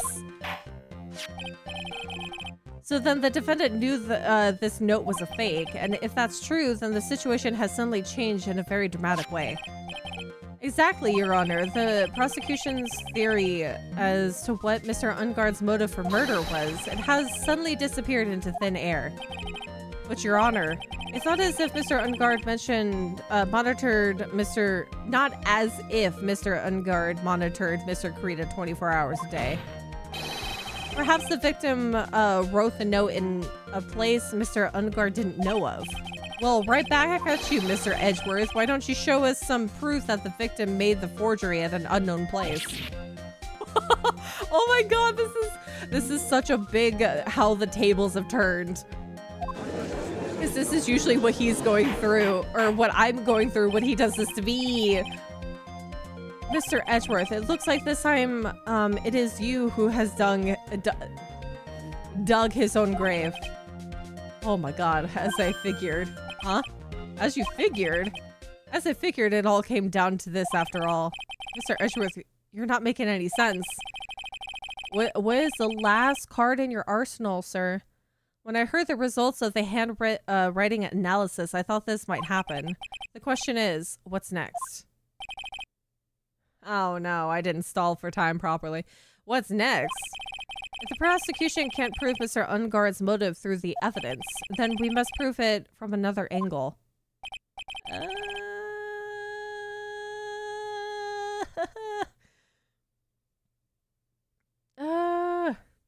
I feel like you website got a point by accident with the joke. I said dung. I did. He dug his grave. Well, I agree with you there, Your Honor. The prosecution would like to call a witness to the stand at this time. What witness? Where do you always get these witnesses? Whose secret witness is this? Well, that's fine. However, this witness is a little unusual. Edgeworth stuttering? It's not like him at all. Are we please don't tell me that we're bringing old bag back into this.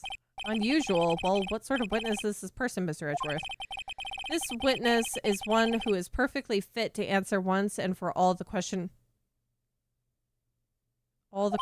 of who was it that hired Shelly to kill her to commit murder.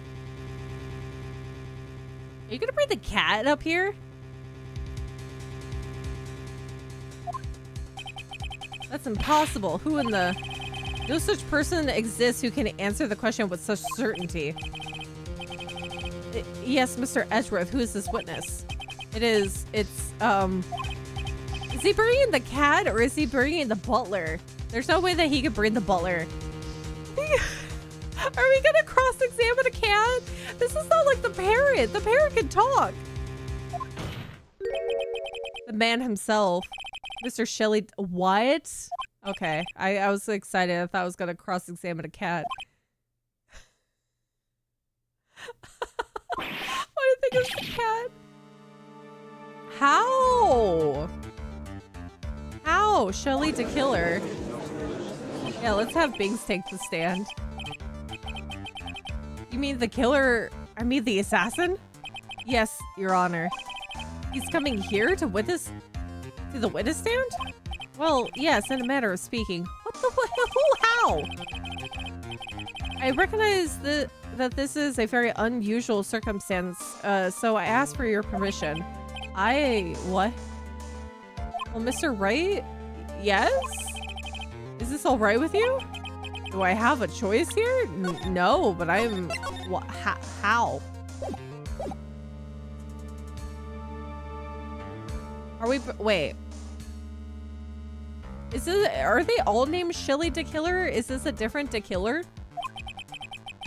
I can't really do much else to drag this trial out. The defense has no objections, Your Honor. I wonder if it really is all right to do this. Very well then, the prosecution calls its witness to the stand. Edgeworth, is there really no other way left to us? What is gonna happen now? Now then, witness. Your name and your occupation, please. Is this the radio? We're gonna cross-examine a radio? Very good, sir. Oh god, now I gotta... Hold on.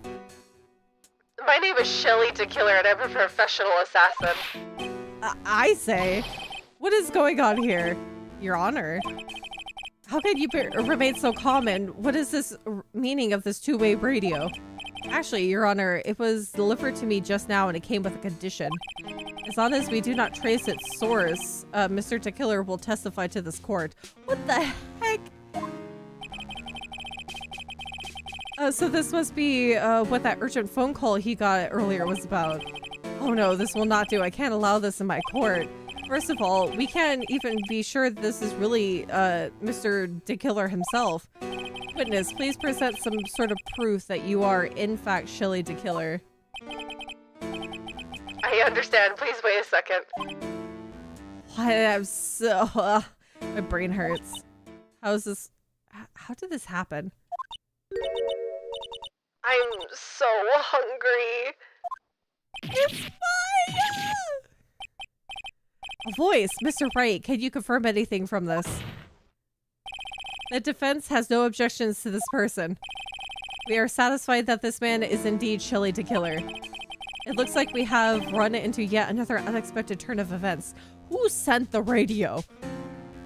Is it Shelly Tequila himself? How did this come to be? It looks like we have run into yet another unexpected turn of events. Peach, can you do me a favor? What's out? What do you want me to do? Well, it doesn't seem like we have too many choices under these circumstances, so... now then, witness. There is one thing I would like to confirm before we speak of anything else. And what would that be? At the request of a client, you killed Mr. Juan Carita. Is that correct? It is as you say. I did indeed kill Mr. Carita. Ooh. Ooh. Now that we have answered that, let's move on to the name of your client. Hello, hello. Very well. This is just a bad dream. Yes, that's it, a bad dream. Sir, you said this was okay. You agreed to this before even knowing what was going on. This is your fault. Shelly Tequila, what is he going to say? About my client. There is something I must first state. To an assassin, nothing is more important than the trust between a client and himself. And that is the reason I am here today on the witness stand. It is my wish that you grasp this concept before I give you the name of my client.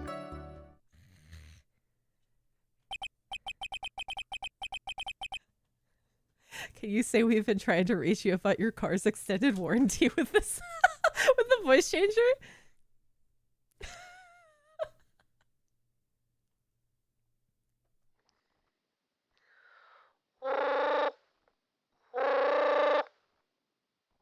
Click. Hi, we've been trying to reach you about your car's extended warranty.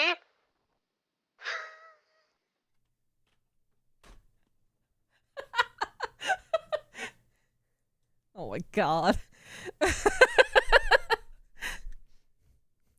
There you go.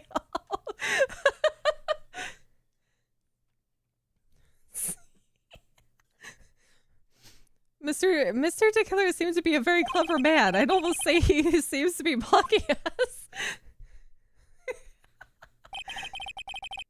Make that short. I did clip it. I hope it clipped. You know what? I really hope this clipped properly if my external hard drive is working. It did look like it popped up. So hopefully that's fine. While he may appear to be our enemy, Your Honor, Mr. Tequila is only stating the truth. He is no hypocrite. He has always stood by this one belief. That made you day. I'm glad that made you happy. You mean about this trust between his clients and himself thing? It seems to be a level of trust beyond what people like me can comprehend. Well, Mr. Wright, are you ready to cross-examine the witness? No. Yes, Your Honor. There's no way to know what's coming next, so stay cool and collected, Phoenix. About my client. So first one, there is something I must state. We're gonna press all of these like usual. We can hear anything you have to say later. Can you please just tell us your clients? I don't think you understand your place, Mr. Attorney. I said this is something I must first state. Do you know what the word first means? I've read the English dictionary. Sorry, go on. Well, it appears this is one witness you can't badger, Mr. Wright.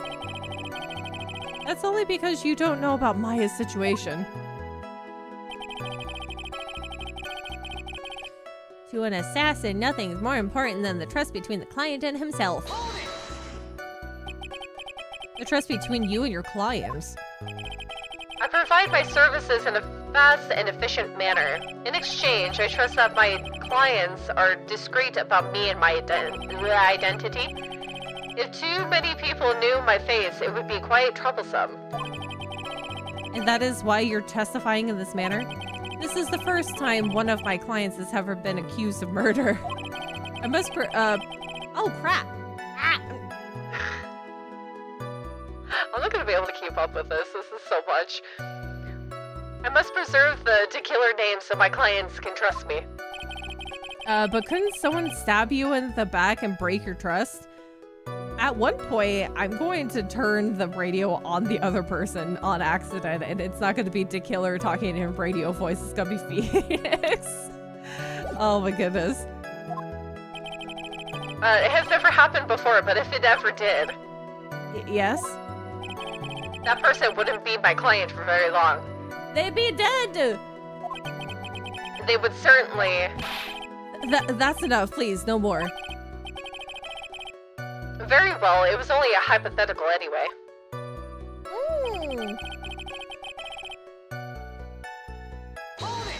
Oh my god! That seems a little strange to me. I mean, you're about to tell us the name of your client. I think that, that this would be very bad for them. It doesn't matter to me. This client has already broken the rules and acted outside of their prescribed role. Their role? This person tried to implicate another of the crime in order to save themselves. And this is a trespass that cannot be forgiven. An assassin with apparent morals. You, who gave you the right to be so high and mighty? To the gentleman who spoke just now, excuse me, but would you care to die? Oh, no, I didn't say anything. The judge had better wash himself.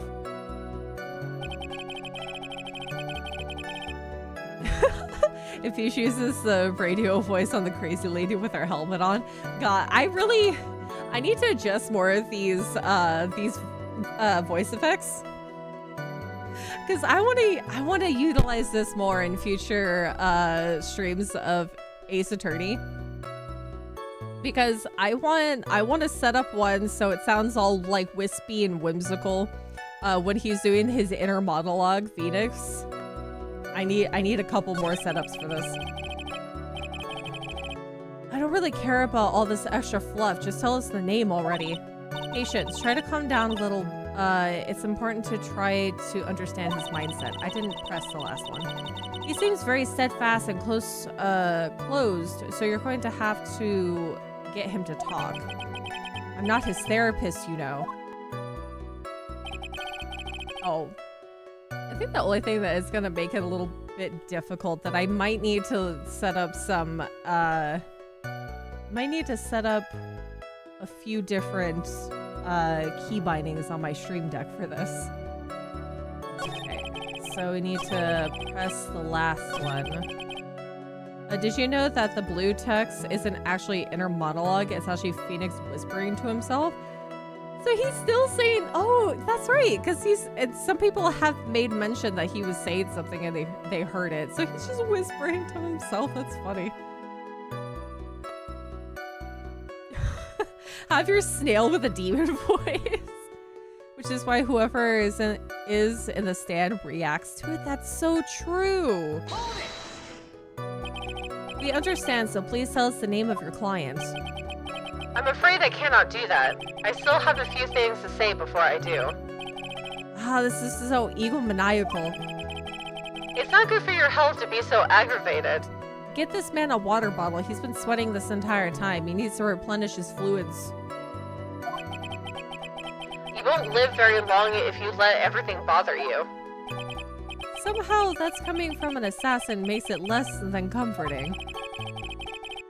I don't really care about all this extra fluff. Just tell us the name already. Okay, so... what do I press now, then?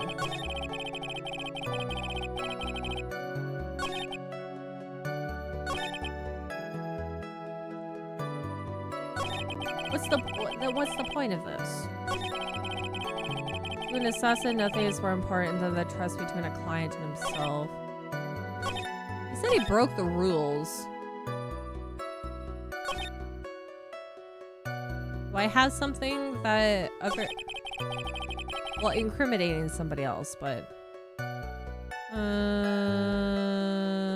do I have to repress something? He seems very steadfast and closed, so we're going to have to work to get him to talk. I'm not his therapist, you know.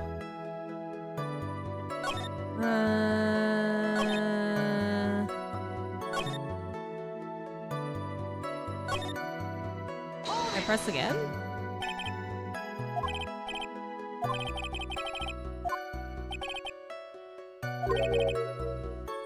The rules and acted outside their prescribed role.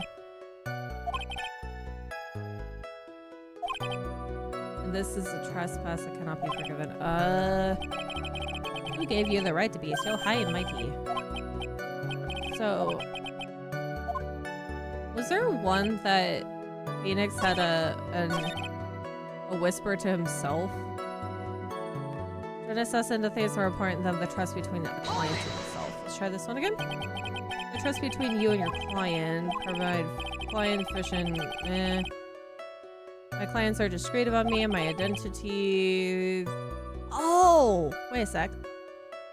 I might be able to use the camera in this one. The spy camera from 8 p.m. for 1 hour was running at the time of the murder. Demon snail.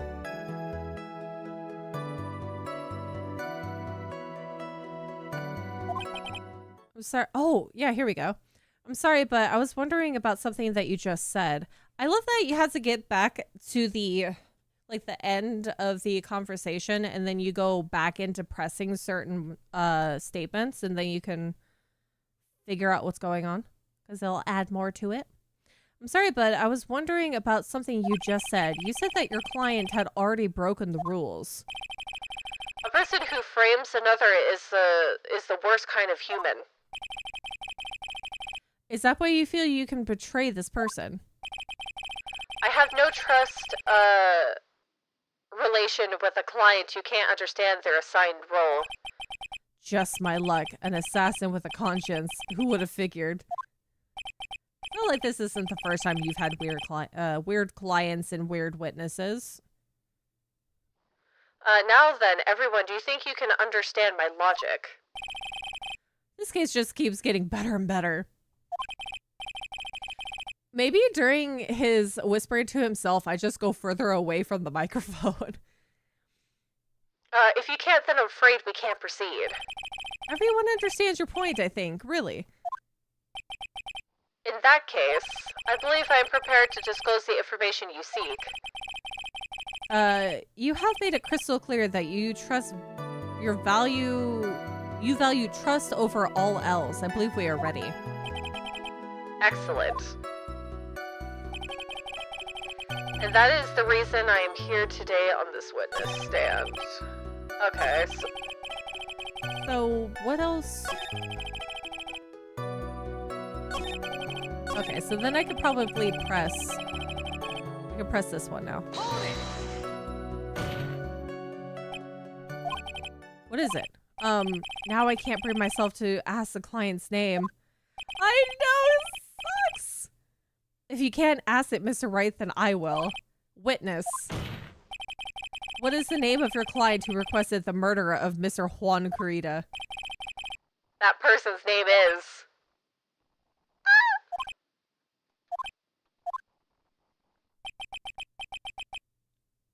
Adrian Andrews! Adrian Andrews! This is a thought process that nobody thought of. No, people have thought of this before, but for him to specifically say Adrian Andrews. Liar. Full of lies. Lies. That's not who you told me it was earlier. Nuh-uh. Pray tell, what are you talking about, Mr. Prosecutor? I should think I know my own client, and it is Adrian Andrews. I have a question.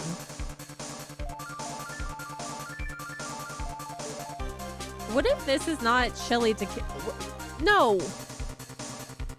Is there anybody we know that can imitate voices? There's people that we know that could imitate voices, right? Is this a possibility? What? No, and Wright Edgeworth is too into this for it to be fake. This can't be on the phone earlier. What's going on here? My guess is that Mr. DeKiller just stabbed Mr. Edgeworth in the back. Stabbed Edgeworth in the back? Who would do that? I'm sure in order to get an audience with this court, Mr. DeKiller told him a different name. Matt Ungard, perhaps. Knew it. Maybe it's Ungard, and if nobody else knows what he actually sounds like, he doesn't need to be accurate. It definitely is Ungard. Are we sure about this, though? Does the parrot count? No, the parrot was in many, many, many cases ago. There's no way that is a parrot. That parrot is too articulate with its words. Or it's too articulate with its words to be a parrot. This is outrageous. I was deceived. The witness is telling a very serious lie. But you're the one who summoned this witness. You Shelly DeKiller. My testimony is the truth. The defendant at the moment is Matt Ungard, am I correct? All I wish to do is help procure his acquittal. Yeah, I mean, this is the, this was the condition. Wow. All of a sudden, it feels like we can actually win this. Yeah, not through any good feelings at all. The prosecution has failed to provide a motive and has instead provided this note, which is a forgery created by the victim. Oh, you want freedom? Oh no, he's laying on the floor. Did you get too toasty up there? He's left me. Oh, I'm gonna turn off that cam. I hear Emily meowing outside the door. Baby is stretched out on the floor now. I think he's trying to cool down. It is a little toasty in the room. Furthermore, there is a possibility the defendant himself knew it was a fake. But most definitive of all, we've heard from the assassin himself the name of his client. Oh, she's been let in. You touching noses? Hi. The baby. Mr. DeKiller's client who requested the murder was not the defendant at all. No. With all this evidence, it is obvious to me that this means that Mr. Matt Ungard is innocent. Oh my god! I seem to have caused you all a bit of confusion. Please continue your discussion and call me when you have reached a verdict. Oh my god! Ooh. Please bring Miss Adrian Andrews in immediately. What now? With the way this is going, Ungard will be found innocent. This may be our last chance to save Maya. Yeah, but Edgeworth is right. DeKiller is lying. And Ungard, my client, I know he's guilty. Can I live with myself if I win this? Who would have believed that the prosecution's own witness would absolve the defendant? Your Honor, the prosecution requests permission to further question the witness. Shelley DeKiller is certainly lying under oath. It wasn't me. Andrews. Oh, listen, everyone, please. That testimony just now, it was all one big lie. Miss Andrews. The note may have been a fake. What? That man, Matt, he's the reason Celeste died. And Juan's death, it was all because he got pulled into Matt's twisted world. That testimony just now, you have to believe me. It was a horrible, horrible lie. But Mr. DeKiller himself has testified. He has named you as his client. No, that's not true. Also, there is quite a bit of evidence that points to you. The knife and button, donning the nickel samurai costume. But that's... You even have a motive. You know that Miss Celeste's impact was a large part of your life. You wanted to follow her, and you wanted revenge against the two who hurt her. I would say you have plenty of reasons to want them both dead. Questions. Can't courts give light detectors? Yes, but is this a rational court? By no means at all would they ever do a lie detector test. Not unless it benefits Edgeworth's side, the prosecutors. I don't get that. Mr. Wright. You know the truth. Tell them. Tell them the real story, who the real killer is. Tell them. Please, help me. I need a specific call from somebody, and I need to see Maya. And Maya needs to... I need to see Maya. Yes, I know the truth. Mr. Wright. Yes, Your Honor. I believe we have reached the end of the trial. End of this trial. Therefore, I ask the defense for any final words or opinions. I have to decide, do I take the not guilty verdict and save Maya? Or do I throw this chance away and wait for Gumshoe's new evidence? What am I supposed to do?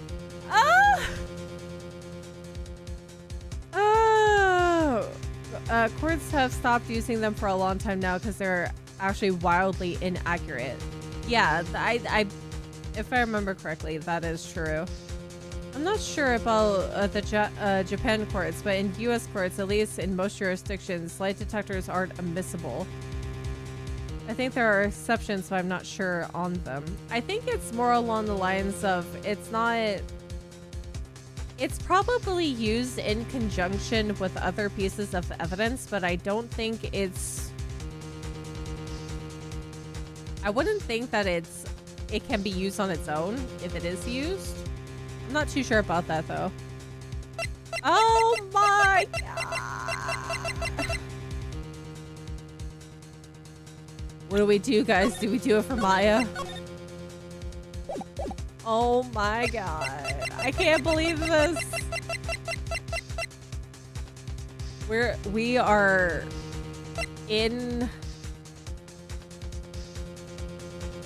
almost there for the verdict. The verdict is gonna be he's innocent, but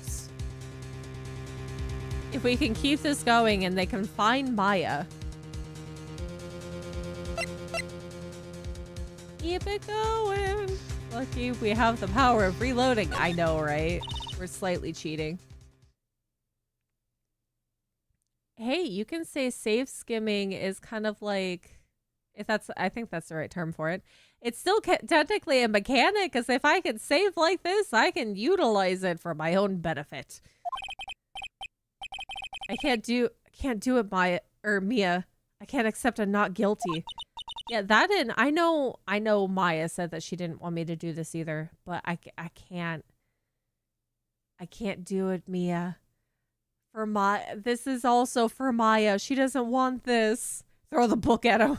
You are a lawyer, I know, but Matt Ungarda is a killer, a murderer. I can't let him get away with this. I can't let someone else take the fall. If I let Miss Andrews be convicted, then I am no better than Ungard. And even though I don't want to admit it, I have to face the facts. It is because of Edgeworth that I now know the real truth. He could have gotten on guard convicted so many times over, but he never took a single one of those chances. If I take this verdict right now, I'd be betraying his trust. And Maya's. His trust. I never thought about it until now. I trust him? Yeah, you do. Yeah, you do. Yes, you do. Yeah, she did it just now. I trust him? Yeah, you do. Yes, you do. Imagine a time-traveling lawyer. If there was a time-traveling lawyer, they would never lose a case, ever. And technically,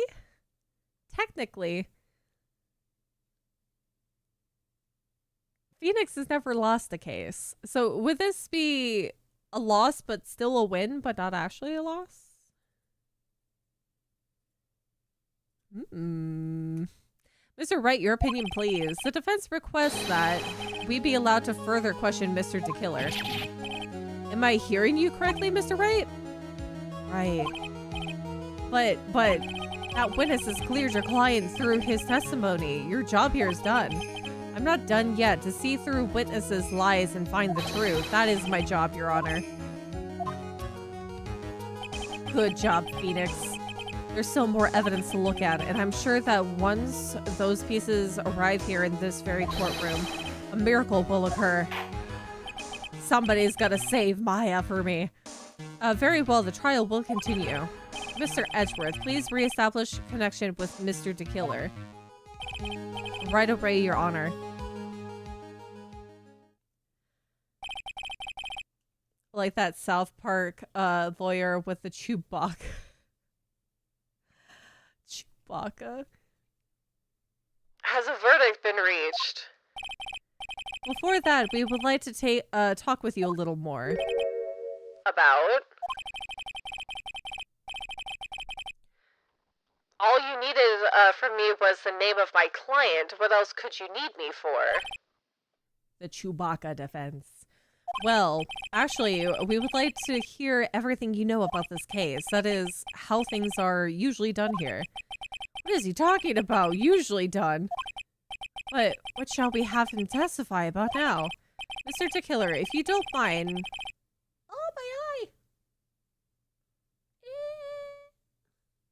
Sorry, my eye is itchy. Please testify about your client in more detail. Oh, because, yeah, if he doesn't know about Adrian, if he doesn't know much about her, we can utilize this to our advantage. You legal people and your procedures. Is it any wonder no one likes to go to court? I don't know. I've done grand jury before. It was kind of fun.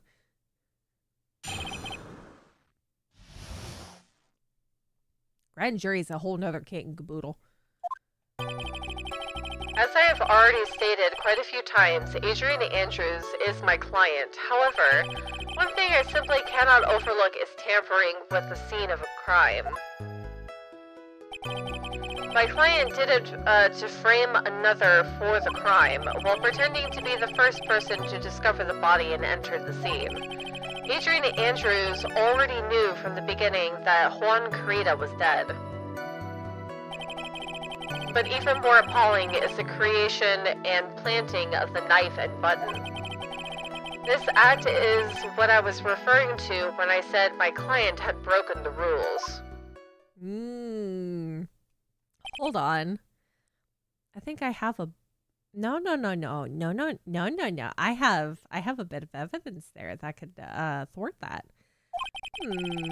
This is the most unexpected turn of events for the 5th time now? Oh, sir, there's nothing unexpected now.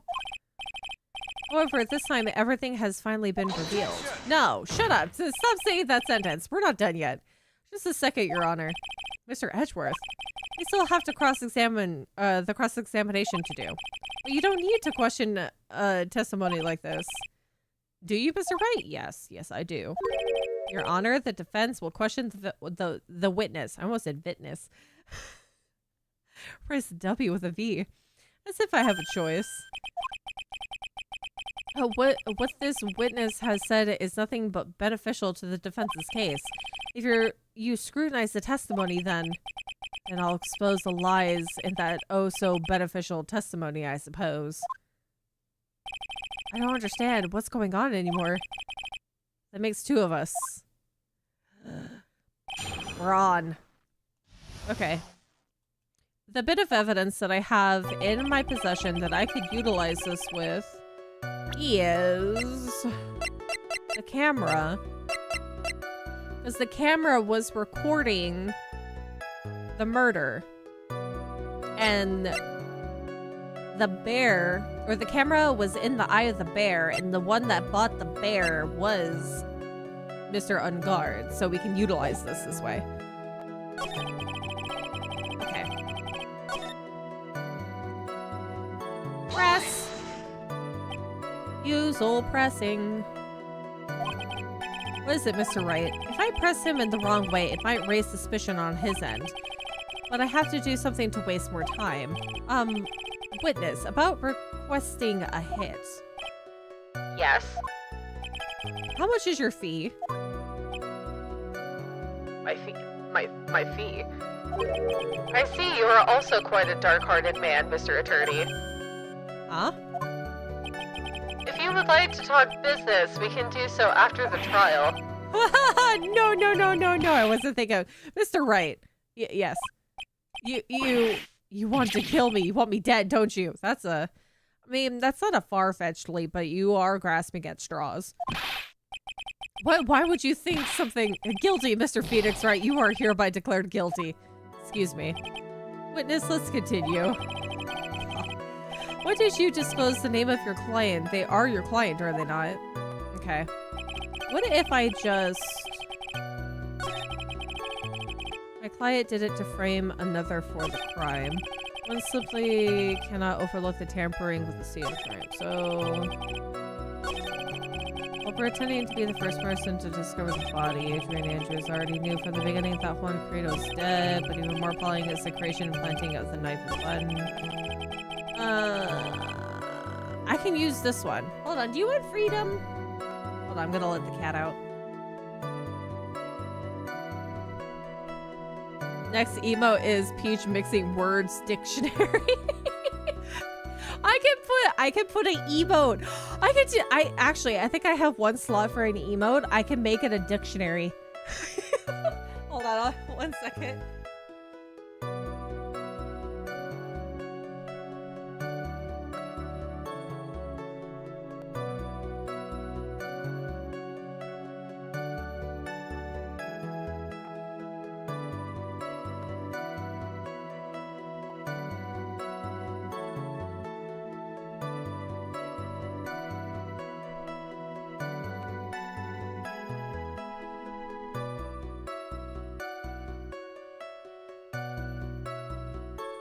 I could make an emote that's a dictionary, and every time I fluff up my words, that's the emote you guys get to use. Entirely just that would be so funny. I want a big brained Peach emote. You want me to what would you like me to look like Mojo Jojo? It's just the brain on top? Or are we talking about like enlarging my cranium? I'm gonna open a bag of Cheetos. Crunchy Cheetos, baked Cheetos. Oh, I almost dropped the bag.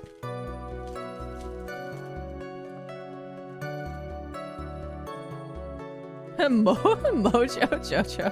Hold on.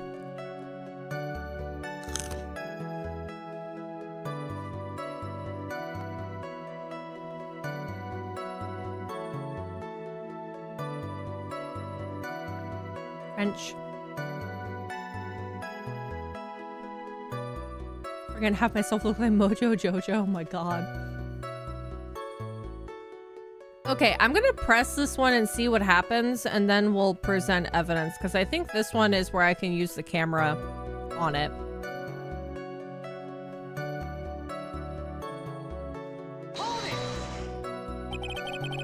And that's all you have to testify? Yes, and I pray that I will never be called to the witness stand again.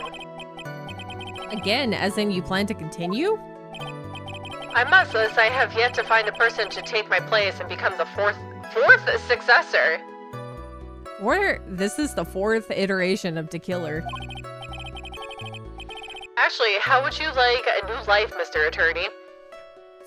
No, there's no way that Phoenix is able to kill someone. On purpose or on accident. Excuse me.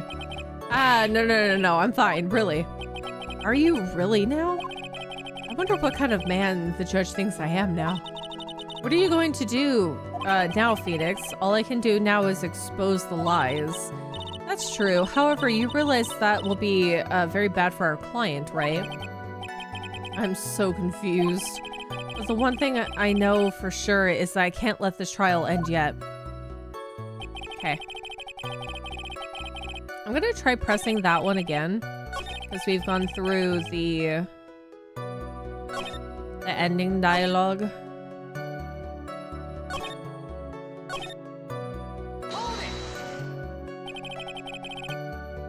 that the same?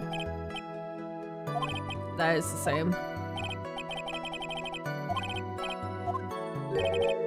Okay.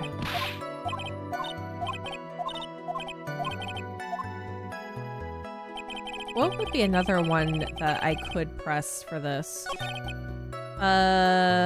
Overlook is tampering with the scene of the crime. My client did it to frame another for the crime, and while pretending to be the first person to discover the body entering the scene.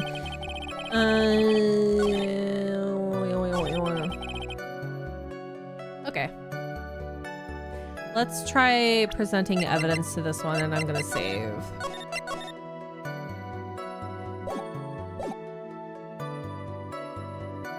Because we might just be able to present the camera, which is... this is technically breaking the rules. And we got at this, and we have full evidence that this is from Matt Ungard. Let's try it. No, it's not. Okay. What the heck? Do I have to press then? Because that seems to be a running theme at the moment. So I have to press again after the initial... After the initial, talk. Okay. Let's try this one. Are you talking about the button and the knife? Oh, that's the wrong button, sorry. Yes, and my business card. Oh, this card. So that no one has to waste their time, including the police. I always make it a point to make things as easy as possible. Oh, wait a second. She removed the card from the... Yeah, she removed the card from the, Yeah, I didn't mean to do the beep noise. She removed the card from the scene. You tried to make things easy? My business card makes it very easy to identify who carried out the service. He's pretty devoted to his work. But to disregard everything to go and stab the deceased with a knife, and even hide my card from sight. Oh, okay, so he's stating it. And that is something I cannot overlook. It's really hard to tell if he's being truthful or not without him being here. Or truthful or not without him being here. Let's press this one too. So you're saying most clients wouldn't do such a thing? I did it again! Dang it! This is correct. I can't keep this up properly without flubbing it. Usually most people try to create an alibi for themselves.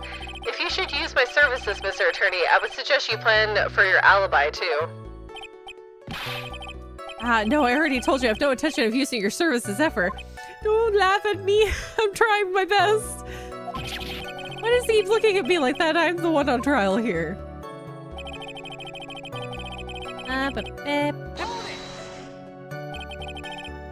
From the very beginning. That is correct from before my client visited the room. All of my clients know precisely what the situation is at all times. I wonder if that's really true. Do I have something for that? Phoenix speaking through the megaphone. I mean, his whispers might as well be the megaphone. That's odd. There's something there. There's something in that last one. Already knew from the beginning that Juan Carita was dead. Do I have something for that, don't I?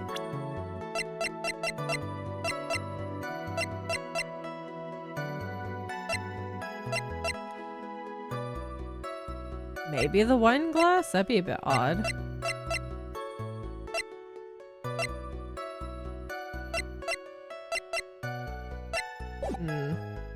Okay, let's press more. So why do you think your client did that? What do you mean by why? Well, fiddling around at the scene of the crime is pretty risky. Why would someone who has requested a murder go to the crime scene anyway? That is true. I assume it was probably done to frame Mr. Unguard. And wouldn't have this been just set up from the beginning to frame Unguard and not have to do it herself? Because that's why you hired the assassin in the first place. If that's the case, then why didn't the person just request that you do it? Sadly, that is not possible. Why? My job is to kill, that is, and to leave my business card behind, naturally. The business card is so my clients may escape the blame. To protect them is my duty. Even if they say it's for revenge, setting someone else up to take your fall. Okay. So there's something with this one of Adrian Andrews already knew from the beginning that Juan Carita was dead. I have to have something that contradicts that.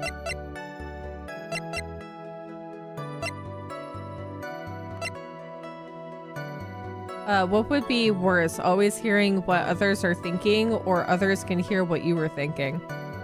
Oh god, I think worse it would be what other people are thinking.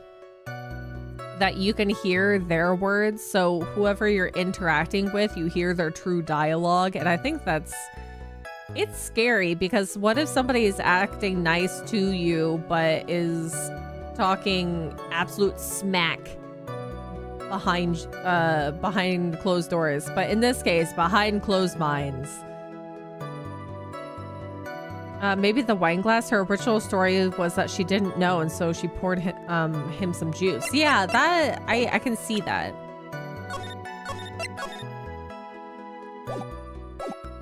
Already knew he was dead from the beginning. Okay, let's present the wine glass and see what happens. Because that brings in the question of why she would be doing a lot of things herself, because she went through a whole situation where she did several things before noticing that he was dead. Thank you so much for taking the time to testify, Mr. DeKiller. What is the meaning of that attitude? When Adrian Andrews entered the victim's room, your client had no idea that Juan Carita had been murdered. But how do you know that? From the wine glass, Your Honor. The glass. Mr. DeKiller's supposed client thought Mr. Carita had only fainted, which is why this glass of tomato juice was poured for the victim. But isn't that just a part of Adrian Andrews' calculated plan? That is not possible, Your Honor. This glass bears the fingerprints of that person. Had this been planned, they would have never left their fingerprints behind. I see your point. Mr. Edgeworth, what is your opinion? Strangely enough, I had the same exact thought just now. Witness, how do you explain this strange phenomenon? Isn't it a waste of time to ask about such a minor detail? It's not a very important point anyway, correct? Edgeworth says otherwise. I'm afraid you are mistaken. If Adrian Andrews really is your client, as you claim, then your client should have had knowledge of Mr. Creda's death. If not, that can only mean that Adrian Andrews was never your client at all. Ew! How strange. Oh. How strange. Yes? Why is it that the attorney has yet to raise an objection at this absurd situation? Don't point fingers at me. Phoenix, if the killer figures out what you're up to, we're in real trouble now. Yeah, I know. Mr. Edgeworth, I'm surprised. You know, you can't say things like that without any evidence. Sorry. Oh, that was an awfully weak objection for the two of you. Judge, you're giving us away. You can't be telling secrets to the witness. Anyway, I'm positive there was a contradiction in that testimony. The prosecution requests further testimony concerning when the request was taken. Very well. Right now, I have to buy us more time. While we wait for the items the killer left behind to get here. I just know that the very outcome of this trial lies with those items. Is this another to be continued? Oh god. This is going on for so long. I want to finish this today. We're finishing this today and then I can go I can go binge Star Whale. I gotta go play Hong Kong Star Whale. This request came to me, about a week ago. It was a request for my services on the night of the award ceremony. We met at a certain bar to discuss and finalize a few matters. This is what occurred. I trust my memory, and I believe I have made no mistakes. The killer comes into the room on accident. This is a case of the wizard in Wizard of Oz. He is just right behind that curtain. So you physically met your client, huh? That is correct. Meeting one's client is the first step to building trust, in my opinion. I see. Well, Mr. Wright, your cross-examination, please.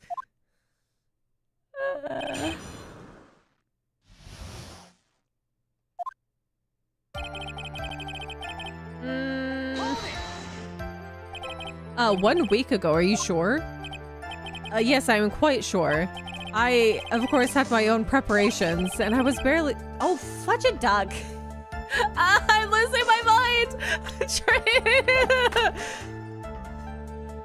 Holy monkey, oh my god.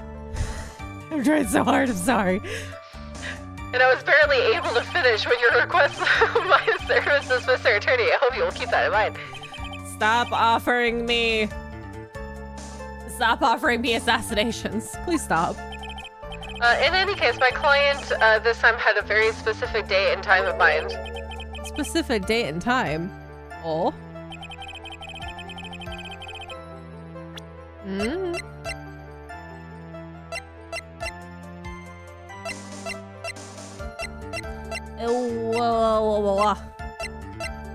Oh my god. Okay. Yeah. Did you ask why? Did you ask why on that specific night? No. I tried to fulfill all the conditions of my client's request, but as for why, I only had my suspicions. Your suspicions, huh? Press further. So what are these suspicions you had? Why did your client request that night? I'm sure it was all for the bear. The bear? My client spoke of it. I'm sure there will be a bear-shaped figurine in Juan Corrida's room. I would like you to retrieve that item for me. What if it was not the puzzle bear? What if he brought the wrong bear? What if that was the thing, that he brought the wrong bear? He must be talking about this puzzle bear. No, what if it's the other bear? Inside the figurine was the note. Naturally, the victim brought it with him to his hotel room.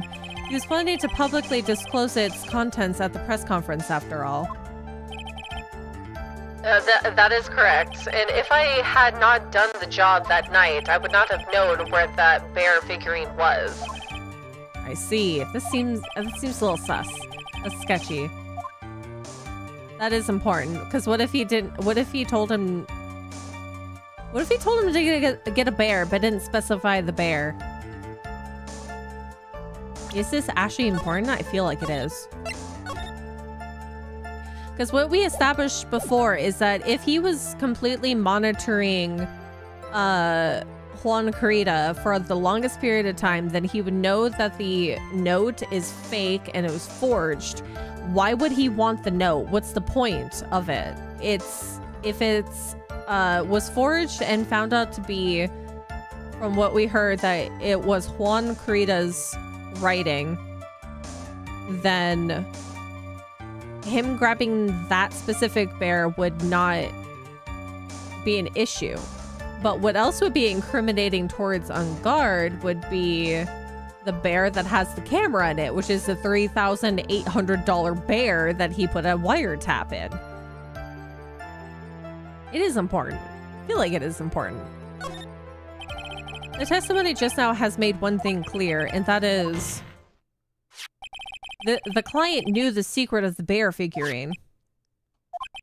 I don't think this is it. Huh? Why is everyone so quiet? This is not it. I'm so glad I saved. Mr. Wright, I think all of us already knew that. Oh, really? Witness, please continue with your testimony. Oh, it didn't take any... Okay. It didn't take anything from me.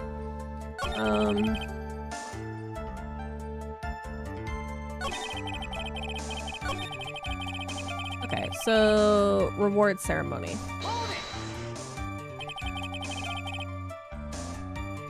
Why did they ask on that specific night? Did I do this one? Oh, I did this one. Hold on.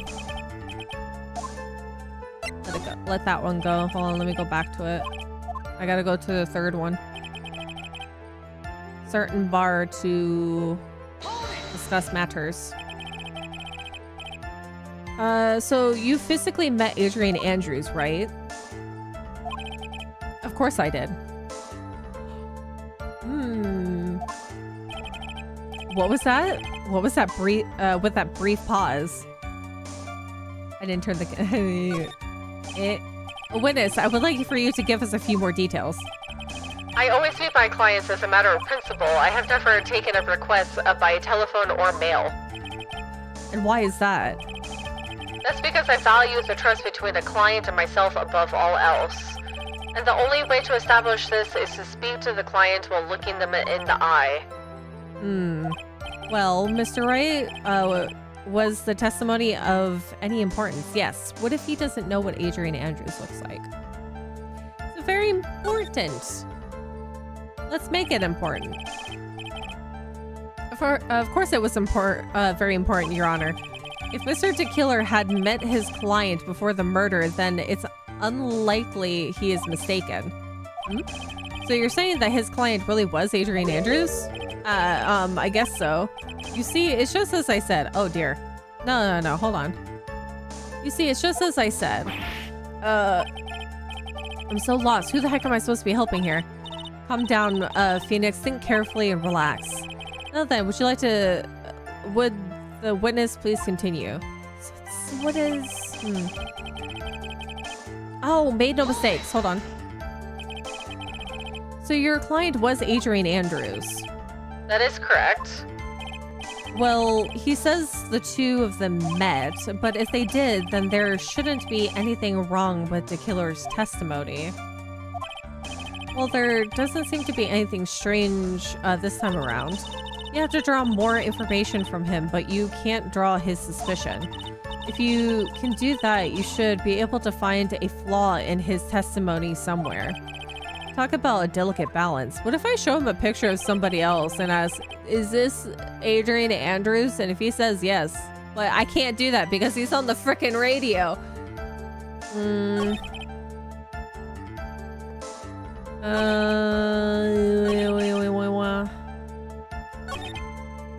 We met at a certain bar to discuss and finalize a few matters. Maybe say that it wasn't important? What, for the memory one, or is it this one? Hold on.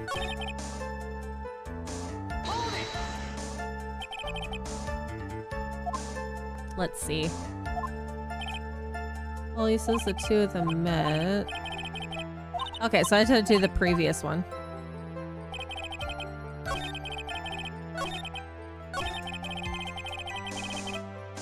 Okay, let's see. So you physically met Adrian Andrews, right? Of course I did. What was that? What was that brief pause? And then we do press further. Witness, I would like for you to give us a few more details. I always meet my clients as a matter of principle. I've never taken a request by phone or telephone or mail.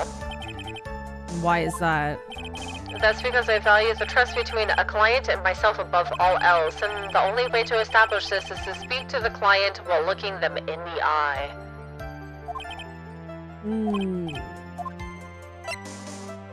If I say it's not important, will it actually change the trajectory of it? Why he meets his clients is not important, and that wasn't the point. Witness, please step aside. Please stop sidestepping my questions. Oh, okay. What do you mean by that? My question was, did you really meet Adrian Andrews in person? I've already told you, Mr. Wright, I did. It was only through talking with him face to face that I began to trust him.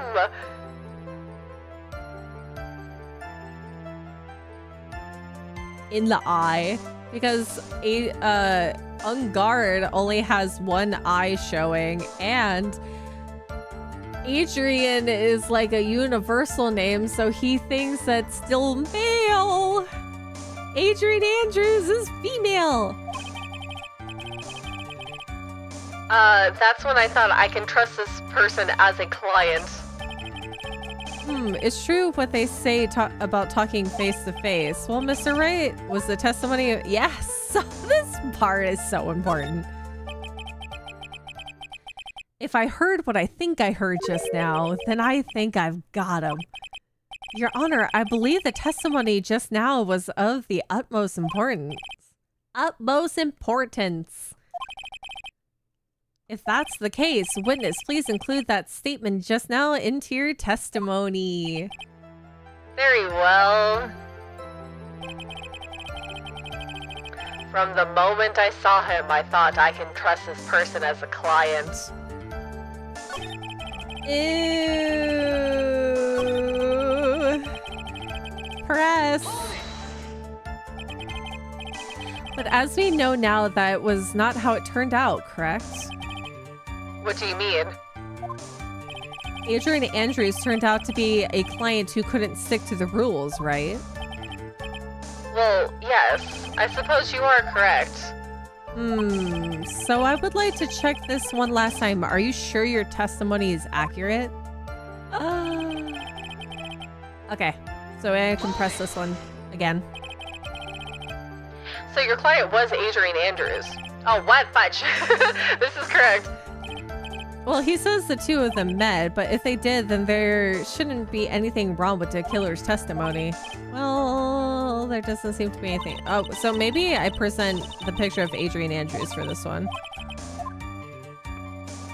Save. My arm's getting tired reaching for the FX button. I need to adjust how my Goal XLR sits on my desk so I can have it closer to me. Phoenix, put the megaphone down! I shan't! Okay. Let's try pointing out who Adrian Andrews is on this one. Wait, should it be this one or... Saw him, I thought I can trust this person as a client. Him.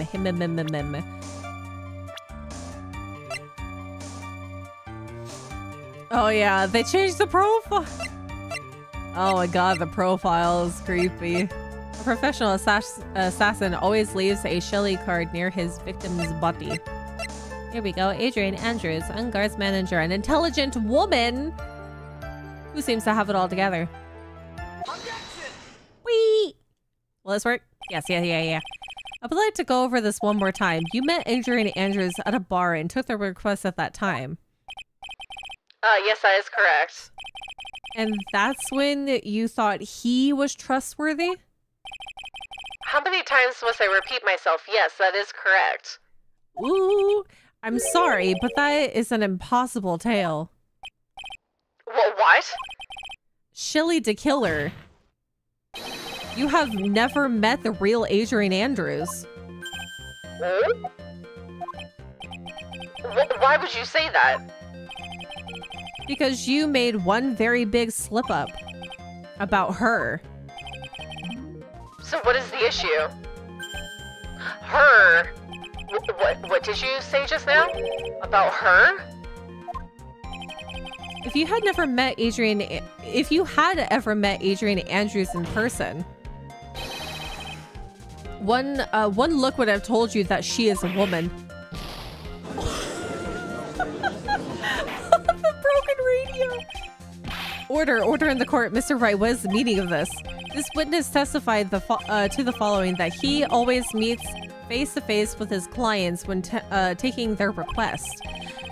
But he has never met Adrian Andrews in person. Yes, Your Honor, that is exactly the point. That means Mr. DeKiller's client could not have been Miss Adrian Andrews. Oh my god! The oil! This radio is sweating buckets of oil.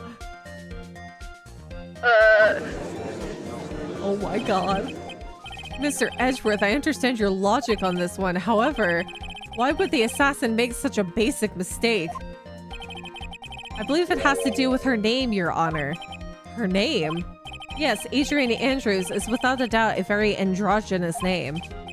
Yes, I see. Unlucky for Mr. DeKiller, the entire time he was on the stand, no one had stated Adrian Andrews' gender. So he simply picked the wrong gender to go with. What? What is going on? This is, yeah, I would agree. This is one of my favorites. This is so funny. Shilly to killer, this court demands an explanation. I think somehow I must have mixed up this client with another. That's so unprofessional, Shelly. So does that mean you remember something different now? Yes. Oh. Yes, of course. Please, if you would allow me to testify once more. This man could just... I don't know why he's putting up with this, because this assassin could just thwart everything that we've been working for so far. Why? Oh. He has to prove his innocence now. I know he's just going to spit out more lies. It's okay. This is just prolonging the court session. Very well, but this time, please give us the truth and nothing but the truth. So help you. Request taking part 2. Yes, now I remember. I took that request by mail. That's such a lie. You just said you don't take them by mail and only face to face. There have been times when I took a job without having met my client. The request was for the murder of Juan Crida and 2 or 3 other small things. You said earlier that you don't do additional things aside from killing and leaving your card. Contradictions. When I saw the name at the end of the letter, I thought my client to be a man. This is lies. Lies. Big fat liar. So you took the job through a letter. He didn't mention anything about a letter in his earlier testimony, which means he is definitely lying. Be careful, Phoenix. If you break the assassin's testimony completely, it's over for us. I know, I can't make him suspicious, but I think we're okay. Like, we can do this. As long as he's standing there across from me, no matter how strong of a punch I throw, he'll counter it.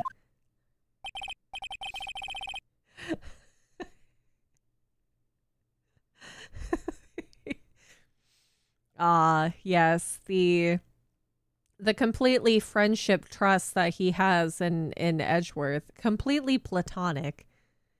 Now then, let's cross-examine the witness.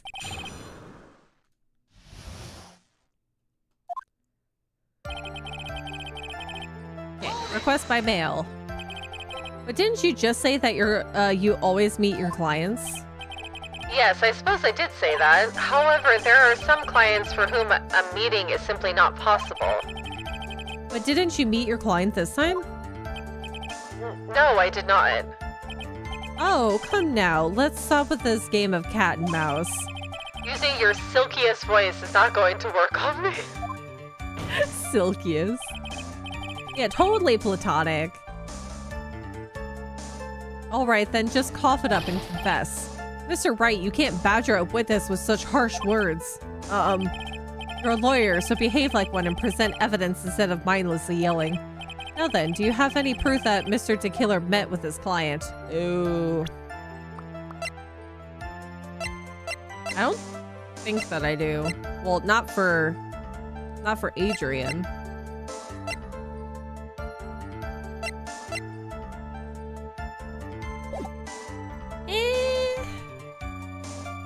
I'm gonna crunch.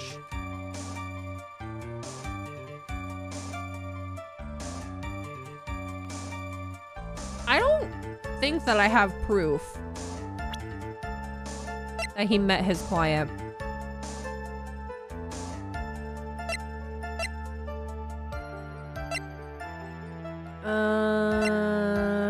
Oh, what about the bear?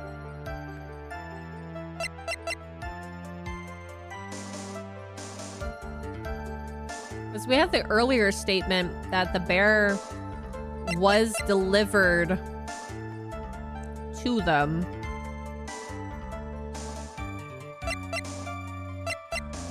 But I don't know if that's complete consensus. Does it make sense to do that right now?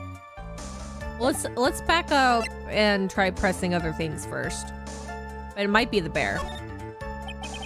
I'm sorry, Your Honor. Unfortunately, I don't have any proof. And I see, then your line of questioning was just another waste of time. Sadly for us, Your Honor, that is the nature of right and wrong. How dare you? Okay. And why could you not meet certain clients? Recently I've been receiving more requests. If I beat each and every client, I would lose some nice business opportunities. Nice business opportunities? On top of which, the times have changed. It is now the age of information and computers, correct? That's so true. Well, I have joined the Times and now take requests via electronic mail. Electronic mail? Do you have to mail that in a special insulated envelope? I'm very sorry. I despise the shortening of words. What I meant by electronic mail is what is commonly referred to as email. Email? In a contest of mimicry, the judge would beat a parrot, hands down. Anyway, so you took this job without meeting your client, and...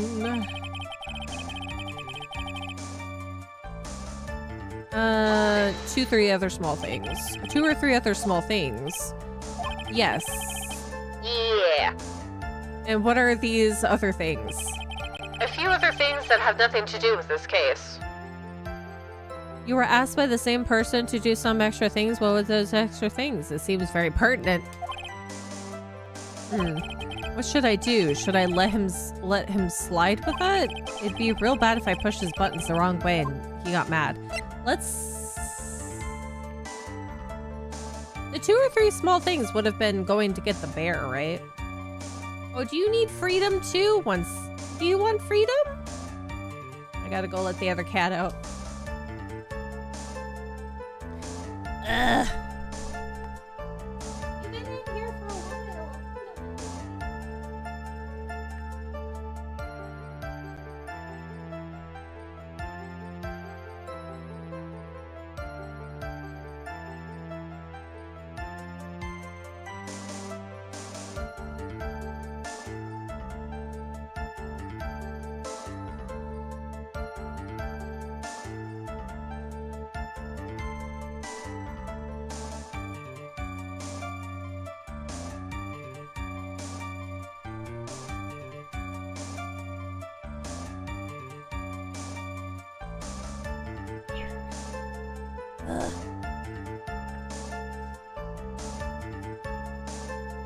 I had to keep climbing in and out of this bed when I've pulled up the desk so far over the top of the bed.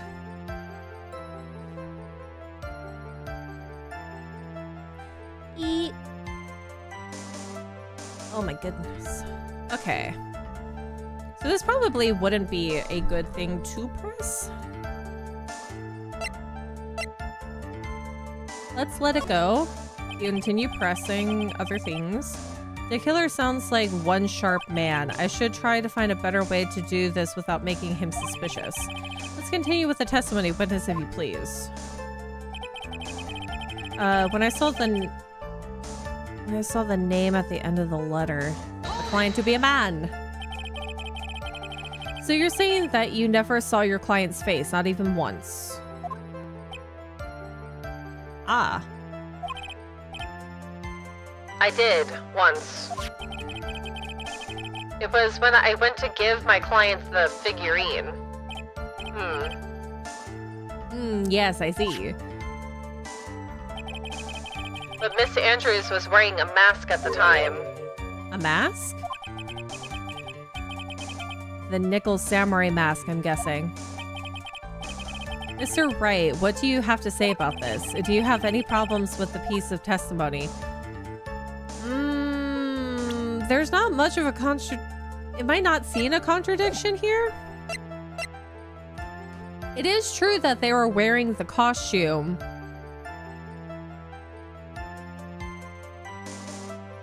Oh my god. Okay, let's say no objections for now. There's more to press. I think I can pull something out of what he said, but it would be real bad if I did something and made him mad over something trivial. There are no problems with the testimony, Your Honor. We've pretty much reached the end of our rope here. Seems like we're still okay to me. And that's exactly what is so bad.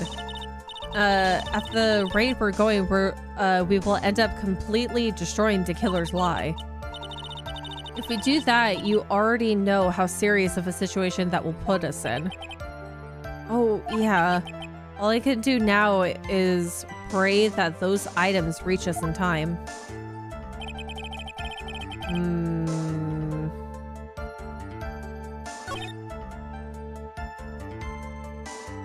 Not sharp enough to know their client is hot. I don't know if we have any reason to believe that they didn't answer the door with it. Okay. What if I press that one again and we see... Oh, whoopsie. Oopsie poopsie, I'm sorry.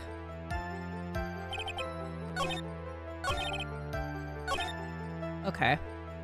Let's press this one, and then we'll press it further. Let's see how that goes.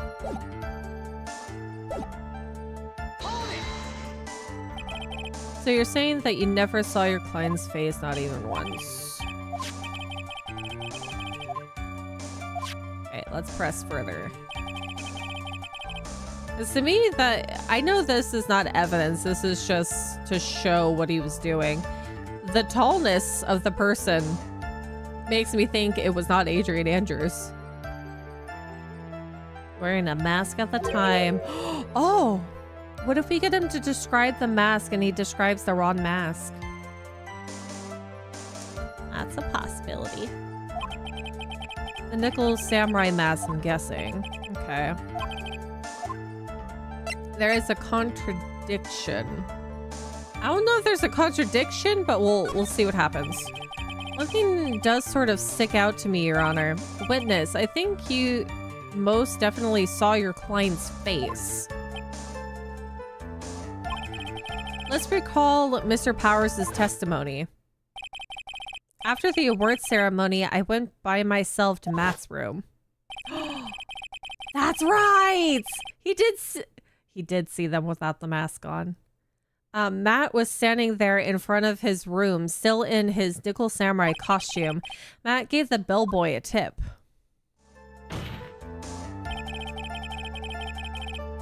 Didn't we establish that it was definitely Adrian on the previous day, though? Different picture, though? Yeah, that one was for proving that she came out of that room. You received quite a large roll of cash from Mr. Ungard. And at that time, he was not wearing his nickel samurai mask. Oh!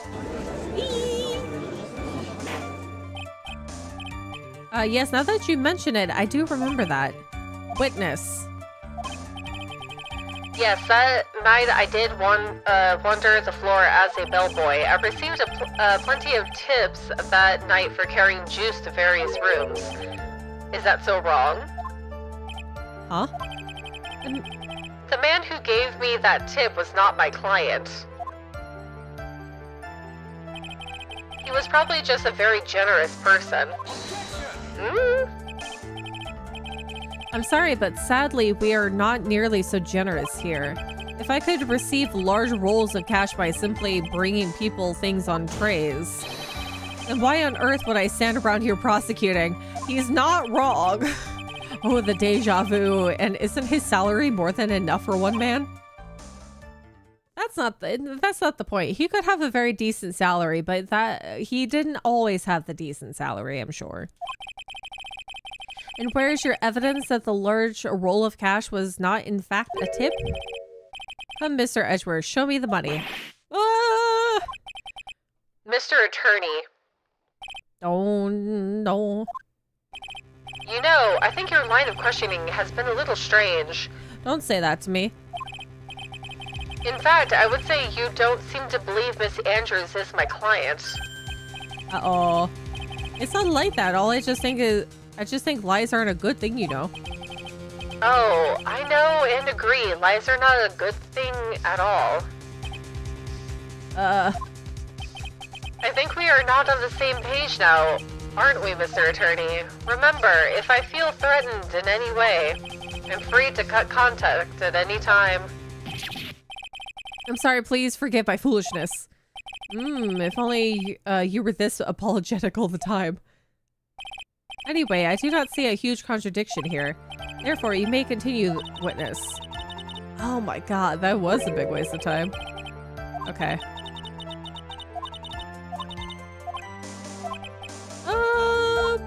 Boo. I'm surprised that didn't take anything off my bar. 2 or 3 small somethings.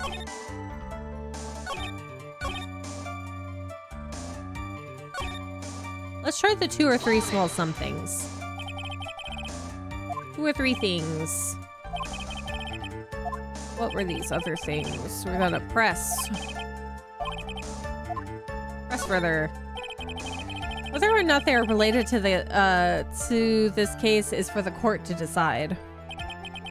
Mr. Attorney. Yeah. Everything I have said from the beginning has been nothing but beneficial to your client, which is why I wonder what is pushing you to continue with this cross-examination. Could it be that you are planning to betray your own client? That is one angry radio. I smell the stench of a backstabber. And you should turn out... And should you turn out to be one? Well, wait. Uh-oh. This is looking real bad. I shouldn't press my luck, alright? I have to think, is this worth pursuing? Oh, I hate these ones.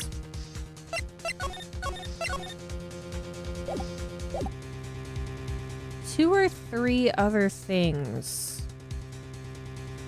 should I press it? Even though he's kind of threatening me at this moment?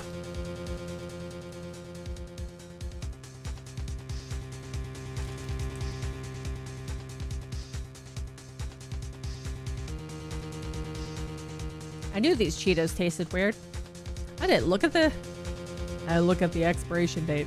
I'm gonna stop eating those.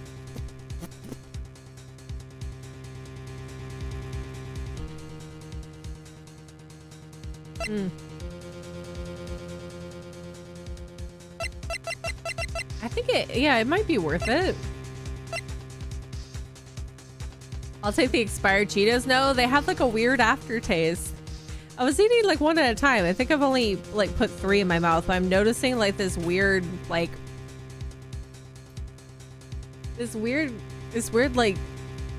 aftertaste that's like clinging to my mouth. I don't like it. I could go for the hot Cheetos that I have right next to me, but I will start sniffling because congested sinuses and spicy food do not mix.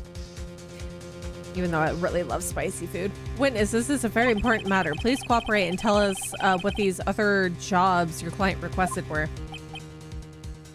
Oh, I didn't betray you. If it's truly that important, I suppose I don't have much of a choice. The bear figurine. The bear figurine? After the assassination of the target, I was to find that figurine. I was told that this job was just as important as the actual killing. And where was that figurine? It was inside Mr. Kreda's suitcase. That's a lie.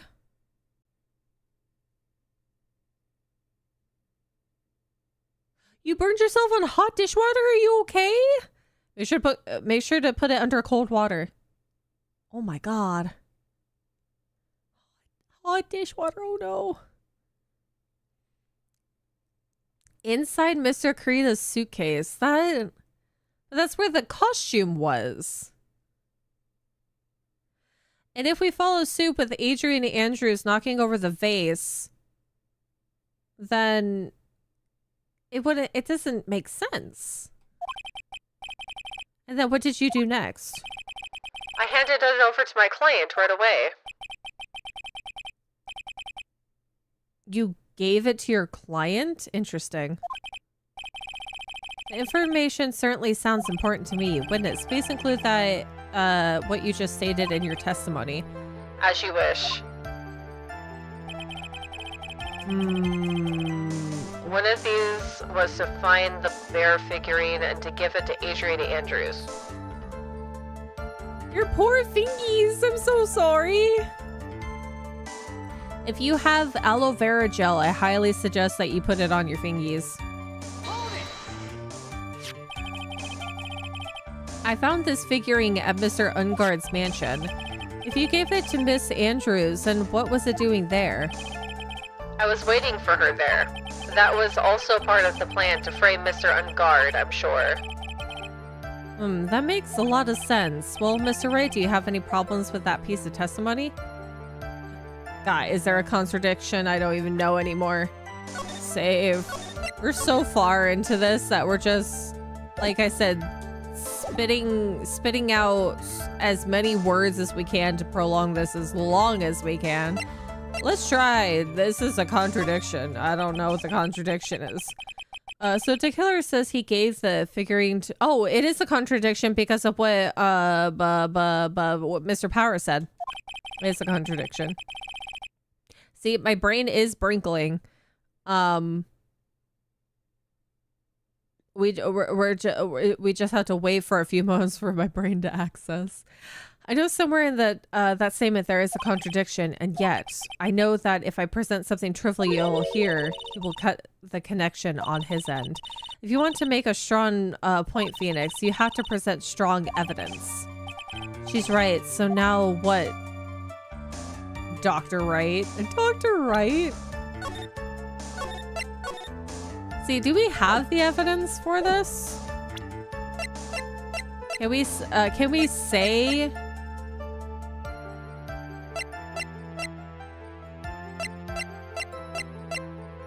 Can we present powers for it?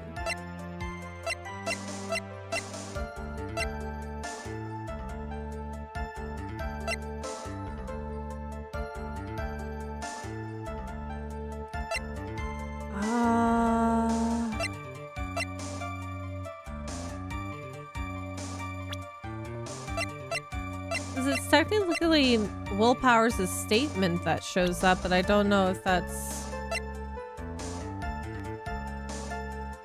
Set the record in the victim's room from 8 p.m. to 1 hour running time of murder.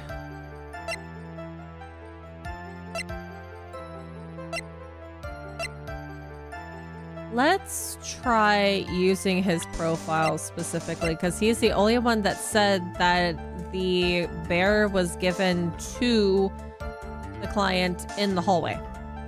Let's try. Present evidence. Witness, let's go over this one more time. You gave Miss Andrews the bear figurine, and she told you to take the bear and wait for her at unguard mansion. Is that correct? Yes, where are you going with this? Well, I think maybe you might have remembered a few things incorrectly. What? Is this bad? This is bad, isn't it? This is a battle of wits. I can't let up on him. I don't think it's possible for Miss Andrews to have been the recipient of this bear. Oh god, wait.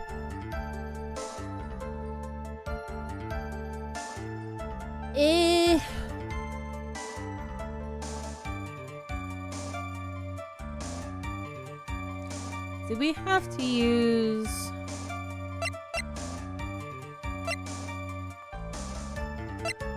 Because we can use profiles. Would presenting powers be good? Would this be helpful for me?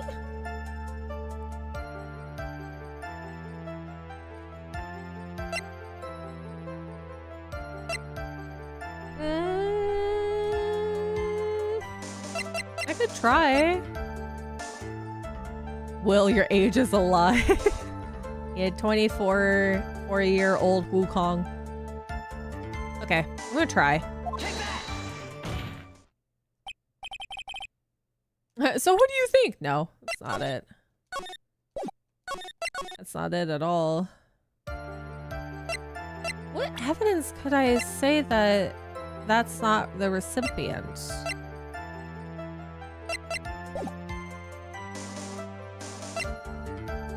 This is the only other thing that I can press now, right?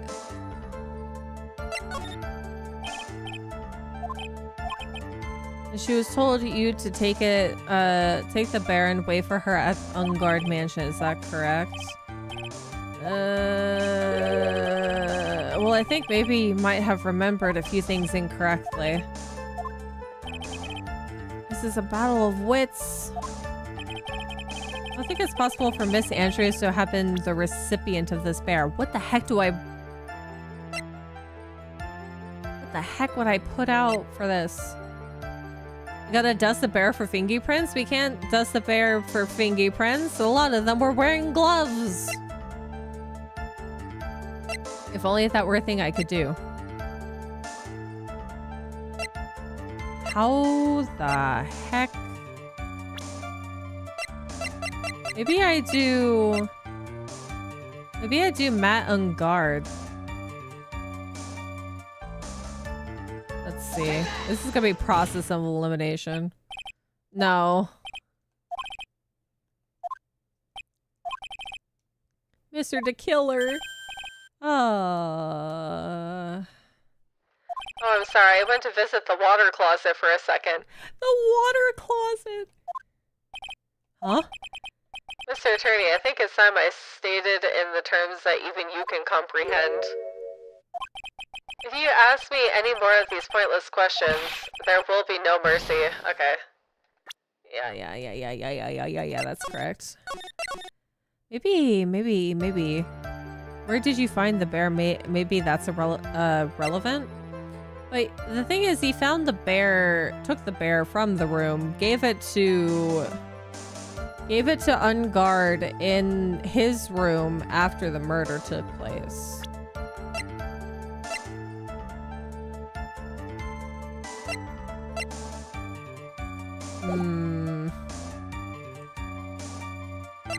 Let's think it over again. It's no use. As long as I can't put my finger on the central problem here, pressing the witness anymore would be extremely dangerous. Here's that Mr. Wright has no problems. Well then, witness, please continue. So what is it?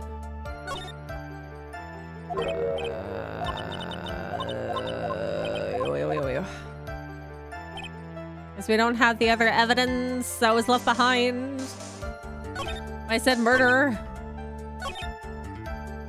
One of these was to find the bear figurine and give it to Adrian Andrews.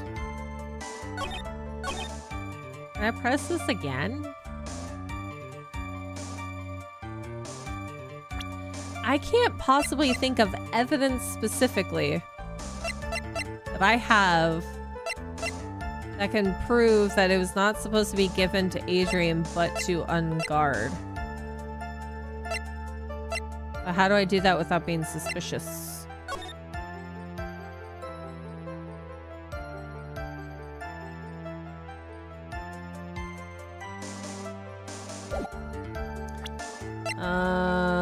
Wait.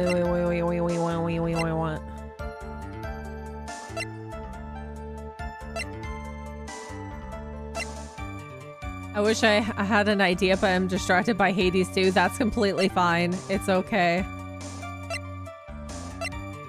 I need to get the Brinkles in line.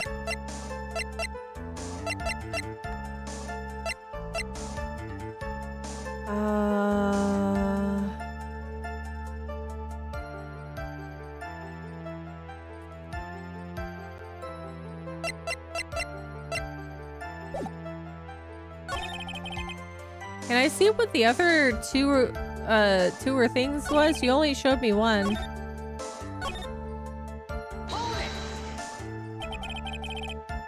We found the bear at Unguard Mansion, but the killer says he told Andrews to meet him there for the bear. Yeah, but how do I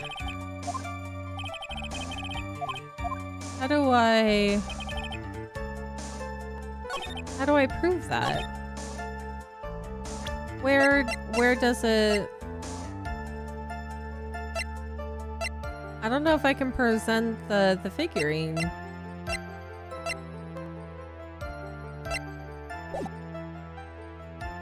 Maybe we can try just presenting the figurine, even though the information doesn't say it on there anymore, because we did find it in the mansion.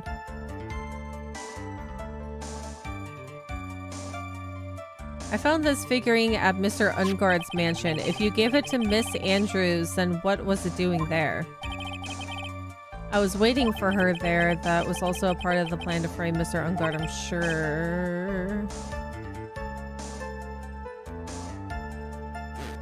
That makes a lot of sense. Well, Mr. Eisen's contradictions in that bit of... He said that maybe it was a part of framing Unguard. What do you see that I'm not seeing? Do you remember what Andrews said? Which, gosh, she made so many statements. Are we talking about the note? That the note was inside of it?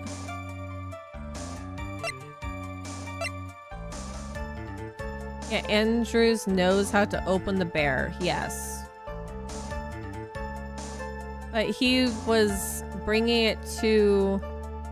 She said if she ever found that note, she would burn it. So do we present evidence for the note, or do we present evidence for the bear of only Karita and Andrews know how to open it?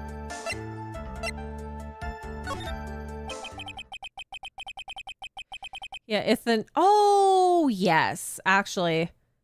If the note was inside the bear and she got it, why didn't she burn it? That's so true. Okay. I had that in my head, but I wasn't putting two and two together. Okay. Present evidence. Give the bear. Present the evidence of the bear. She told you to take the bear and wait for her at Unguard Mansion. Is that correct? Okay. Well, I think maybe you might have remembered a few things incorrectly. So we can present the bear, or we can present the note inside.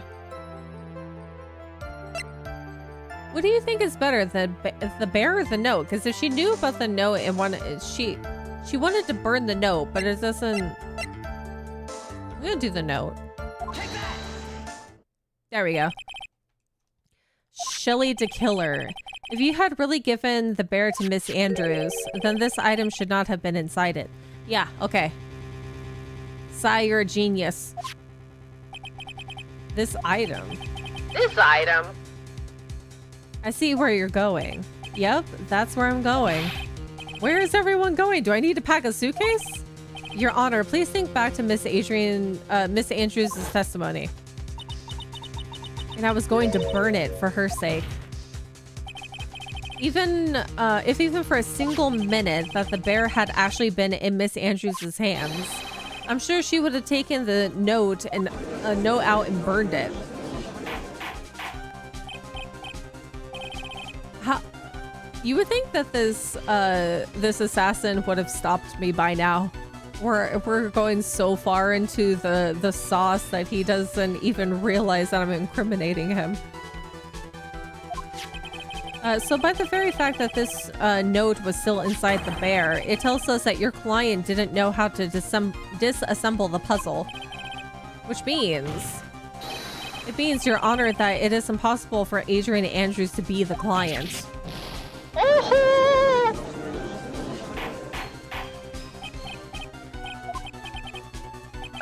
Mr. Phoenix Wright. I'm sure I mentioned this before, how I hate traitors above all else. Oh boy. I think your cross-examination has clearly demonstrated something to me. You must wish to break your end of our agreement. No, that's not it. That's enough. If that is your intention, then there's only one more thing for me to do. Wait, please. Gentlemen, ladies, please excuse me. I have a matter that I must attend to. Hold on now. No, please, not that. Please wait. Mr. Attorney, bring this trial to a speedy end, and I may stay my hand otherwise. Oh, poor Phoenix. What in the... Mr. Wright, are you... Mr. Edgeworth? Yes, Your Honor. I didn't understand this witness's outburst just now. Do you think there is a need to hear more testimony, or is this enough? Well, we should... Edgeworth, we can't do this. If we keep this up, Maya, she'll... Oh! Prosecution, What has come over everyone? Even you are. The prosecution rests. What is going on around here? Prosecution has no further questions, Your Honor. What? Ah! Ah! Well, I never thought I'd see the day. This is a most unusual situation. If the prosecution rests with no further questions, then the prosecution has failed to uphold its stance. Oh! If that's the case, then even though it accidentally pressed A, I must believe that Mr. DeKiller's testimony is accurate. That would mean that Shelly DeKiller's client is Adrian Andrews. Oh, Mr. Wright. Yes, Your Honor. If I end the trial here, right now, then your client, Matt Ungard, would be declared innocent, and in his place, Adrian Andrews would be charged with murder. Miss Andrews would be charged with murder. Oh boy. The prosecution has no further questions, so we will now hear the defense's final remarks. Bailiff, please bring the defendant Matt Ungard to the stand. Ooh. The items from DeKiller's hideout didn't make it in time. We tried as hard as we could, but it looks like our time has run out. I don't know, every time we get this far, there's always... The evidence will always make its way into our hands. I can't believe it. The outcome now lies in your hands.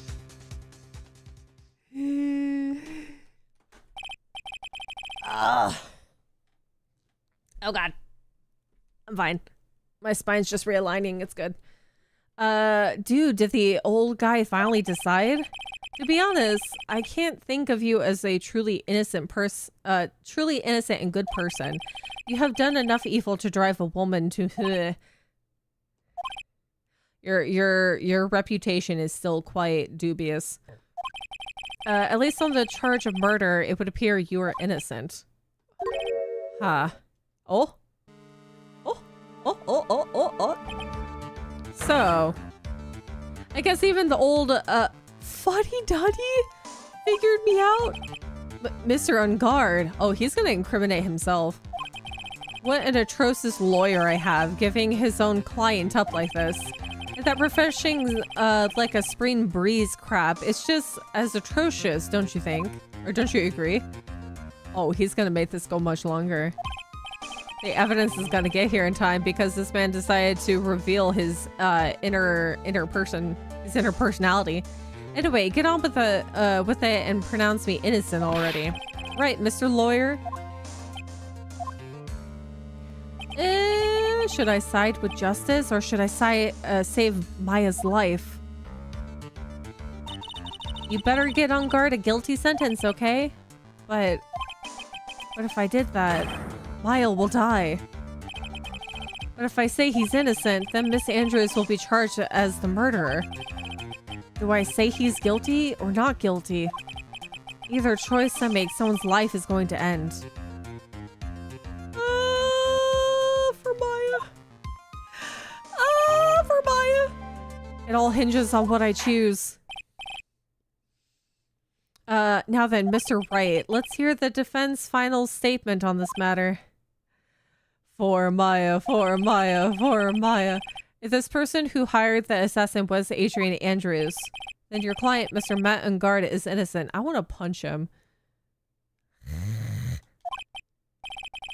There's no need to ask, old man. After all, my lawyer is going to say what I want, aren't you? Right. I can't do this, but I have to decide something. I can't count on the evidence to help me anymore. I have to listen to my heart. My client, Matt Ungard, is... Okay. For Maya. I know Maya won't like this, but for Maya. Declare him guilty. We're gonna do it. What are you waiting for, Mr. Wright? Matt Ungard, your client deserves an answer. Yeah, we're gonna do guilty. Maya is gonna be grateful that that we're doing what she wanted, but we'll see what happens. It'll all be fine. Guilty for Maya. Maya, I'm sorry. Maya said this is what she wanted. Matt Ungard is... There she is! Franziska von Karma. Evidence, please. What are you doing here? You see now, don't you, Mr. Phoenix, right? This is exactly why you should never take your eyes off that scruffy fool. I would agree. Did you bring them the final pieces? Do you have them? You should know better. Oh, you should know better. Von Karma is perfect in every way. The evidence is here in perfect condition. Don't worry about Scruffy. He's fine, and his injuries are minor. I knew he was built like a brick. Oh, he wrapped it in his jacket. All of the items are inside this. What a filthy old coat this is. That's Gumshoes. I can spot his tattered rags anywhere. That's so mean. I apologize for its ugliness, but there was nothing else to wrap the items in. I felt long and hard this whole trial. All for what is inside that raggedy coat. I'm sure that inside the coat lies a crucial piece of evidence. Watch it just be like a wrapper. A candy wrapper. Your Honor, inside that filthy coat are the defense's final pieces of evidence. Your final evidence? Ew. Yay, Gumshoe. I'm so glad he's okay. This trial is already over. All that remains is for me to hand down my verdict. I do not believe that any evidence presented now would change the outcome of this trial. What? Oh. Your Honor, it is our duty to examine every piece of evidence down to the last. I request that Miss Von Karma be allowed to present these pieces of evidence. I suppose you are right, Mr. Edgeworth. I grant permission to do so. Why do you just... You always take his side. Why can't... I was objecting here. Come on.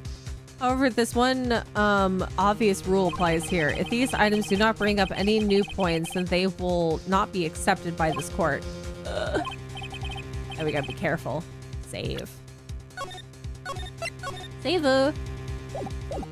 Now, Miss Von Karma, if you please. These pieces of evidence are items left by the killer during his escape from the police. He must have been in quite a rush. Yes, Your Honor, the killer left 3 pieces of evidence.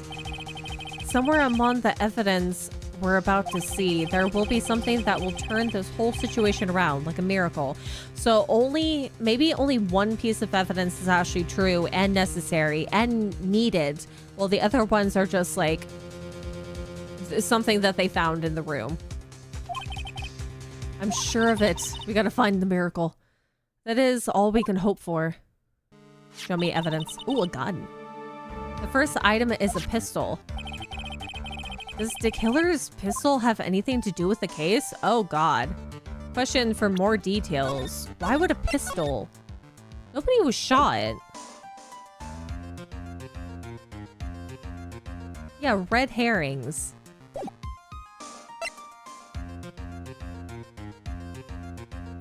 A pistol. Nobody has been shot this entire time. Not even Maya's been shot. There has been no use of a gun whatsoever. I don't think there's details needed about the pistol.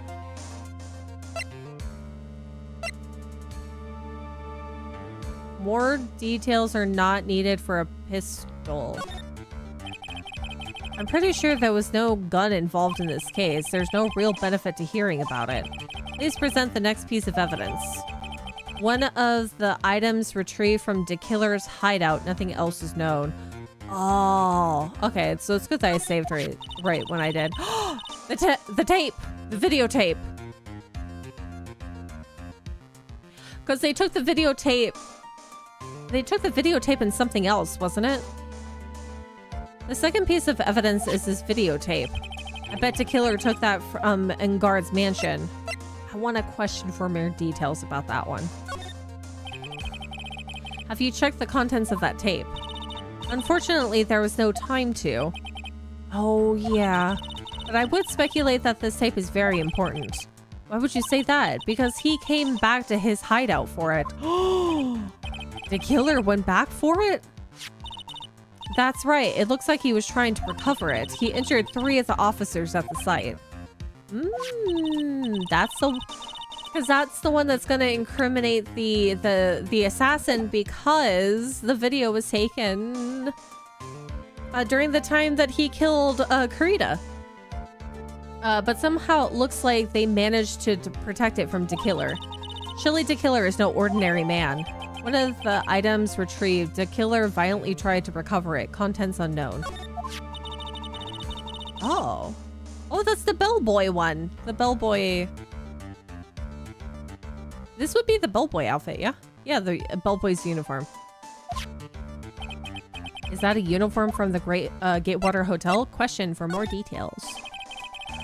Was that used during the crime? I'm almost certain it was. There's even a pair of black leather gloves in one of the pockets. Ooh! There's no doubt about it. The killer was wearing this on the night of the murder. There is one thing I found interesting about this uniform. And what is that?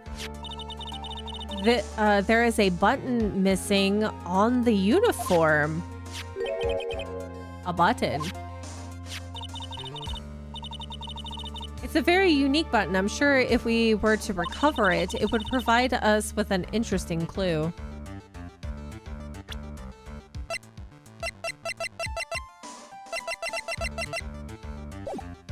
Similar in shape. Worn by the killer on the night of the murder. One of its special buttons is missing. That is all I have to present, Your Honor. It's just as I thought. And what is that, Your Honor? I'm sure were we under normal circumstances, these items from Shelley the Killer's hideout would be very important clues. However, our question is not who did the killing. It is who is the client. Yes, that is correct. And these 3 items do not tell us anything about that. Oh, God. Thank you for your hard work, Miss Von Karma. You may step down now. How do I? Wait, Your Honor. Please allow me to examine this new evidence. Overruled. This court already has all the evidence it needs to hand down a verdict. Wonderful. Absolutely splendid. This judge is a brilliant man, isn't he? Is this the end? Phoenix. I knew it. There's no such thing as a miracle in this world, is there? I think you're wrong. I think they do exist. But you have to make that miracle happen. You come this far, you can't give up now. Yeah, he is whispering and she's replying to said whispers. But no matter how you think about it, it's try for my sake. Just think about it for a second. There are 2 ways out of this situation for us. 2? The first. Make unguard wish from the bottom of his soul for a guilty verdict. Huh?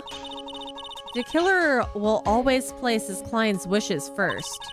If unguard himself wishes to be convicted, then he will let his hostage go. That may be true, but that's asking me to do the impossible. The second way, force the killer to end his contract with unguard. Oh, I can do that with the I could do that with the videotape. If the killer were to no longer think of unguard as his client, then he would let Maya go. Mia, that's even more impossible. No, we can do that. You could have 2 endings? Oh, that's cool. I know both of these seem like impossible feats. I can get the... I don't know how to get the other one. I saved over it already? So are you telling... What do you mean that I saved over it? Was it before...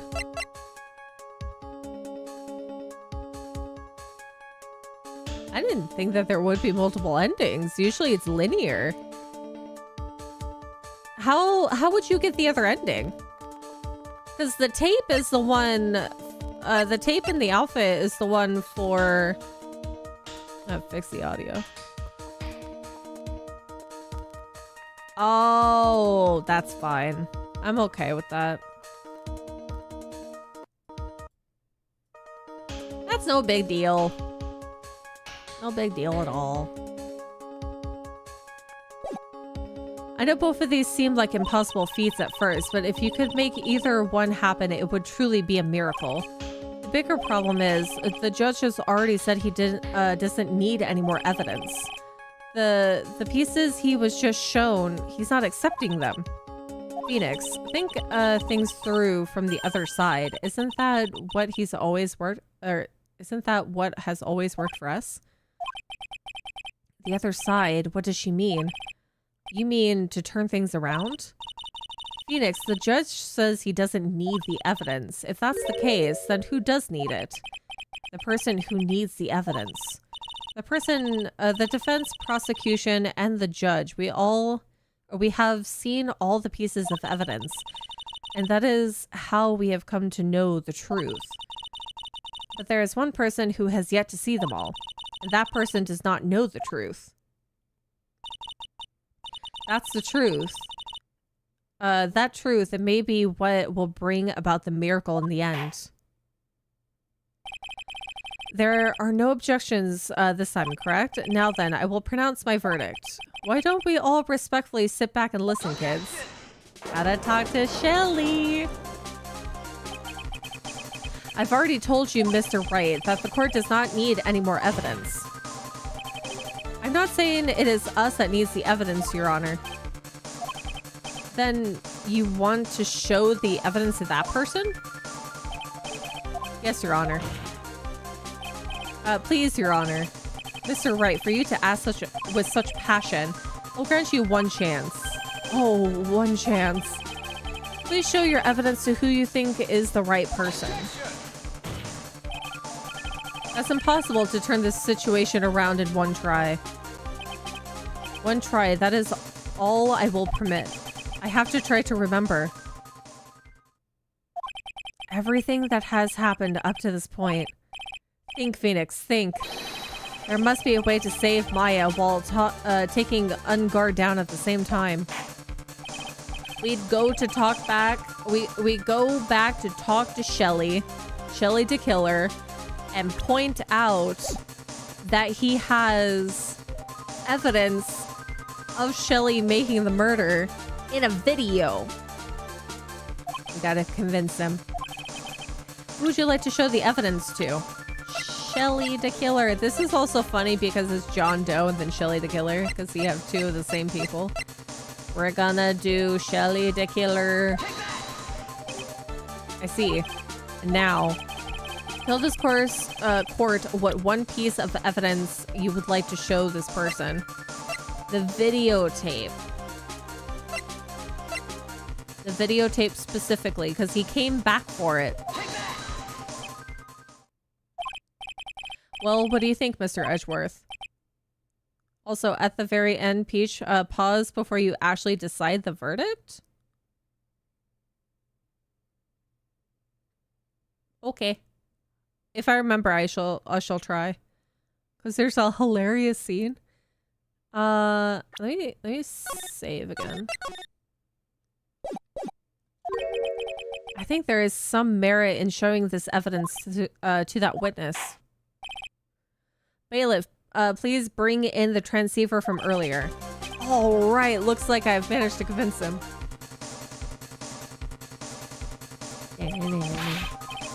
Maya, she's okay, right? Didn't I tell you to concern yourself with bringing about a speedy end to this trial? Now, if I understand correctly, you wish to show me one piece of evidence. Yes, one is all I need. I have here a videotape. It was found at your hideout. I heard you injured 3 officers in your attempt to get this back. That was most regrettable. However, it was an order from my client. I was told to protect that videotape. Ooh. I thought so. I'm afraid it seemed to have failed in that regard. Do you know the contents of this tape? I was certainly told by my client to not watch it, so I have absolutely no idea. Aha. Actually, you were on this tape. Me? There. There was a video camera hidden at the crime scene. Your actions were being recorded. What?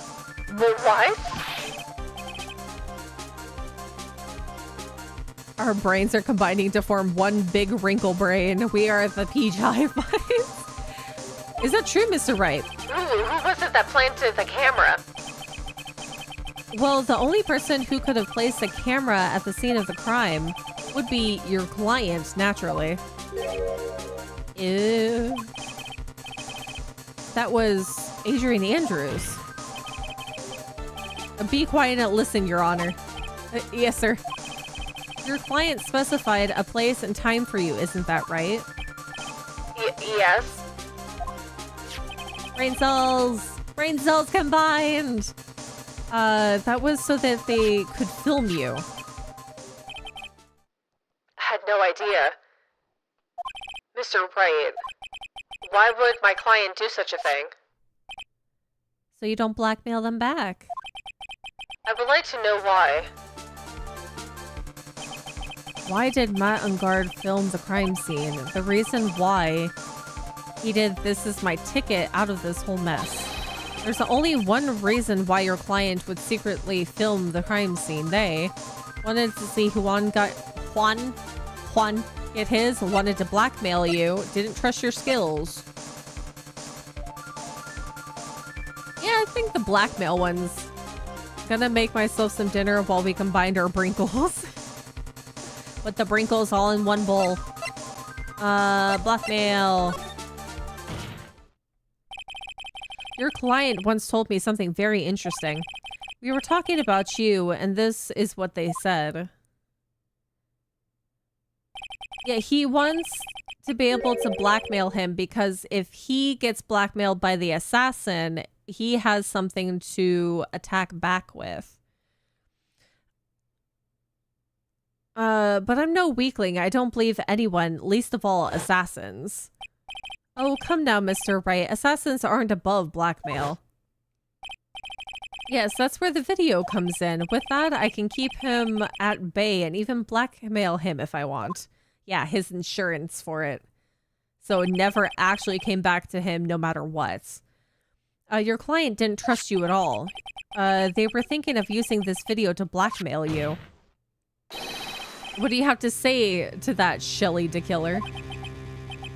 Oh, look at that oil. Oh,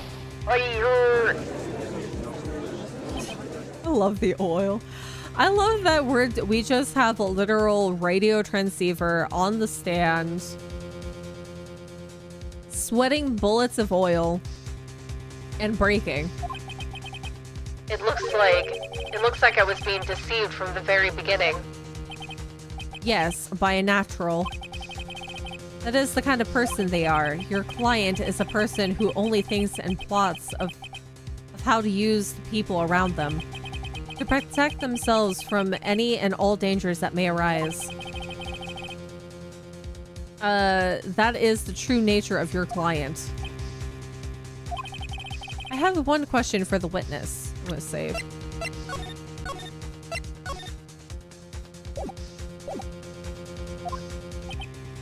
Yes. You told us one thing numerous times during your testimony. You said that you detest traitors most of all. Yes, that's right. Well, what if that traitor was your own client? What would you do then? Throw them under the bus.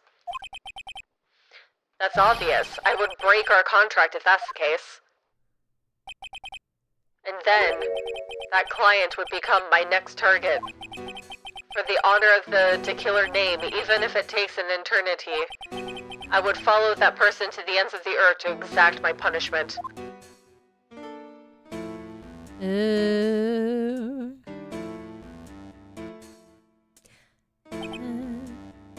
I see. That's all I wanted to know. So the traitor becomes the killer's next target. Ah, I get it. This is how we'll turn this case around. You're so silly. Mr. Wright. Yes. My contract with my client is over, as of now. I seem to have a new job on my hands. I will now return to you your precious item. What the? I'm not an item! Maya. On guard, on guard, on guard. Maya, I thought I'd never see you again. Oh, thank goodness.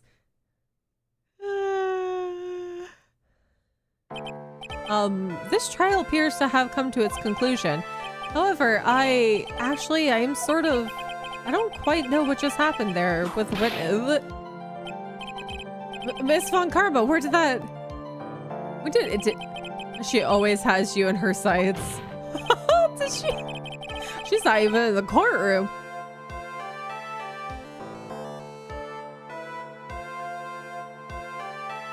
Oh. Now I do believe it's time to finally hand down a verdict. Look at this sweaty man. Mr. Unguard. So, save right here. What is this? Mr. Unguard, it looks like somehow you got what you wanted. You will finally receive the acquittal you wanted so badly. You should be happy. Yeah, because now you're on his hit list. But before that, I would like to make one final statement. Sometime in the near future, one very betrayed assassin may appear before you. Ah. Needless to say, that man is very good at what he does. I'm sure you would understand what I mean if you watched this video. Help me. Aw, there's no such thing as help in this situation. Now then, Your Honor, the verdict, if you please. Is that all right with you, Mr. Wright? Mm-hmm. We have finally reached the end of a very long battle. Whether he's convicted or acquitted, there is no escape for him now. Go on, Phoenix. Lead whichever way your heart tells you. We can still choose at this point? Give him what he wants, the innocent verdict? Right, Chief. Plead guilty, plead not guilty. So I can say that he's not guilty and something will happen? Even when he's totally guilty, Phoenix gets a not guilty. He's a pro. Oh yes, give it to him. Give him not guilty? Not guilty? Okay. I saved beforehand. Let's see what happens.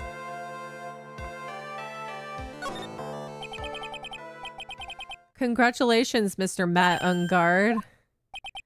Please make sure to savor every moment of what little time you have left, Your Honor. As always, the defense pleads not guilty. Very well, this court finds the defendant Matt Ungard. Hold it. Oh? Oh. Please wait. What's the matter? If I get a not guilty, I'll be killed. I am. Oh! Oh! Oh my god! Oh, maybe he gave that to himself. That's not by shoe. It's by him. As always, it looks like we have uncovered the real truth. I don't remember you helping out much in this.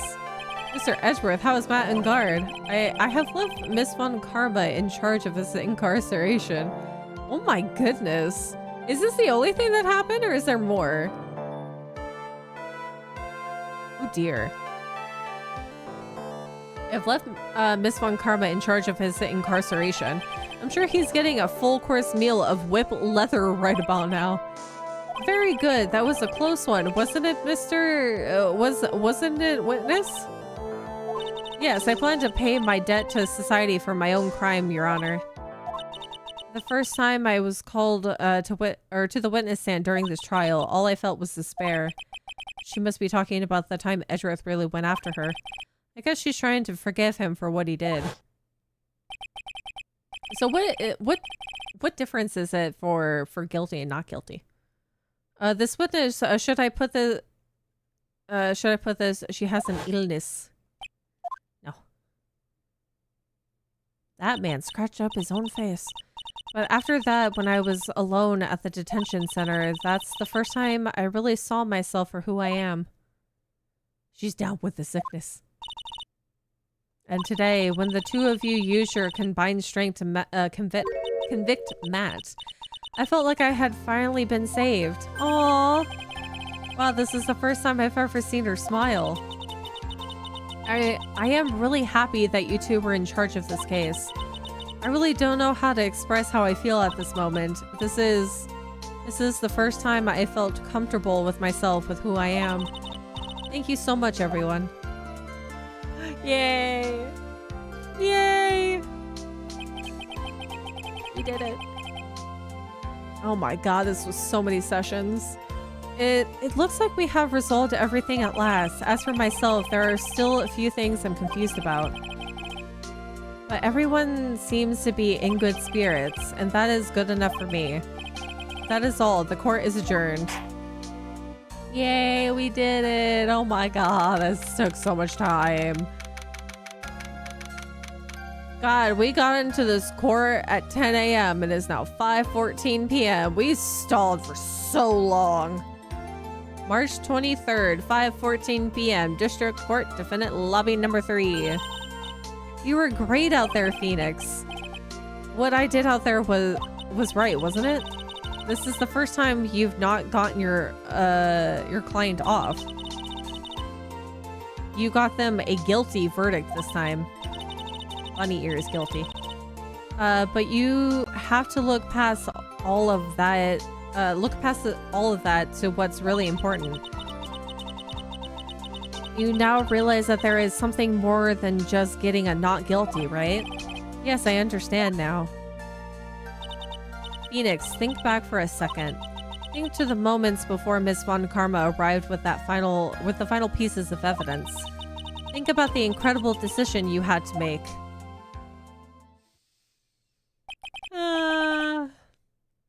Now then, Mr. Wright, let's hear the defense's final statement on this matter.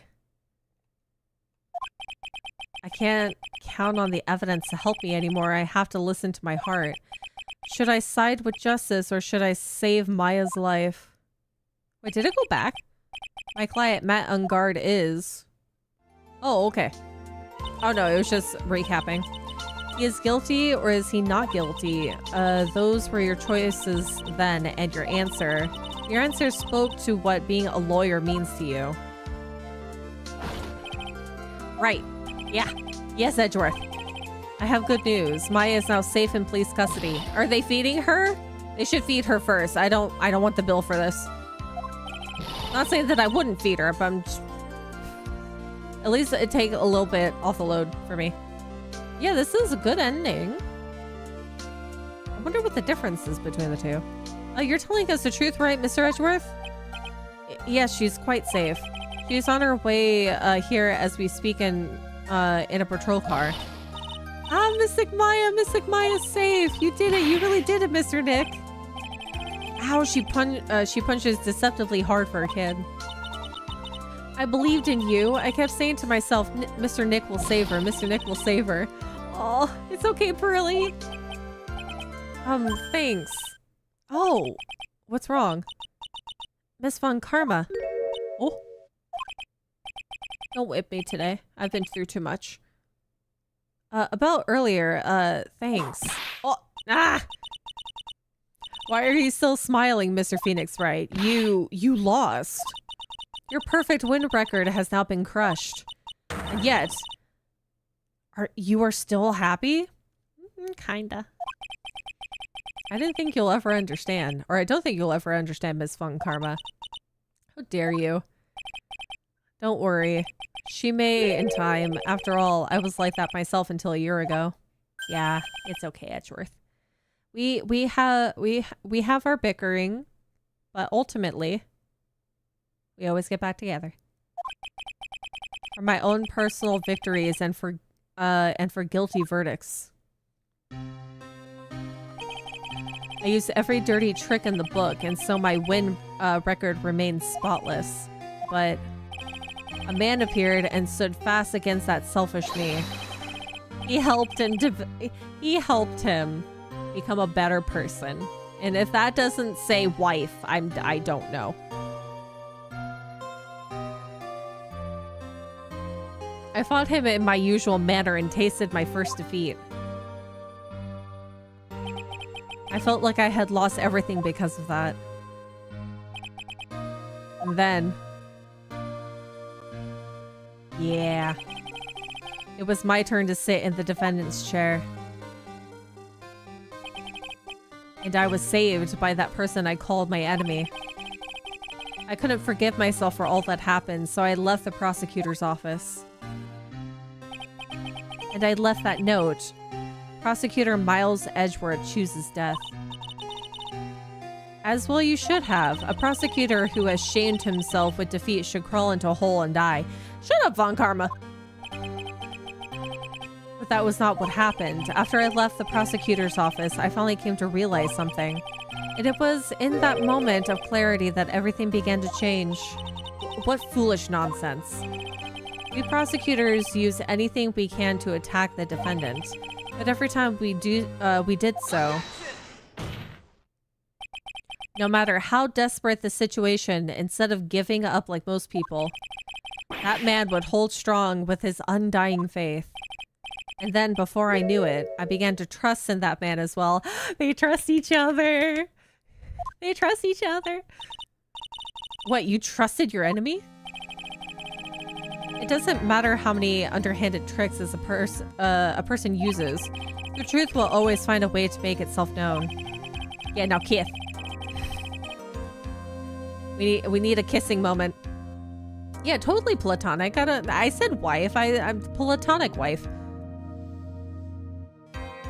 The only thing we can do is to fight with the knowledge we hold in everything we have, erasing the paradoxes one by one. It's never easy. We claw and scratch for every inch.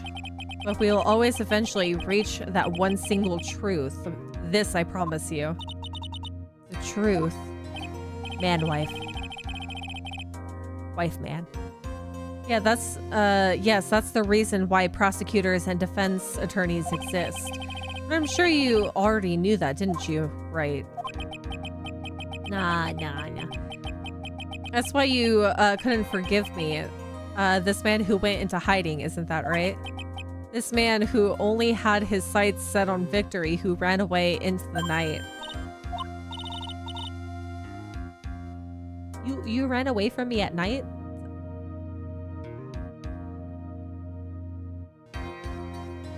Is Mr. Edgeworth right, Mr. Nick? Oh, out of context, this out of context, this can be taken a little differently. You really let me down when you disappeared. I felt betrayed. In what way?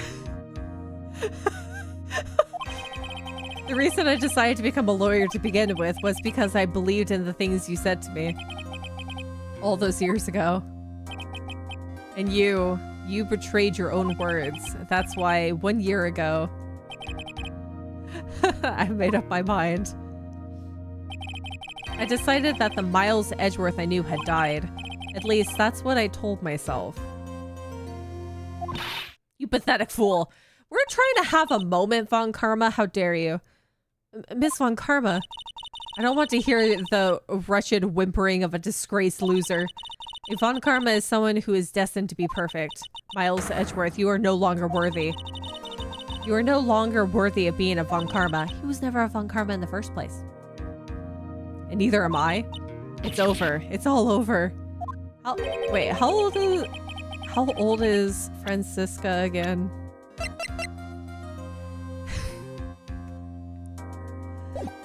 She'll be fine. She's going through some teen stages. She'll be okay. Francisca threw something on the ground just now. Oh, it's our GPS for our scruffy detective. This is an electromagnetic receiver. Isn't that the thing she used to track Detective Gumshoe? I'll return this to the precinct later. There's something else. She left her whip behind. Her entire personality. Isn't that Miss Von Karma's whip? I'll never set foot in another courtroom again. I'm sure that's what she's saying by this action. I don't know about that. You should keep this, right? I don't want to keep a whip. Nick. Maya. My baby. Maya, let's go get ramen. It's time for ramen. Mystic Maya. Mystic Maya. She's home. She's back. Yes. My baby is home. My baby is here. Oh, Nick, I knew you'd come through. You got unguard convicted like I knew you would. And on top of that, you even rescued me. Well, of course I did. You know I would never desert you. But we sure press our luck this trial. You're really lucky to be standing here. Whatever, look, it's over, okay? Besides, if I did croak, I would just come back and haunt you like a bad ghost through Pearly. Don't do that. Pearly needs her own life, not living a good quarter of it as Mia and Maya. Hello. Hello. It really, is it really that easy to do something like that? I mean, if anyone could do that, it'd be Maya. Thanks a lot, Nick. Don't mention it. Now it's time for food. I want food. I've been going for 6.5 hours. I want food. Maya. Oh, Mr. Edgeworth. I'm relieved you're all right. Hey, it looks like you've made some real progress, Mr. Edgeworth. Well, I suppose I'm a little different from who I was a year ago. Heh. It's food time. Food time. All right. I think it's time we got out of this depressing place. Oh, where are we going? Food, Nick. Food. Grub. Chow. I'm starved. I'm so hungry. Even you look nice, like a nice juicy burger on a bun to me, Nick.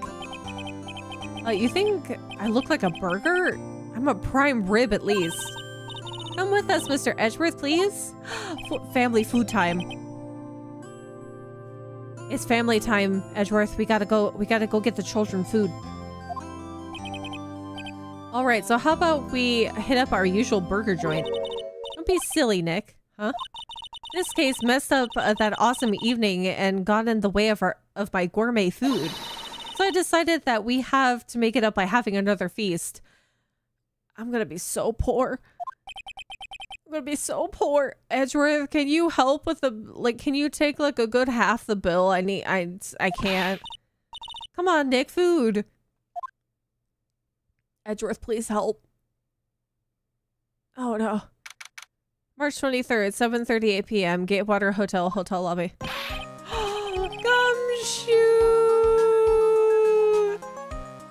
Oh my god, you said you were only a little injured. Is your head okay? Did you get a concussion? Hey pal, sorry to keep you guys waiting. If anything, I'm willing to feed Gumshoe. Gumshoe, are you alright? Yeah, but I'm really embarrassed. I didn't think I would hit a telephone pole of all things. A telephone pole? Then it wasn't a red light that got him? You did it again, city boy. Oh my god, everyone's here. I'm gonna be so poor. They're all gonna want food. I felt like my dear old heart was gonna give out on me, and I ain't joking. Yeah, it was more exciting than the last episode of the Steel Samurai. Oh my god, this is the worst. Powers is poor. Lotta is probably poor. Gumshoe's definitely poor. And I'm poor. The only one who's probably not poor in this room is Edgeworth. Oh no. Now looky here, Mr. Snooty Prosecutor. Don't you reckon you bullied Mr. Wright too hard? If you don't start being a lot nicer to him, he might just kick it. Tonight even. Don't say that. I'll keep that in mind. Well, come on now. Everyone gather around. Y'all are gonna get your picture taken by a genuine professional photographer. Looks like Lotta bought herself a new camera. Where'd you get the money? Where'd you get the money, Lotta? Well, pal, at least we can put this messy case behind us now. Come on, tonight's about eating, so let's go chow down, pal. Amen to that, pal. Amen. You know, when you think about it, you're the one who saved the day, detective. Me? You really think so? Yeah, you getting the evidence to us. He's right. If it wasn't for the 3 items you took, I think this trial would have had a very different ending. Well, you know, it's... Gumshoe. Oh, wait. That's odd. When I ran off with the things from the killer's hideout, I was sure I took 4 things in total, sir. 4? Did Von Karma steal a piece of evidence? What? 4? Yeah, I'm sure I put one of the items in my coat pocket. There was a 4th item. Oh, come on, y'all. It's over. But who, boy, I tell you, you really are something else. What was the 4th piece of evidence? Between getting accused of murder and getting kidnapped. Never a dull moment with you, huh? What was the 4th piece of evidence? Why does she look so happy about that? But being shut away for 2 whole days, weren't you scared? Yeah, it was really scary. I felt so hopeless, but so to keep my mind off things, I drew a picture. A picture? That sounds like you had it. Where did you draw a picture? How did you have the means to draw a picture? Want to see Mystic Maya's picture? You know, I don't know where it went. Hold on. Was that the fourth piece of evidence? Well, it's alright. It wasn't anything important anyway. It sure is nice to finally see them both smiling again. Oh, it's their transceiver. Beep, beep, beep, beep. What is it, Edgeworth? This thing is picking something up. What? Huh? Ah, that's Miss Von Karma's receiver. Thanks to her, I had the most awful experience of my life, sir. I can't believe she stuck a tracking device on me. Wait, why, huh? That's odd, even though you're standing right here. The tracking device seems to be in a different location. What? Oh, it's probably busted or something, sir. No, I don't think so. Well, it doesn't matter. Oh, no, it very much matters. I want to know. I'm afraid it's about time for me to excuse myself. No, sir, I need help. Can you leave your wallet behind? I promise I will only use it for like 40% of the bill. I still have some work to do. But no, we're also supposed to have quality time, Edgeworth. I need help with the bill, Edgeworth. But Mr. Edgeworth, you haven't even eaten anything yet. And you've eaten way too much, you glutton. I had fun tonight. Now if you'll excuse me. He's gonna go do something by himself, isn't he? Wait, what? I just want to say thanks, Edgeworth. You really saved me out there. If anyone should be saying thanks, it should be me, right? I feel like words alone aren't enough here. You should kiss about it. I wonder if there's anything I can give him to express how I feel. You should kiss about it. The heck can I give him?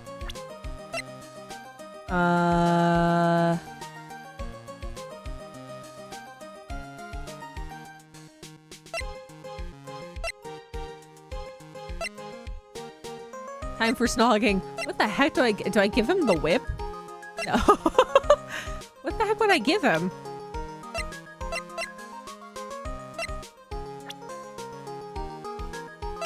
Give him the whip?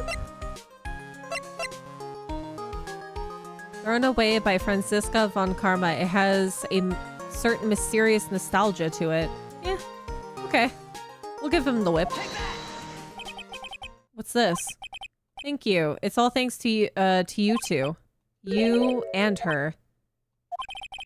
You don't need to thank me. I was only doing my job.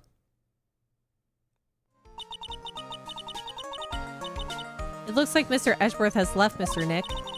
Hey, Mystic Maya? Oh, that's a nice way to thank Von Karma, too, even though she's a complete butthole. Yes, Pearly? I guess you two can go back to being lovey-dovey, right? What? Who? You and Mr. Nick, I mean. Absolutely not. I am married happily to a very passive-aggressive lover. Pearly, would you cut it out already? You're embarrassing me. Anyway, so who's paying for this lovely dinner party? I love how you bring up this question. As if you need to ask. Everyone say thank you to Nick! Thanks! Yeah, I'm kinda at the point where I can't even buy instant noodles, pal. I'm gonna get stuck in the kitchen washing dishes because I don't have enough money to feed you all gluttonous, bottomless stomachs. So I kind of already put your name on the bill. How dare you? Huh? Yeah, I got me a situation just like that myself. There's this camera shop in this hotel, you see. And I just bought myself this good old beauty here. It'd be better be anyhow for $3,000.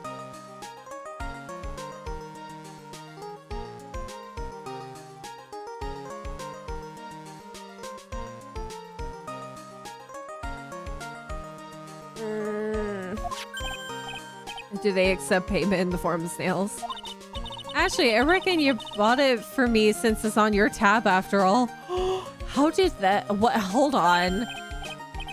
Wait a second. You just bought a $3,000 camera under my name?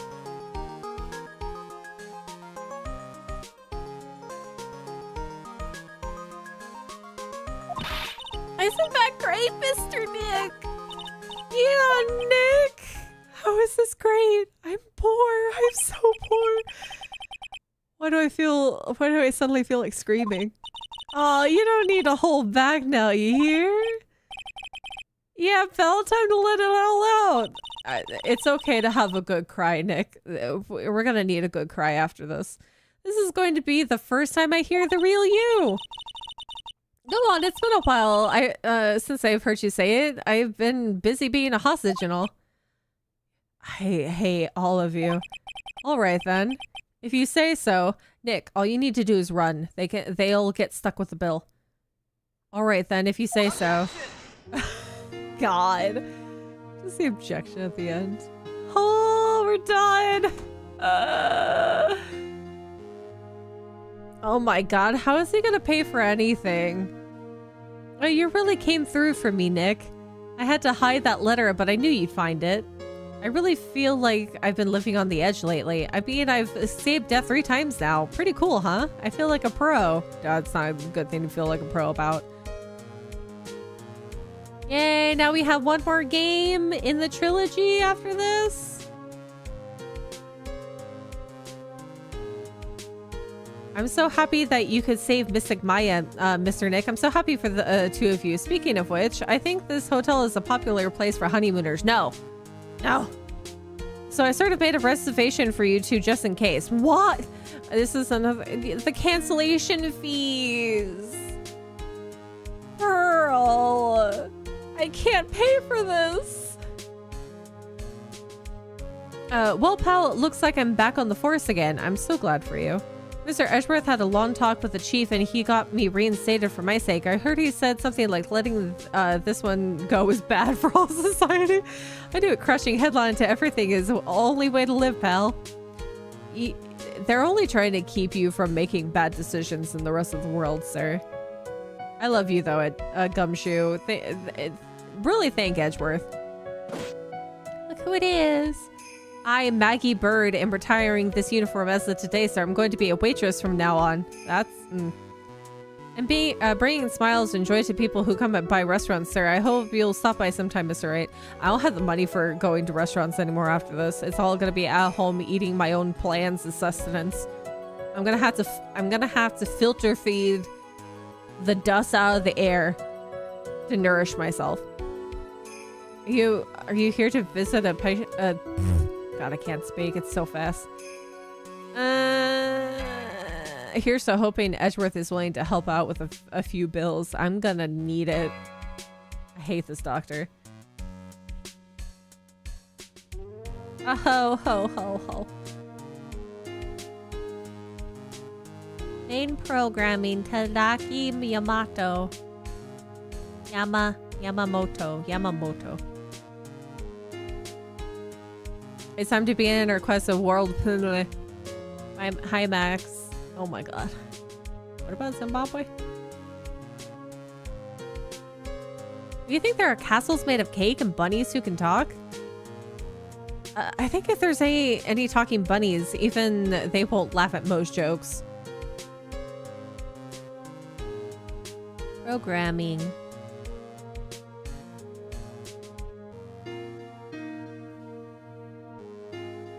I'm ready. There's no way these jokes are gonna fall on deaf ears. I'm going to be more contemporary with my human. Mo Curls represents. We've got our new act all worked out. Prepare for the Hallelujah chorus. Say something, will you? You're supposed to start this off. Get on with it. That poor man. I can't believe we're at the end finally after how long that I put this game off. What's this dread? It's just an ordinary electric razor recharging stand. I can't believe this. This is really... How long did they plan on making me do this? Oh, she's been doing this the entire time. They kept her distracted. Good job, Edgeworth. But why do I get the feeling that they wouldn't forget about me, would they? How it was never like this in the old days. Everyone thought the world of me. They used to call me Queen Wendy and treat me like royalty. Ah, Wendy.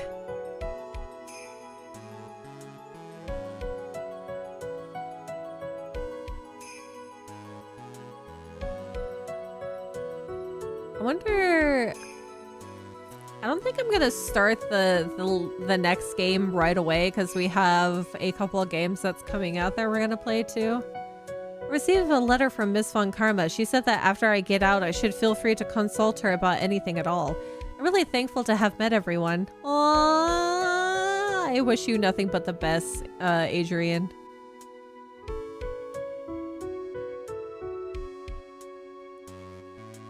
The killer. It has become difficult for me in this country as of late. As such, I will take a short leave of absence. If you would like to request my services, please be sure to visit my homepage. We'd be both blessed with longevity. This man made a website for his for his assassinations. Oh my goodness. Oh. March 23rd, 9:42 p.m. International Departures Gate 12. Oh?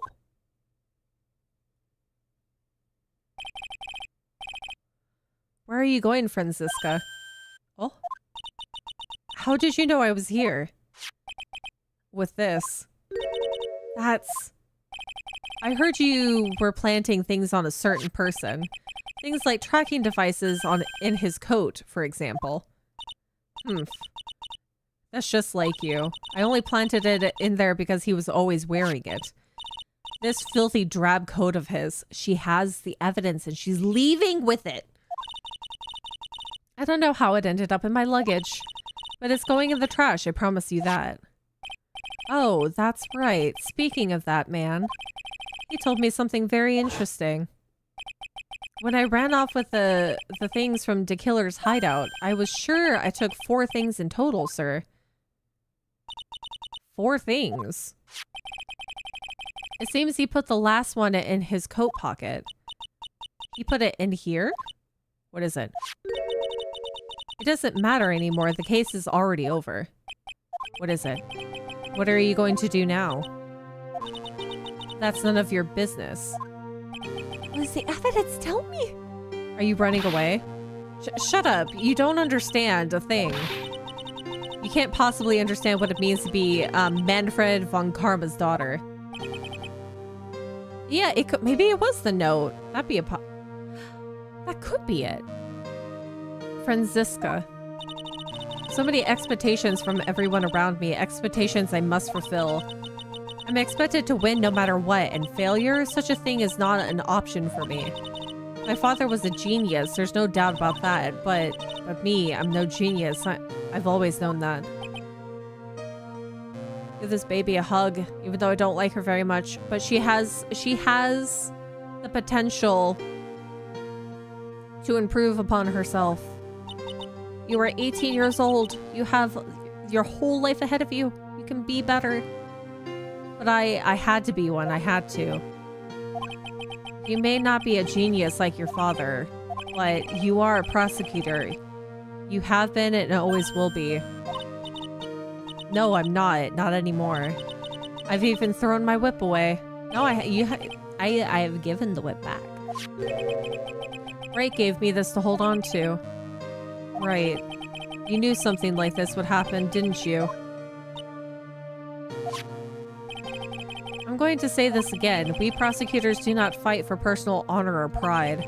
I hope you will think deeply about what you should be striking down with that whip. You haven't changed a bit. You've always left me alone and walked on ahead without me. Miles Edgeworth. I've always hated you. And then, finally, my chance to take my revenge on you arrived. If I could win against that man, if I could make Phoenix Wright bow down in defeat, then this girl you left behind would have risen higher than you. That was supposed to be my revenge. I see.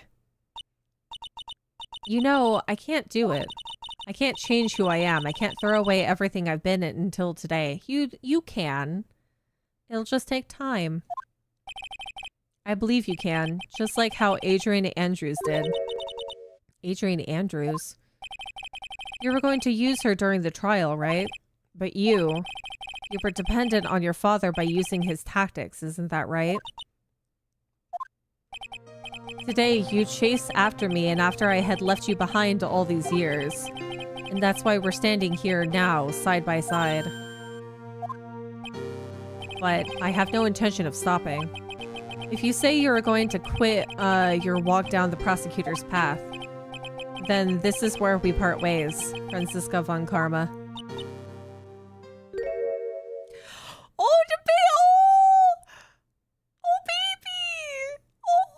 Oh my goodness! Oh, I am Franziska von Karma. Don't think I'm going to walk in your shadow forever. Our battle begins now, so you better prepare yourself, Miles Edgeworth. Oh my goodness, she's finally showing her age.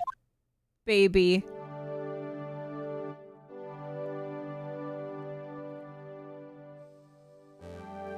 Oh my goodness.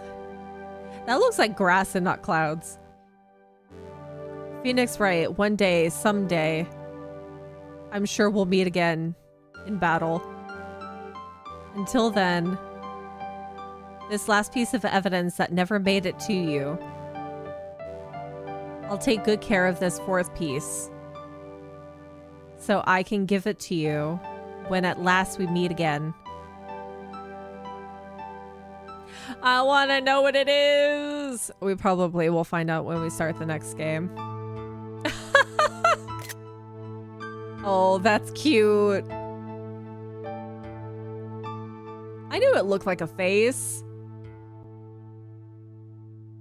Oh, that's awesome. Is that that's the picture that she drew on the card? Oh my goodness.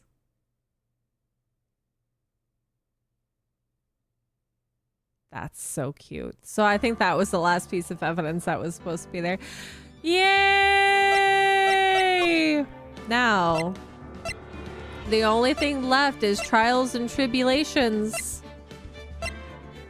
Oh my goodness. God, how long is trials and tribulations? Let's find out.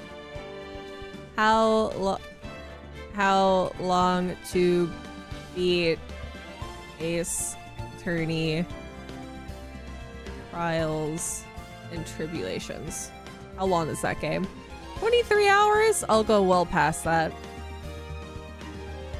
Main and extras completionist is 25 hours. All playstyles 23 hours. So probably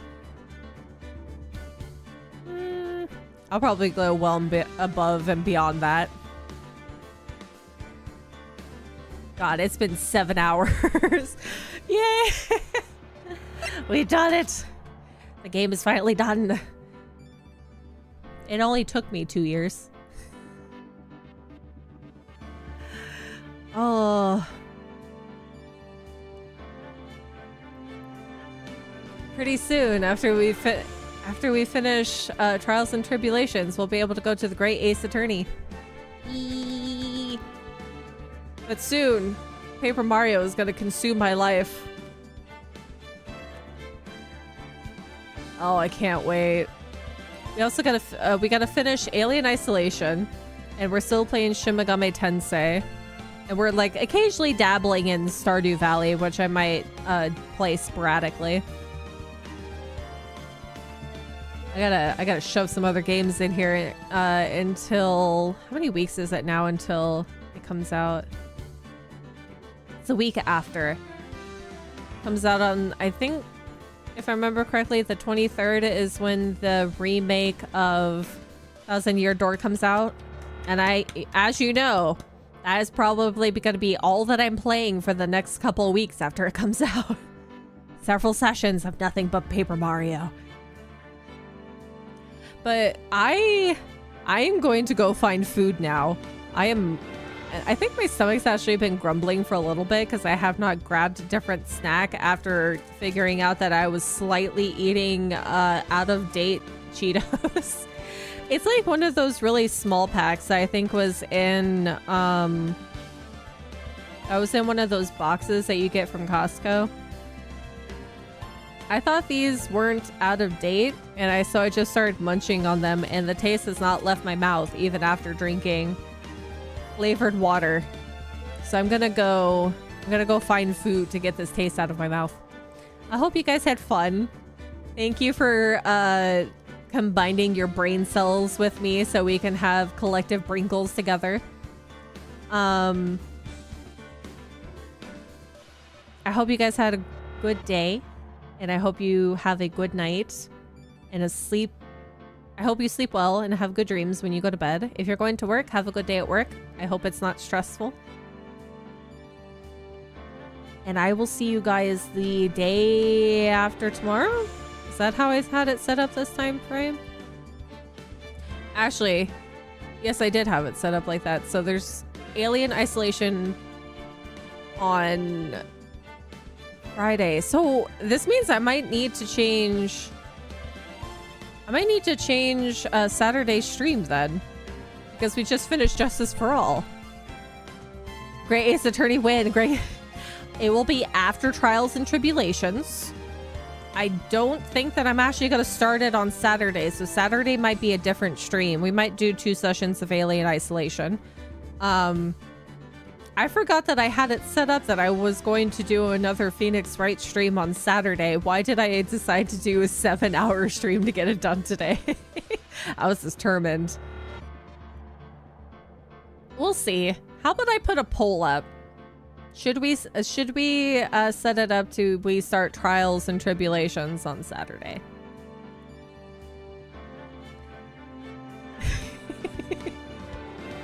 But anyway, I'll see you guys the day after tomorrow for Alien Isolation. I'll probably set up a poll later on after I find some food about whether or not we want to continue playing Ace Attorney, because I know you guys have fun with it.